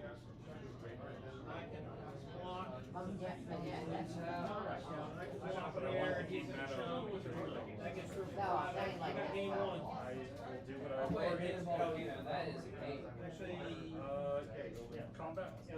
This game damage stat.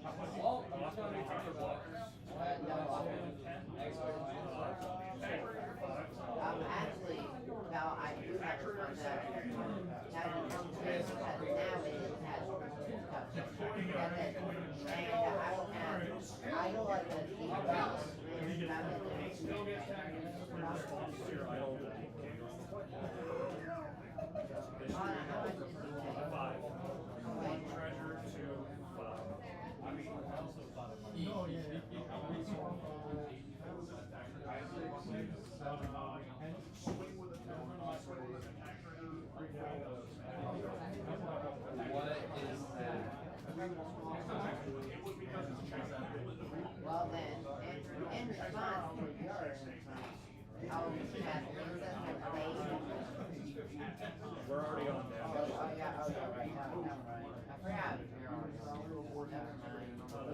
12, I'll discover 3.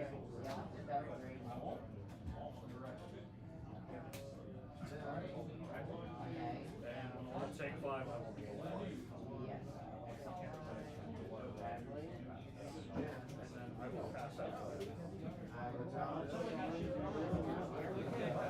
So this has been a very tense game 1 here. It looks like game 1's over, and I didn't exactly see who won, but I believe it was probably red-white. I'll ask him.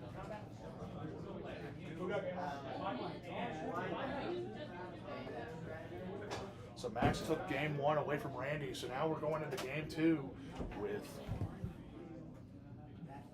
about 30 minutes to remain, so they got plenty of time for this. This could go into the long game.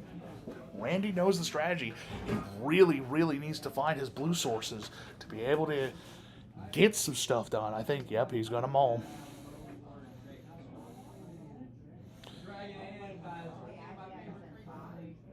You know, we're looking at some very... Randy's deck is very strong, but I think it's the fact that red-white is a good archetype, and it looks like he found the red-white that he needed to, especially with his mythic. Sometimes your mythic really does support what it needs to do.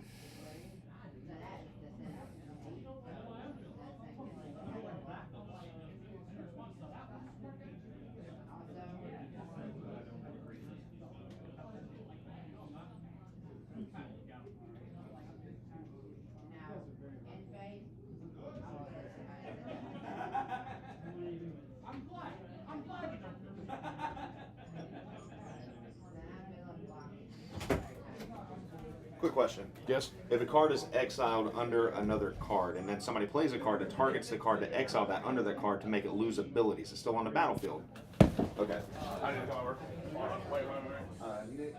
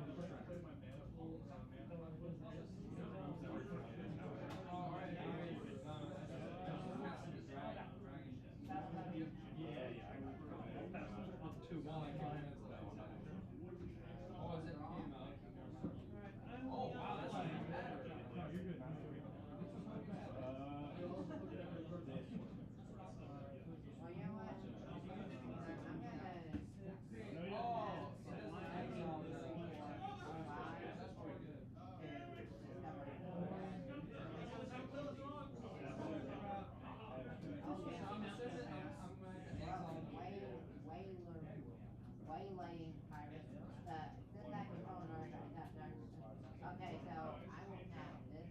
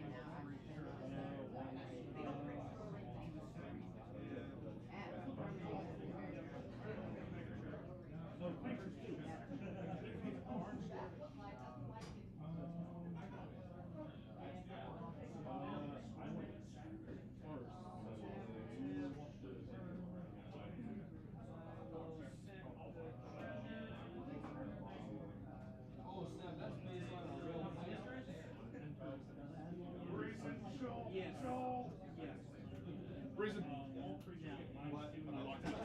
Sorry. No, you're fine.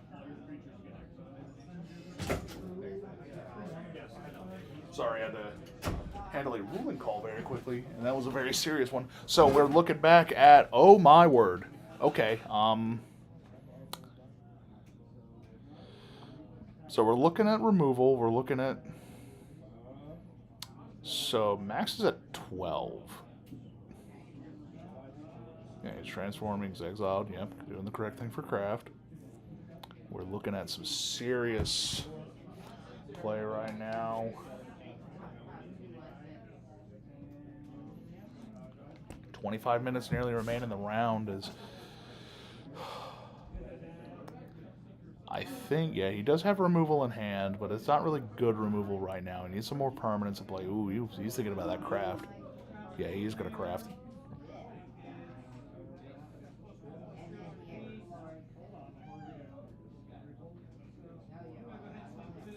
Craft does resolve. It's like you got a decent creature out of it, too. Both players with good board states right now. Oh, is that a black card? Is that a black card? Oh my word, no wonder. So he is also in the Mardu strategy. Ooh. So maybe it is Mardu. So this is kind of the big thing, is that, you know, we're looking at these strategies and we're seeing, hey, who's got what? And there is his fixing. So if he has the Saheeli, this is going to be the big kind of deciding turns. That Saheeli comes into play, it's going to start making min packs immediately. That is if he has it, though. We're still looking at pretty solidly based. Here we go, he's tapping 4. Looks like he's activating, putting counters. Yeah, he's going to, oh, wow, he's putting a lot of counters on it. It's like he's just going to all-out block. He will trigger. He's going to mill 2, yeah. It's like all creatures die. He'll take his damage.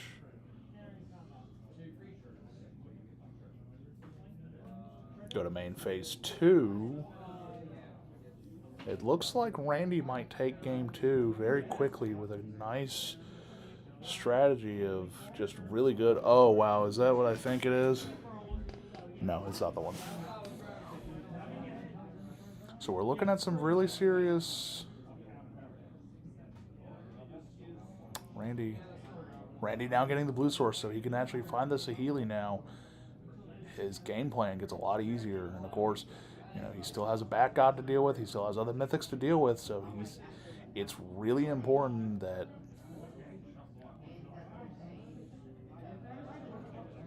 he's just going to say pass. He's at a good life total right now, and his opponent really doesn't have much in hand, so he's just going to activate. He's also going to craft. I believe it's the same card, so it's going to be same abilities.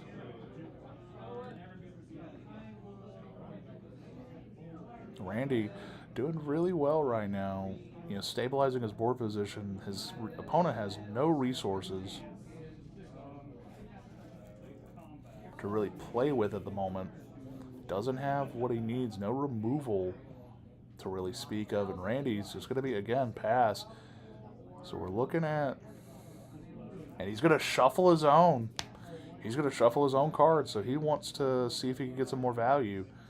And, you know, that's smart. He wants to potentially get a Saheeli or another play. And if he gets something good, he's going to be able to leverage that into more. So he's going to discover, I believe, he's going to, all right, so start flipping, see what you hit. He hits the Saheeli. Puts the Saheeli to hand instead of letting it be in play. So he might be thinking about a potential... He lets the Saheeli go into hand. He could have let it be in play, and he would have been fine. But he wants to do the... It looks like he wants to do the board wipe first. Yeah, he wants to do the board wipe first. So he's going to wipe the board, then he's going to play the Saheeli. Yeah, that's smart. Now he plays Saheeli. Board wipe into Saheeli, and now he's going to see if he can stabilize. We'll see what happens here. It's real hard. Yep, he kills the Saheeli. So now Saheeli's dead. It's basically top deck versus top deck here. yeah, it's top deck versus top deck right now. So we're looking at two Hellbent players. Hellbent is a mechanic that basically says, yep, land go. Wow. So we're going to see. Yeah, it's Randy, unfortunately, you know, the exact answer at the exact right time was all it takes. And Randy might lose this game because of it. Activating the Cave's ability. Don't know exactly what that one does, but it looks like it's just getting a land. It's going to basically thin his deck. He now has access to another white source, which is probably what he's been begging for.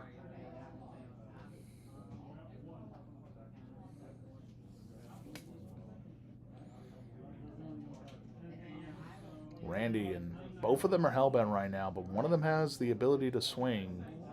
So draw for turn. Looks like it's a land. Not certain, though. Yeah, it is a land. He's just going to swing. Scry's to bottom, so definitely not something he wanted. Randy's going to go to his turn, top deck. Again, we are at 2 top deck votes right now, so at this point it's going to be to activate the cave, reveal that, and Randy does get a creature to play. Oh, wait a minute. Does he get the... He gets the top deck finale. Oh, my word. That is... Oh, no. That is a very, very, very strong top deck right there.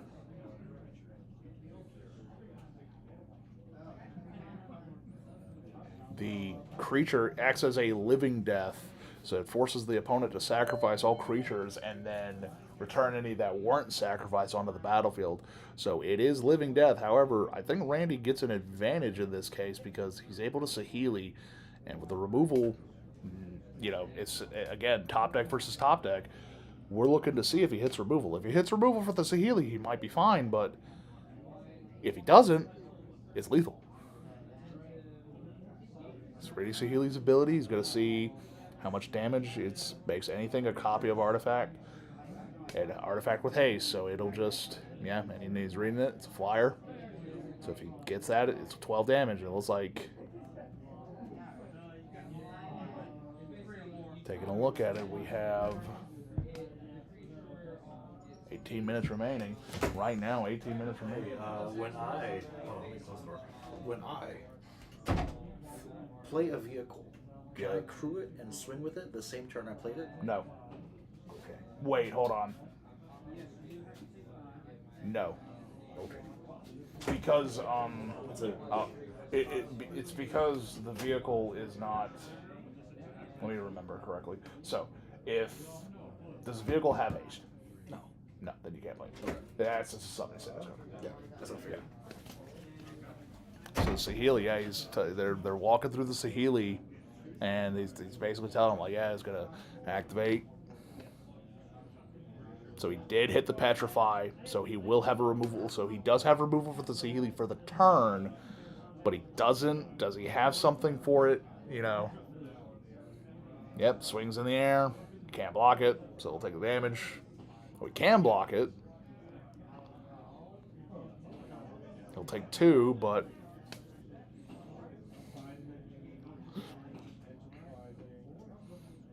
yep, they go to game. They know it's over. Game 3. 18 minutes remain. 17 minutes remain for the game table. Randy picking up game 2. So now we are going to an all-deciding game 3 between the two players. These were serious, serious, serious games here. And we're seeing, you know, the strengths of both decks. Randy's deck is very much it has all the mythics. You know, it's got rares and mythics that are game winning. The Mono Black God, the Saheeli, the Living Death on the creature. Those are all game winning cards, and you just saw it right there demonstrated. You see the sheer number of game winners.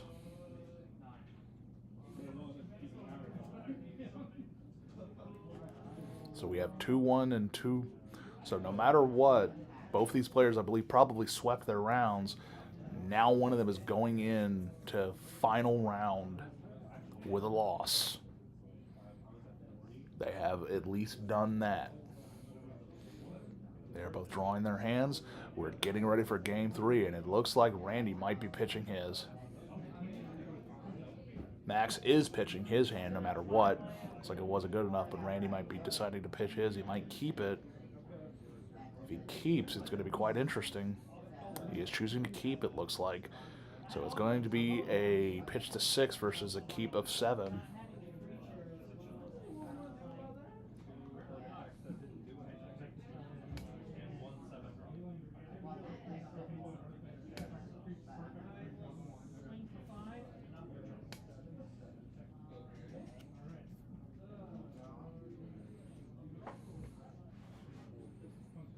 So yeah, Randy looks like he's keeping his fresh grip, so he's okay with his hand thus far, but he's definitely going to be potentially looking at the game going, okay, let's see what we got here. Max is looking at his new 7, seeing if he wants to keep. Looks like he is. He's going to ditch 1 to bottom, and we're going to go from there. Land go. All right, we're beginning game 3. Land go. Yep. Land 2 drop. Yep, land 2 drop. Go. So we're going to look at continuation of, oh, he's reading the keyword, see what it is. Oh, it's a reveal hand. Oh, no. It looks like a strip hand effect. And yep, that's the vampire from yesterday. Yep, the vampire from game 1, so we might want to strip that out of hand. Ensure that it doesn't go into late game.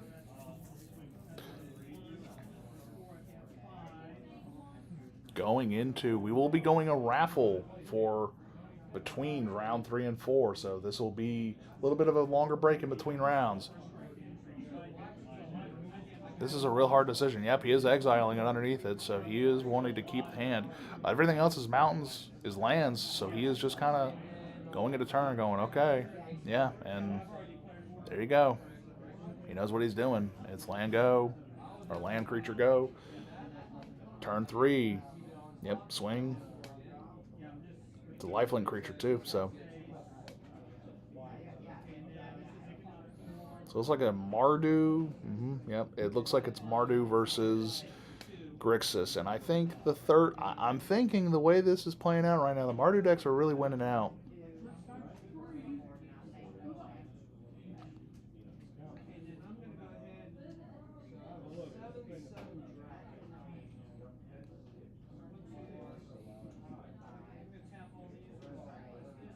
And there's here, yeah. There's the deepest might, and now it's starting to look a little bit rougher for Randy. His turns have been very hard. Again, got to deal with a 4/4, and you can keep up blockers, but you know what can you do? Eventually, if there's going to be a break point in between, especially when they here, and there's the third white source. So now he's starting to be able to get access to his white cards if he has any in hand. It's a slow. Looks like he does have one. He has a red card that he wants to play instead. Oh, wait a minute. What is he doing here? He's all outing. He's going to all out. Okay.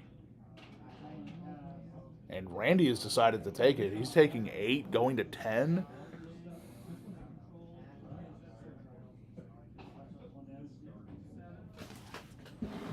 I'm going to check something very quickly.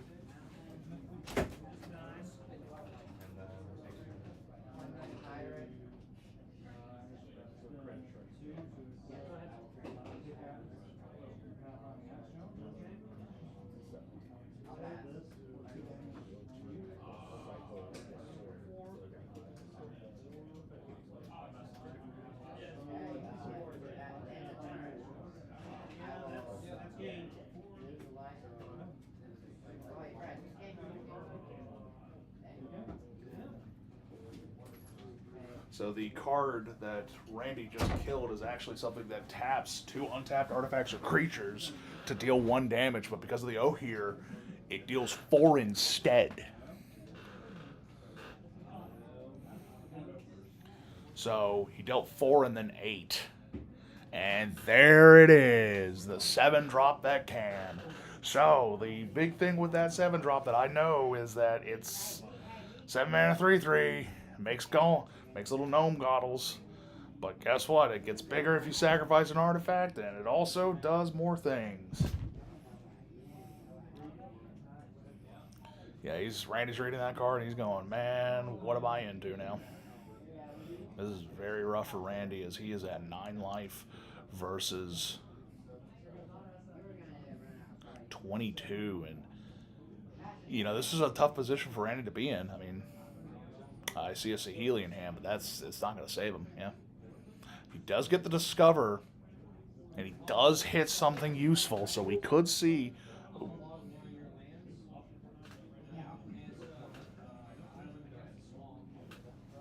Reason.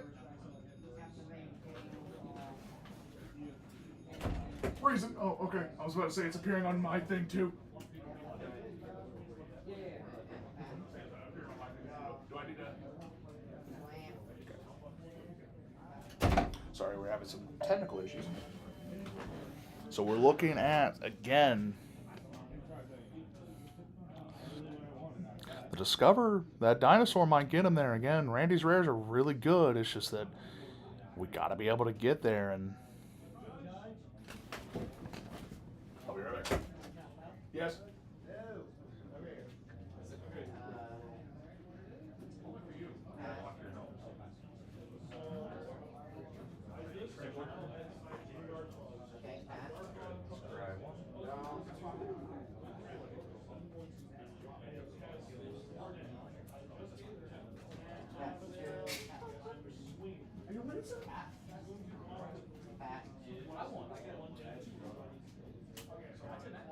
Oh wait, whoops, I do have that. That was the paper that I read. So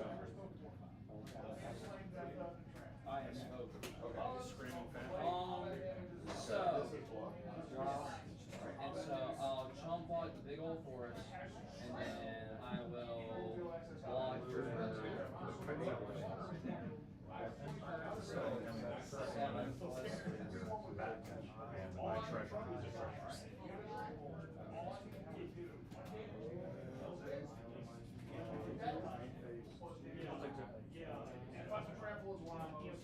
That's why.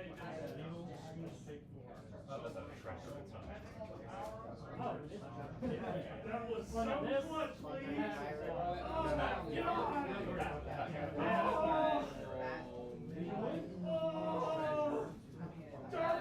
Sorry, had to explain the Death Touch Trample interaction. For those who don't know, Death Touch and Trample, you assign 1 point of combat damage to a creature, and then everything else goes through regardless of how much it is. So if you block with 3 creatures, and it's 4 power of creature with Death Touch and Trample, you just assign 1 to each, and 1 will still go through.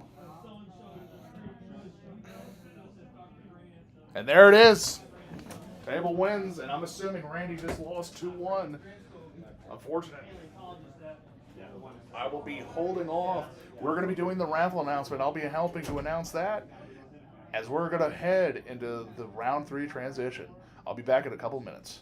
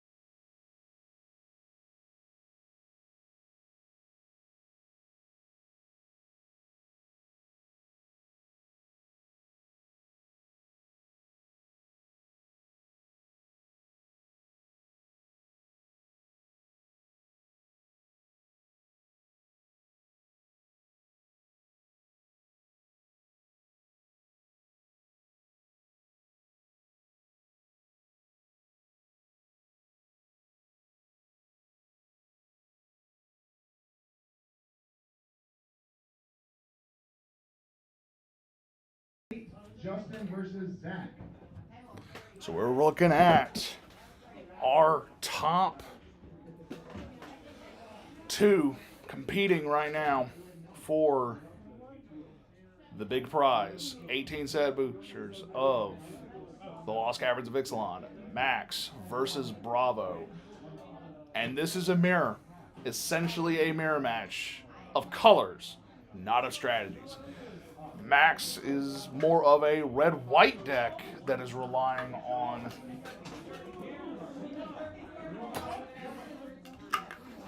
a black splash, and Bravo is a black-white deck that is only on a red splash for 1 card. So we're getting into this final round of the game, and it's going to be a very interesting time. Looking at this, it's going to be quite strange to see essentially 2 of the same decks playing against each other. However, we are going to see one person get top 1, one person get top 2. And after that, we did do our raffle, and it was a successful raffle for all. We had multiple winners for some, and one person who won a commander box of their choosing. So they got a free commander deck for participating in this raffle. This has been a very successful pre-release here at Mop Top and Beardy. 24 people coming out and 24 people getting pre-release. It's always great to see. Begin round 4. And round 4 has officially begun here. Final round. We're looking at, again, a mirror match. This is a big mirror match of Mardu versus Mardu, but very different ways of doing the Mardu. One being a complete red splash for 1 card, one being probably a black splash for a couple cards. We're going to see which one goes where and how they end up. Both players looking at their hands going, do they keep? I would say, looks like Max is going to be keeping his, but Bravo is ditching his, even though it looked like it was a pretty land-heavy hand, which is why he may have wanted to not keep it. He may have heard what Max is on, he may not have. So again, this is the big one, the big kahuna. We're looking at the final strategies of this pre-release.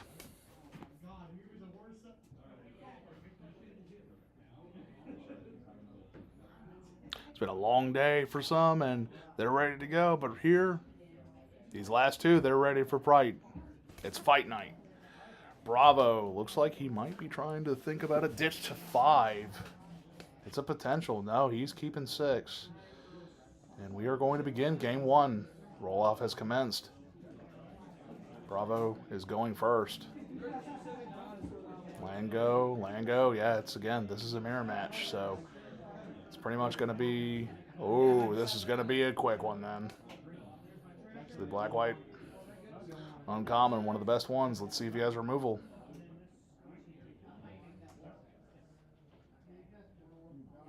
He does not.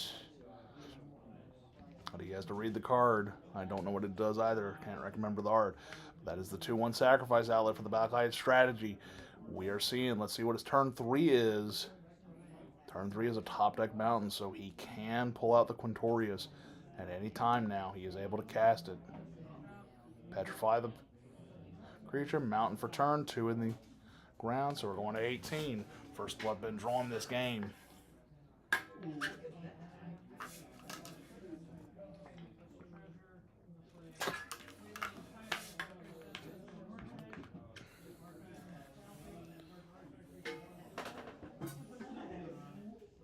Resplendent. Oh, wow.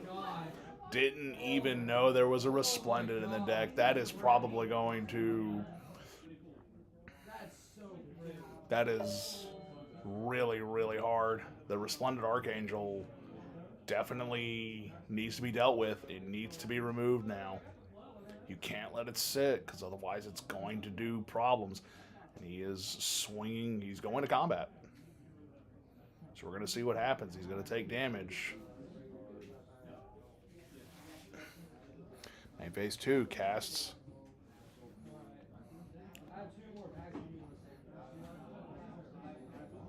Gonna lose one draw card. Just gonna take a look at his hand. This is really the big one. That Resplendent, if it sticks, it's gonna cause big issues. Especially because it's the only flyer. Yeah, he's looking at that Resplendent going, hey. Hits with the Resplendent.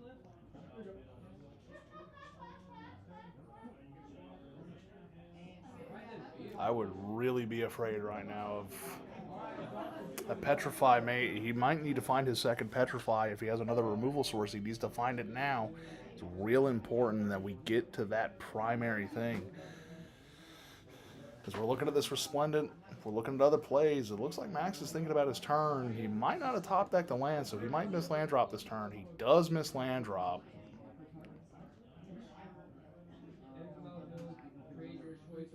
He's going to disenchant. Yeah, he's removing the Petrify, creating what I think a map token, it looks like. Yeah, he's creating a map token.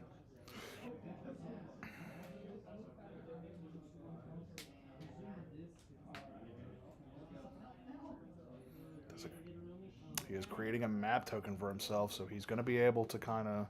Oh, he's killing his own creature for the map token. Okay, so he's going to crack his map, make his Resplendent Explorer. Reveals, puts it in the graveyard, and gives it the counter. Now he's going to say, yep, here we go. He's sacrificing, so he's going to draw 3 cards, lose a life, and make a map token.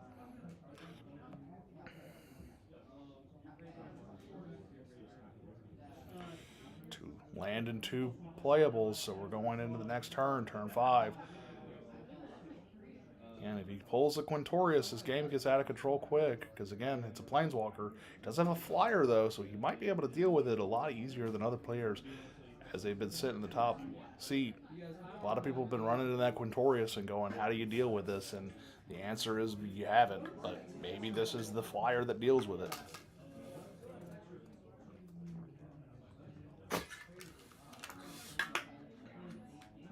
Some tokens made. Looks like some tokens sacked. His creature's getting big, so the race begins. Maybe it's a life total race. Forget the Quintorius. Let's just race life totals. In that case, I don't know. Max can come out of damage out of nowhere, especially if he gets the Ohar. But Bravo's been doing really well at pressuring life totals when necessary.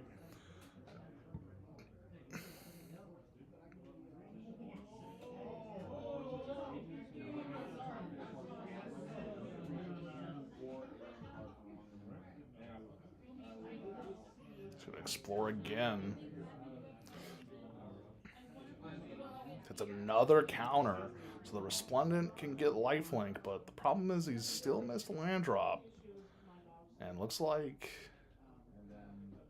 Bravo, yep, he's attempted to Petrify, and there we go, he gives it hexproof. Or at least protection. Either way, this gets really bad very quickly. It's like he cannot remove the sack ally right now, and he's also been missing land drops. Bravo has not missed a single one, and that's kind of been the crucial key right here. Max is on 3. Bravo's on 5. Now he's on 6. And he's now going to start guaranteeing his land drops no matter what. So it is a treasure map. Again, going into the next game, Bravo is looking at this like, yeah, he's reading the flip side. He's got to read that land, Yeah. So having to read it and going, man, this is going to be rough. And we're looking at this. Yep, and there we go. Swings. He knows he can't block. So he'll sack in response and just make it bigger. Sacks map, sacks creature. Yeah, he's just going to make it bigger.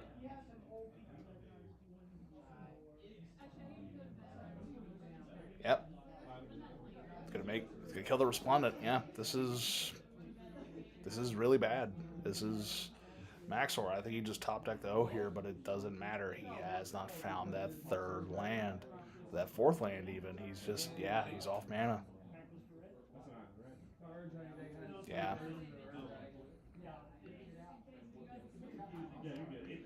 Yeah, here we go. Scry, he's probably looking for a combat trick or at least something to keep. At least get some more counters. He's removed it. So he removed the threat, but the problem is that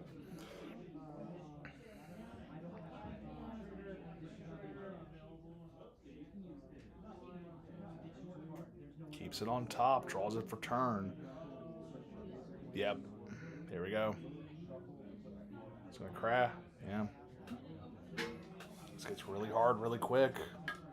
Especially because he knows he has an artifact in graveyard already, so he can do this.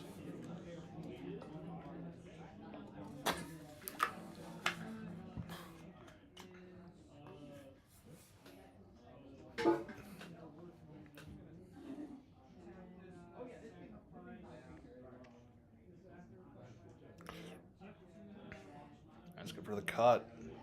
Again, this is still game one. And there's another creature. The board state's becoming out of control. It's at 17 now.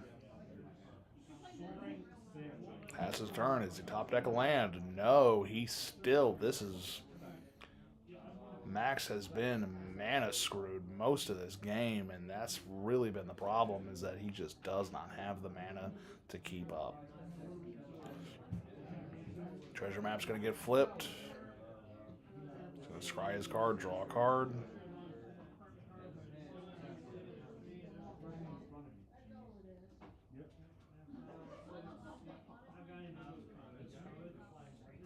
He's really just looking for, and it is tapped. Trevor's Grove always comes in tapped. However, I don't think it matters at this point. Like, he's just... Bravo's been in the... Yeah, he's... Oh, my. What is he about to cast? He's tapping most of his cards. He's crafting. There we go. He's going to go ahead and craft the artifact, and he's just going to go ahead and win. It gets really hard really quick, especially in this regard.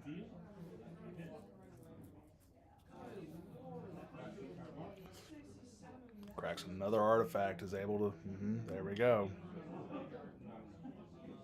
Swings, has to block. Takes it all. Pass turn. I mean, if he doesn't draw land here, he does draw land, but I don't know if this is it might be too little too late. Game one, Max just was unfortunately land screwed, and I think you might just need to concede the game and just go to game two. You don't want to show him too much. It's important to, plays land. He's thinking right now. So this is 4 mana. So it's like he's either playing the signpost or the rare. He does play the signpost.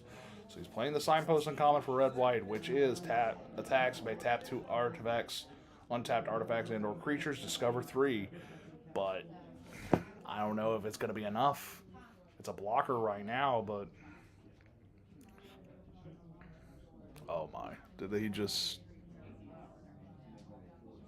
Sacking treasure, drawing a card, top decks land, so...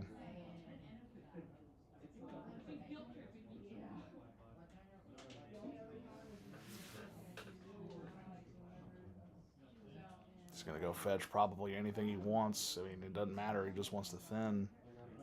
He's going to sack in response for the creature. Yeah, he's going to get the counter. Swings.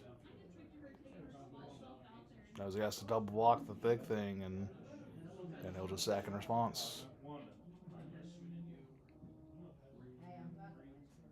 Yep.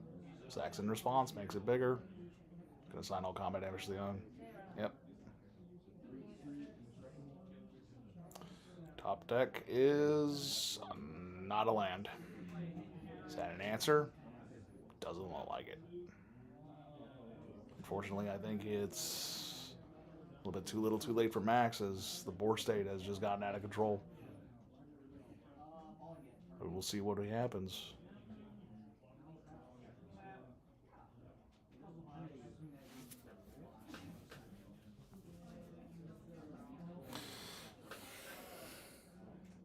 He's going to explore, puts it into play, but a little bit too late, potentially, as he does have the O here, the deepest might. So he does have the combination out in his hand, but the problem is that he just might not have it.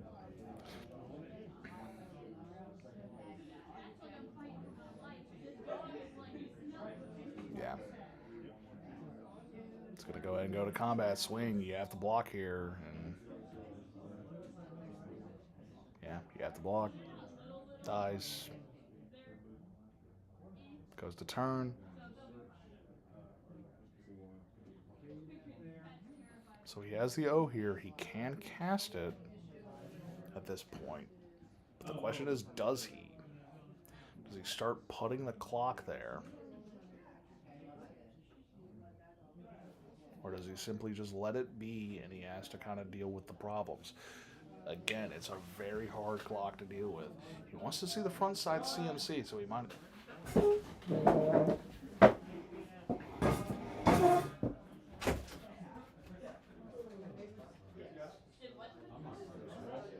Sorry, not surveil.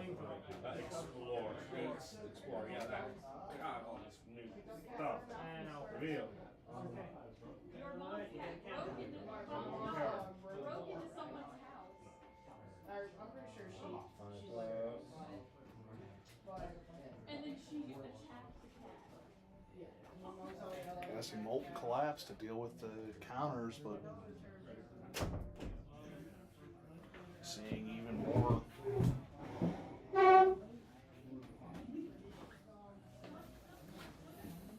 Yep, there we go. It's just, unfortunately for Max, I think the board state is just too strong and he was just too far behind. Game 1 will probably be won by Bravo, but Game 2 could be anybody's. Yeah, here we go. Unfortunately for Max.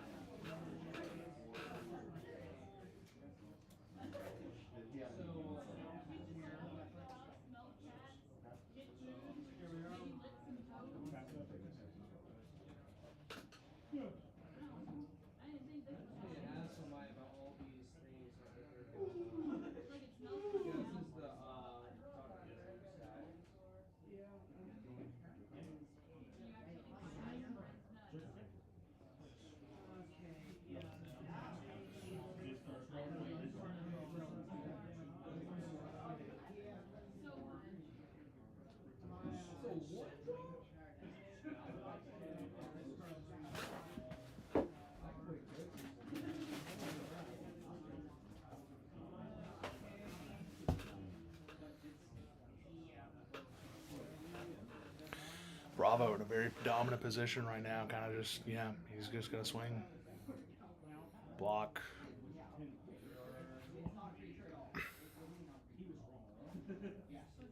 Survive. Unfortunately, though, it's just too little too late. I think in this particular scenario, it was just too little too late. Too much far behind, and once you fell behind in this matchup, it's razor's edge.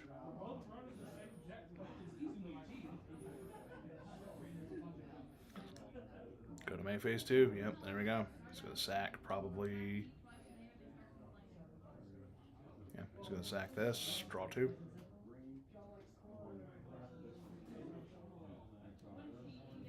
Top deck's 2 lands. Yep.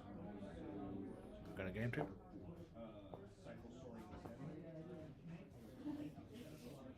Bravo wins game 1, decisive fashion. We'll go to game 2. Max will be on the play this time around. See what happens. Real hard. Unfortunately for Max. Sorry. Fortunately for Max, he had a really decent hand, but he just didn't draw any lands for multiple turns in a row. And when that happens, you get behind. Once you get behind, you lose. And that's the big thing and here we go. Oh. Yeah, he's fixing any cards that are transformed. Good job making sure that all cards that are transformed need to be transformed back. So again, we are heading into game 2 of the live stream table 1. Bravo and Max are... Bravo is up 1 game right now. If he wins, he is guaranteed top 1, and he will be winning 18 packs of the Lost Caverns of Ixalan.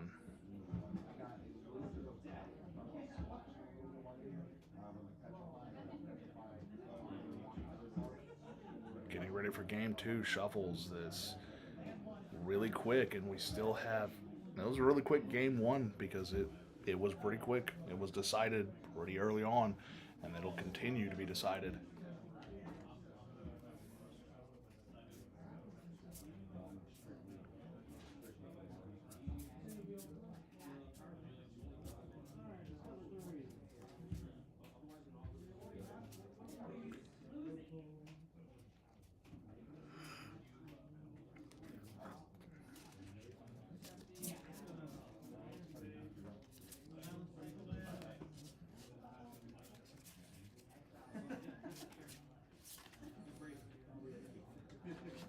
Says we are going into turn 2.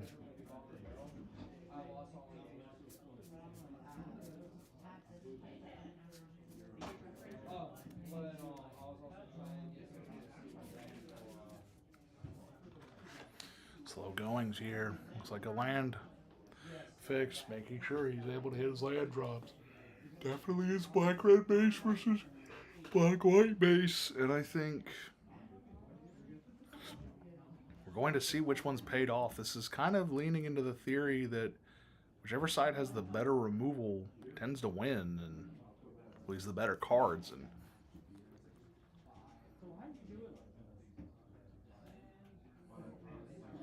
turn 3, draw. Gonna explore. Reveals the Thoughtseize. He's going to. Yep, he's gonna look at it real quick, see what it does. Looks like he will more likely be keeping it on top. And there's the top deck Quintorius. So does he have a way to fetch a land? Does he have a land in hand? So Quintorius is in hand now at this point. So now it is about, can he get to that red source? If he can, this becomes a very different game, and I think he can. But he's about to showcase yep, he's removing it. Remove the counter outright. He's just going to kill the creature.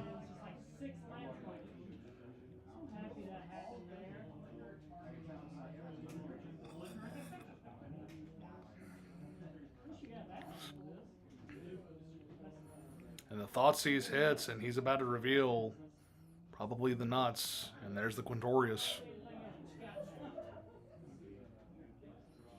It's going to probably go, oh, okay. So, looks like he has draw, Quintorius. The only red card in his deck is going to be the Quintorius. So if he wants to Thoughtseize that away, he can, and he will.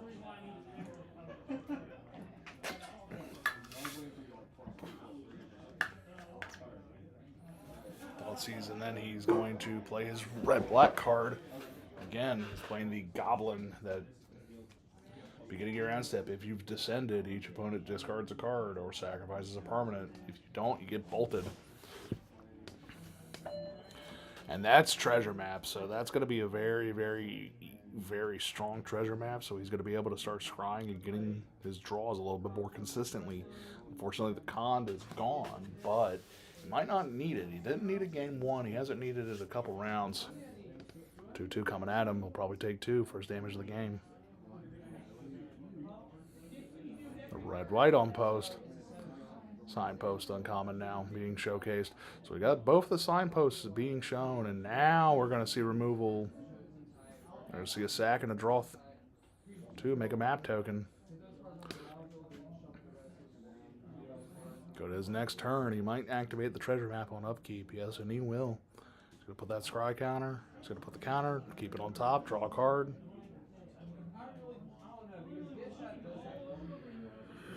He wishes he spotted me. Wanted to take a look at his hand before he decided he was going to top or bottom it. Play swamp his land for turn.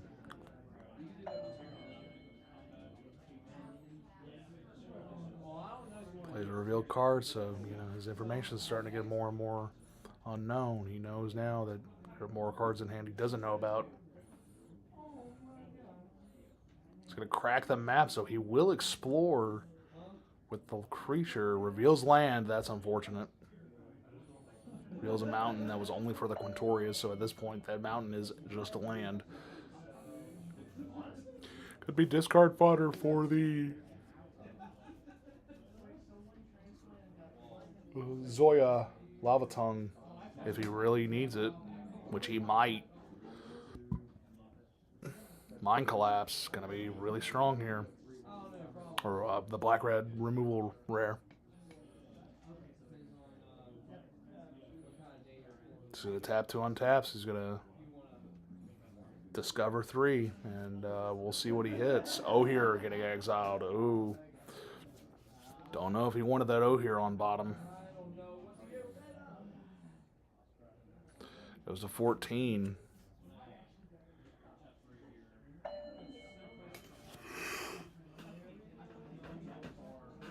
Max is in a strong position right now where he's getting into the point where he's able to stabilize and, you know, showcasing the power of those signposts when they're really working together. Pretty Sunborn and Zoya Lava Tongue coming out here and showing, hey, you know, we can do the work. Scry's on upkeep, just as he's always been doing. Plays Mountain, go ahead and he's tapping out, so he's going to commit something very big to the board. He is committing big to the board, so.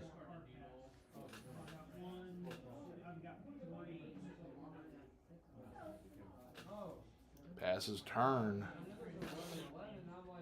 So he kind of knows what he's going to do here. It's pretty self-explanatory. He's just going to swing, tap 2 artifacts, and/or creatures. He's going to discover again and go from there. He might.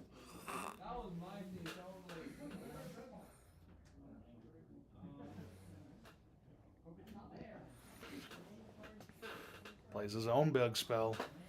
So now it's a battle of what can you do first.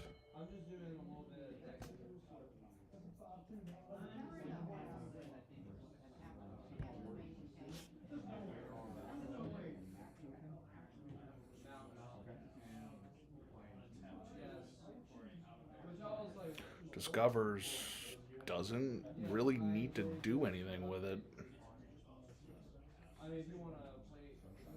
Yeah, this is looking like Max's game, so we might go to game 3 in this. At this point, Bravo might want to concede just to get to game 3. At this point, I would say it's a potential game 3. And again, Bravo does have more cards in hand, and he has more things to do, especially with now that. So he's now going to be able to scry, draw, get 3 treasures.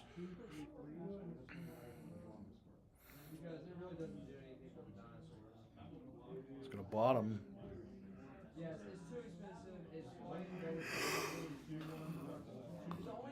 Draws a land for turn, but you know, he's got a lot more things in his hand to play with.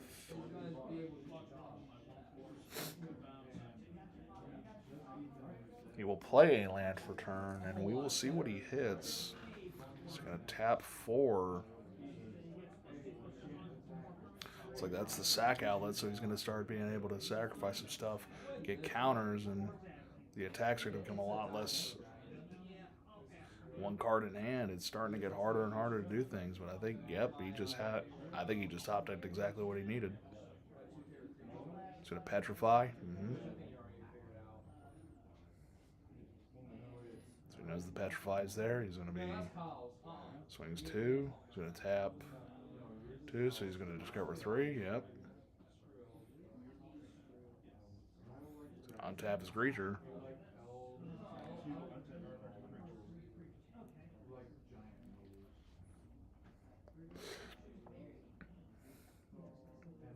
Unfortunately for him, the big problem with the Sunborn, the Capretti Sunborn, is that it's just giving him really good card advantage. A little bit more card advantage he's probably anticipating.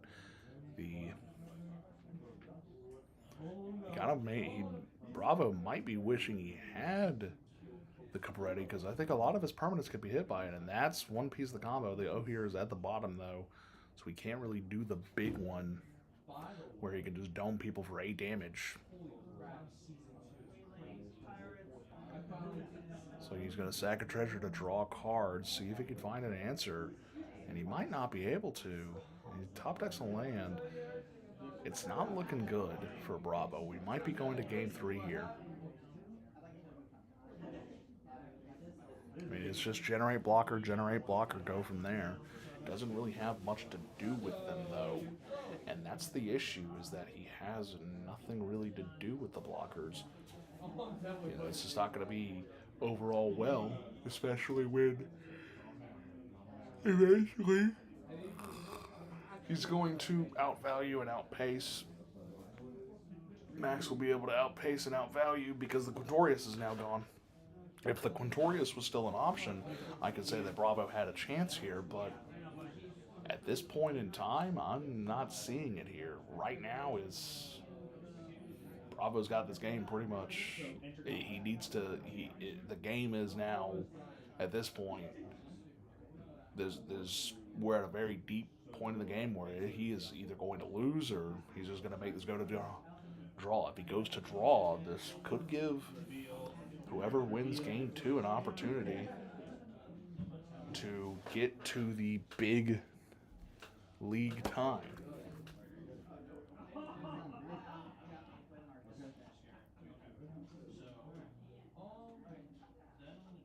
actually going to get rid of this.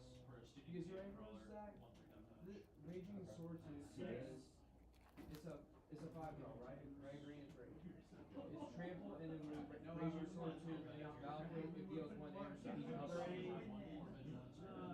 I'm not wanting to destroy my own creatures. So you're gone. You're out.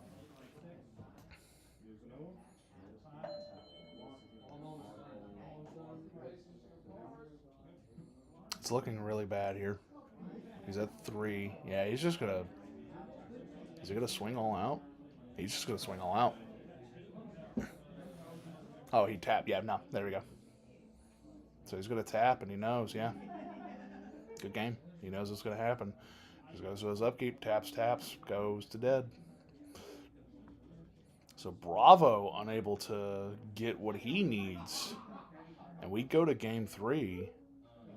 This is turning out exactly kind of how I thought it was going to be. Both decks are doing what they want to do, but it's just about who gets there first.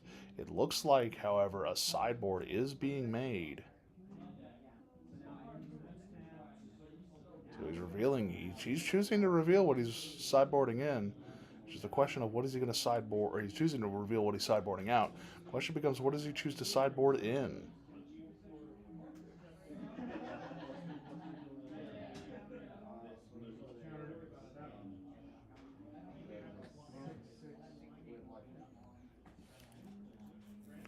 Bravo versus Max going to game 3.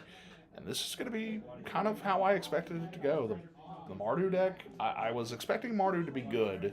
I was not expecting it to take over 2 of the top 3 positions.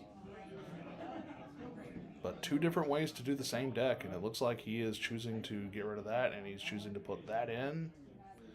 Unknown card to the opponent, so he doesn't know what he has. So we're going to see how we get to game 3. Bravo will be going first this time around.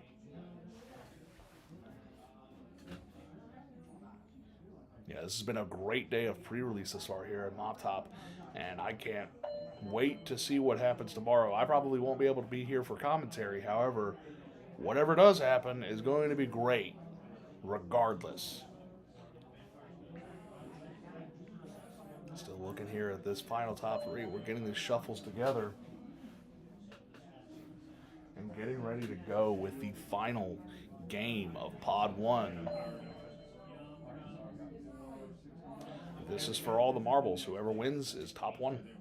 Unless there's some shenanigans that happen in Pod 2 that cause some really interesting things that could be upset. Nobody's really gone undefeated. Somebody has lost a game once.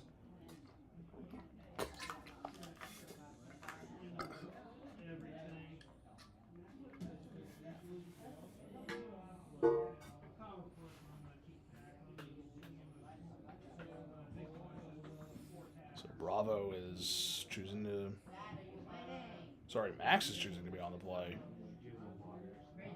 Oh, no. I'm just going mine. Yeah. Max choosing. Max on the draw. Yeah. So Bravo playing his 2 lands, and looks like he's able to at least fetch out his mountain if he needs to. So he can get to that red mana. It's just about getting to the Quintorius and having it not be removed. He is going to go fetch, probably fetching mountain.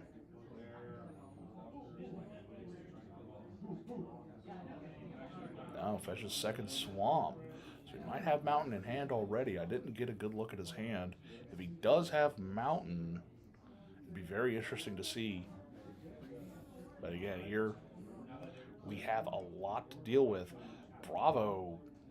So again, Max and Bravo are playing pretty much the same type of deck, which is Mardu, but very different ways of Mardu. Max is a red-white base with a black splash.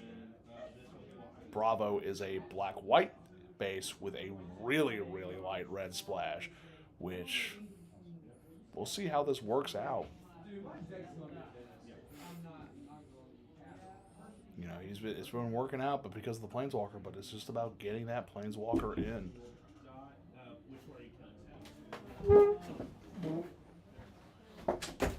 Yes. Hey, are you working here? No. Okay, never mind. Appreciate it. Yes, I do not work for Mop Top and Beardy. I'm just doing commentary because I enjoy this. This is fun. Turn 2 play here.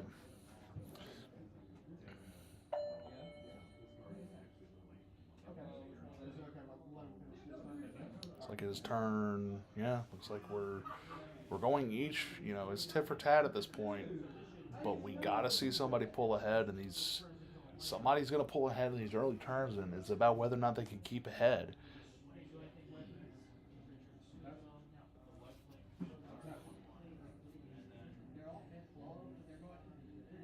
Whoever keeps ahead in this game is gonna be, and there is. Looks like Bravo did miss land drop, which is really important actually. Does get treasure though. No, he's not missed land drop. He just chose to play land. This is real. He is getting ahead at this point. Down at 22, grabbing basic planes. So at this point, Bravo is getting a little bit ahead. Max is a little bit behind now. Looks like this is an end step. No, this is a main phase.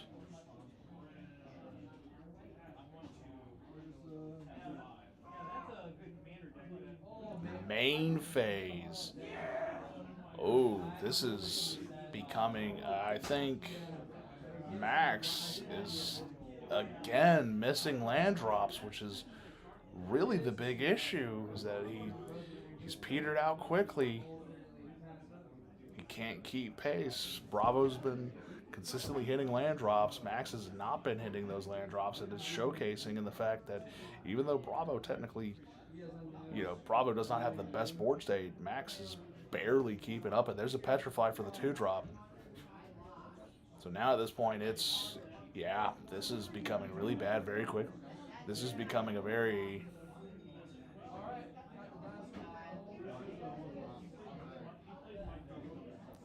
This is becoming very, very rough for Bravo. Or sorry, for Max, actually. Bravo is really in the driver's seat right now, and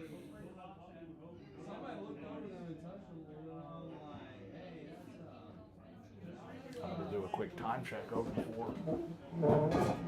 the board.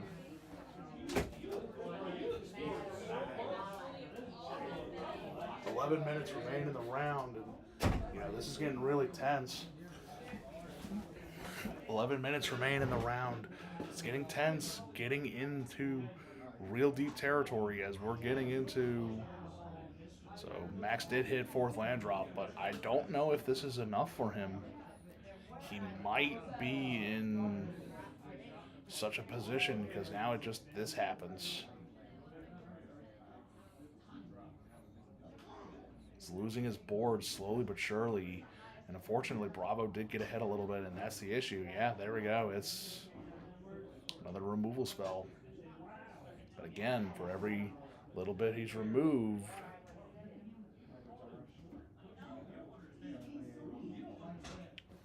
Bravo is still just as ahead. Especially with the craft. He can just simply craft this artifact out and he can just have a really good board if he wants to.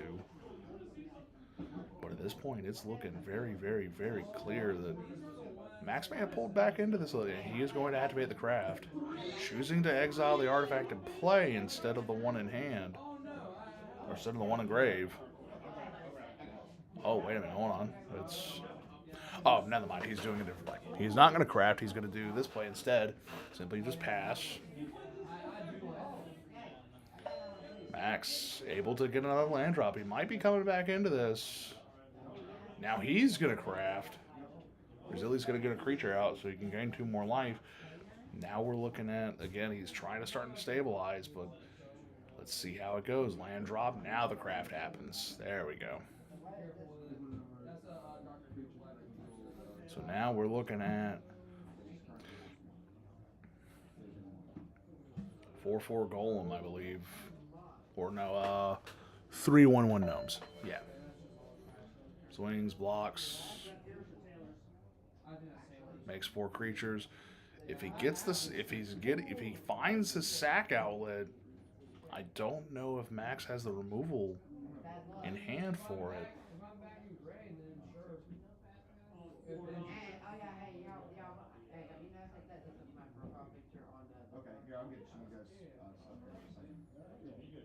We're going to see an Explorer reveal top card. It looks like he's going to keep it on top as a good way to have another answer. But again, it's like Max is beginning to stabilize at this position. Yes, Max is actually stabilizing very well in this position. Bravo may have run out of gas. And that's kind of that is really the big thing, is that one player has run out of gas, but maybe we haven't seen the rest of it.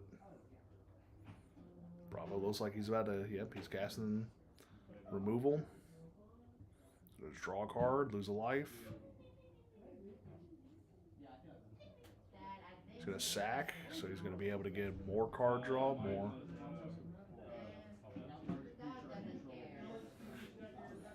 And that is almost 3 land tap decks, I was about to say. Like 3 land top decks. Bravo thinking real hard, and he is going to swing, and he'll block 2 of them, and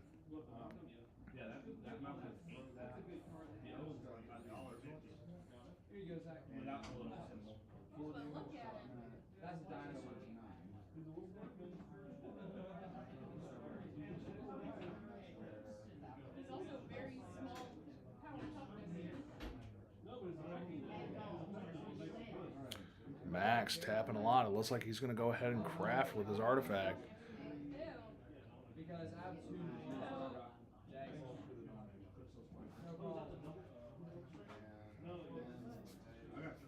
So are you going to build like a dino deck now?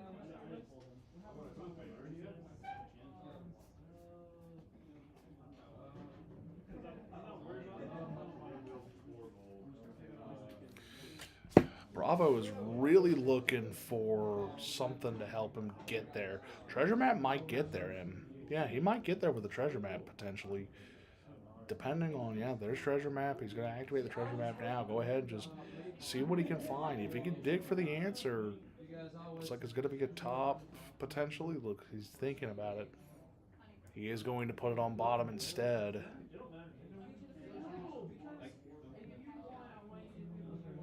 Plays land for turn. Might, yep, he is going to explore, targeting one of his 1/1s. Reveals top card of his library. It is a creature. I would probably, yeah, he's going to bin it. No need to.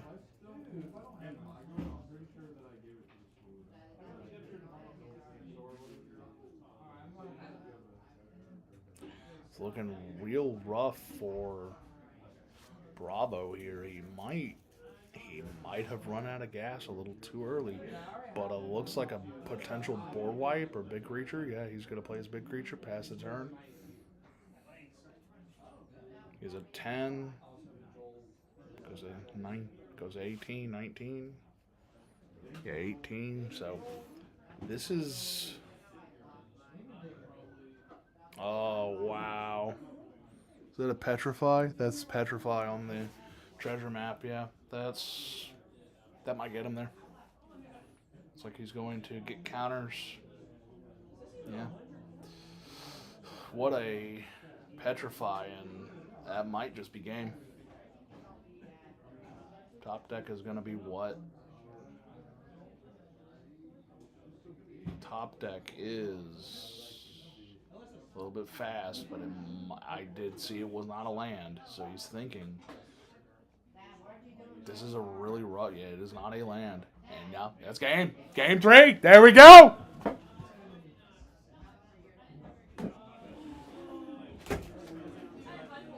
There we go. Top 2 Reason. That's what I got from the set.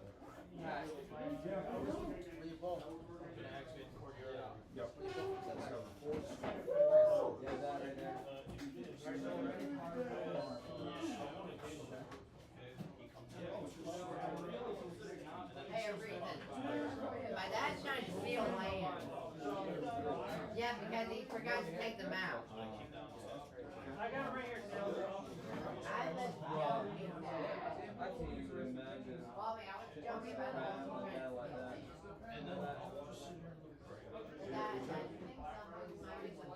I think I would just get murdered. I mean, it's also Gosh, this stuff doesn't fit anywhere. I'll hold on to the other half.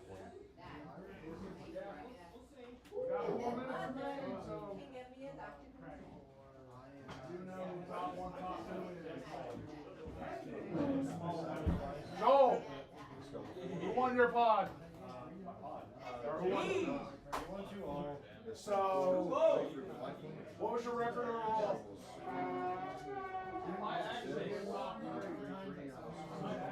Honest? Really? Yeah, bro, you got it. This thing won't fit in the box.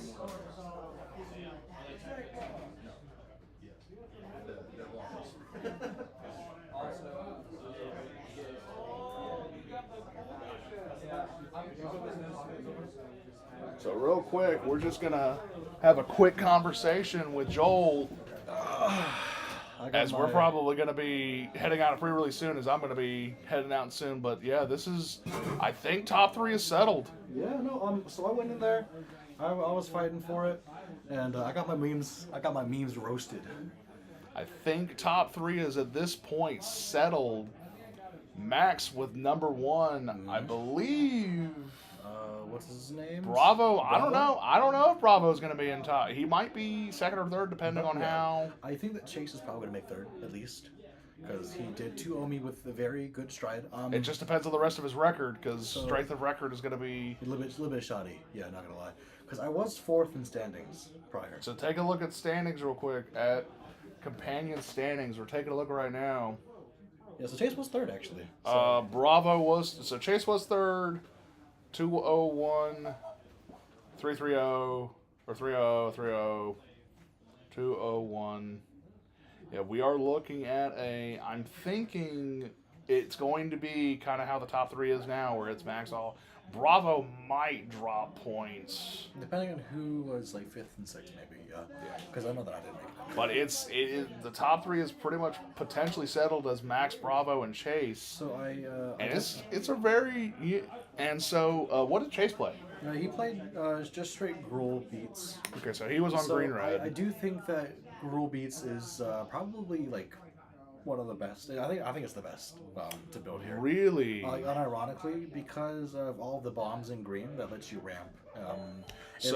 Especially the red cards, like all dinosaurs, they really just feed on each other. So to tell you real quick, top 3, these 2 decks here were pretty much the same color combination. Yeah. They were both Mardu. Yeah.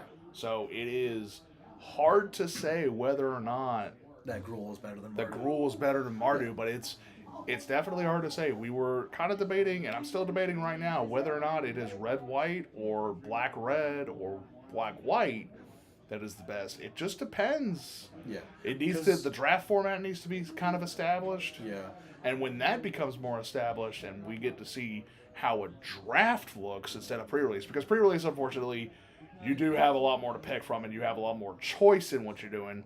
Draft is going to be when we need to see, hey, what's really the best colors in the format. Yeah, 100%. Because I mean, we're probably gonna end up drafting this like next week.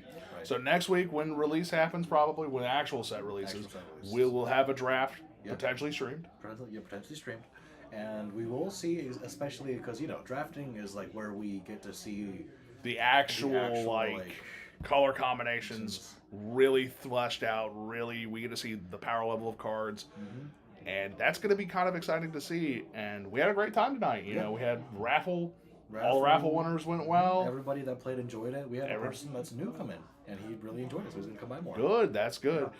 So we're actually going to go ahead and cut the stream now. Of course. We might. Are we on 2 or are we on 3? 1? We're on 3, so I'll go ahead and. That is timer going off. So let me double check and see if there's anybody still playing right now. And I will actually get us a winner announced just in case. So, reason. I don't think anybody's returned. Everybody's game over. I need some scores reported in. Bravo versus Mac. Who won that? I think that 18 Land Gang wasn't bad. 18 Land Gang definitely pulled it through tonight. Got like maybe 5th or 6th, versus but Tanner. Who won that? Yeah, it was pretty nice. What was it? So, 2-1? Other hands. And Justin versus Zach. Who took that one? Not bad at all. You guys have a great night though, because I'm really back. Because I gotta go. Justin 2-0? I got plans. Because right, I am, young. Not according to everybody here. I'm not young. I'm very old according to everybody here. But that's like besides the point, I think. All right. Bye bye.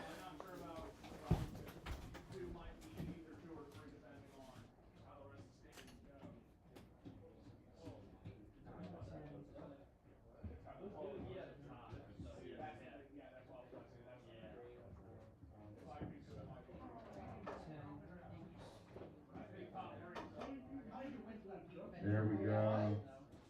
It is so close. All right, so what we have, so Sebastian and Michael both ended up with 9 points. The opponent match win percentage was a difference of 2%. All right. So, Bravo, we're going to award you just like you came in third also on that. All right. All right, so we got Max Oliver in first place, Chase in second place, Sebastian and Bravo. We are calling a tie for third on that. All right. All right, so go ahead, everybody come up and get your regular prizing or your regular participation prizing, and then we will give out the packs for the winners. So again, for those who did not hear, number 1 was Max. Number 2 was Chase, and number 3 was a tie between Bravo and Sebastian, who had the exact same record and only had a slight difference between opponent win percentage, which really, we're going to go in and just call it a straight tie. And that is going to take it for this particular pre-release. I've been Ethan. I've been enjoying this commentary. Hopefully I'll be able to commentate during the draft. I will see you all next time around if I'm here. Thank you and have a wonderful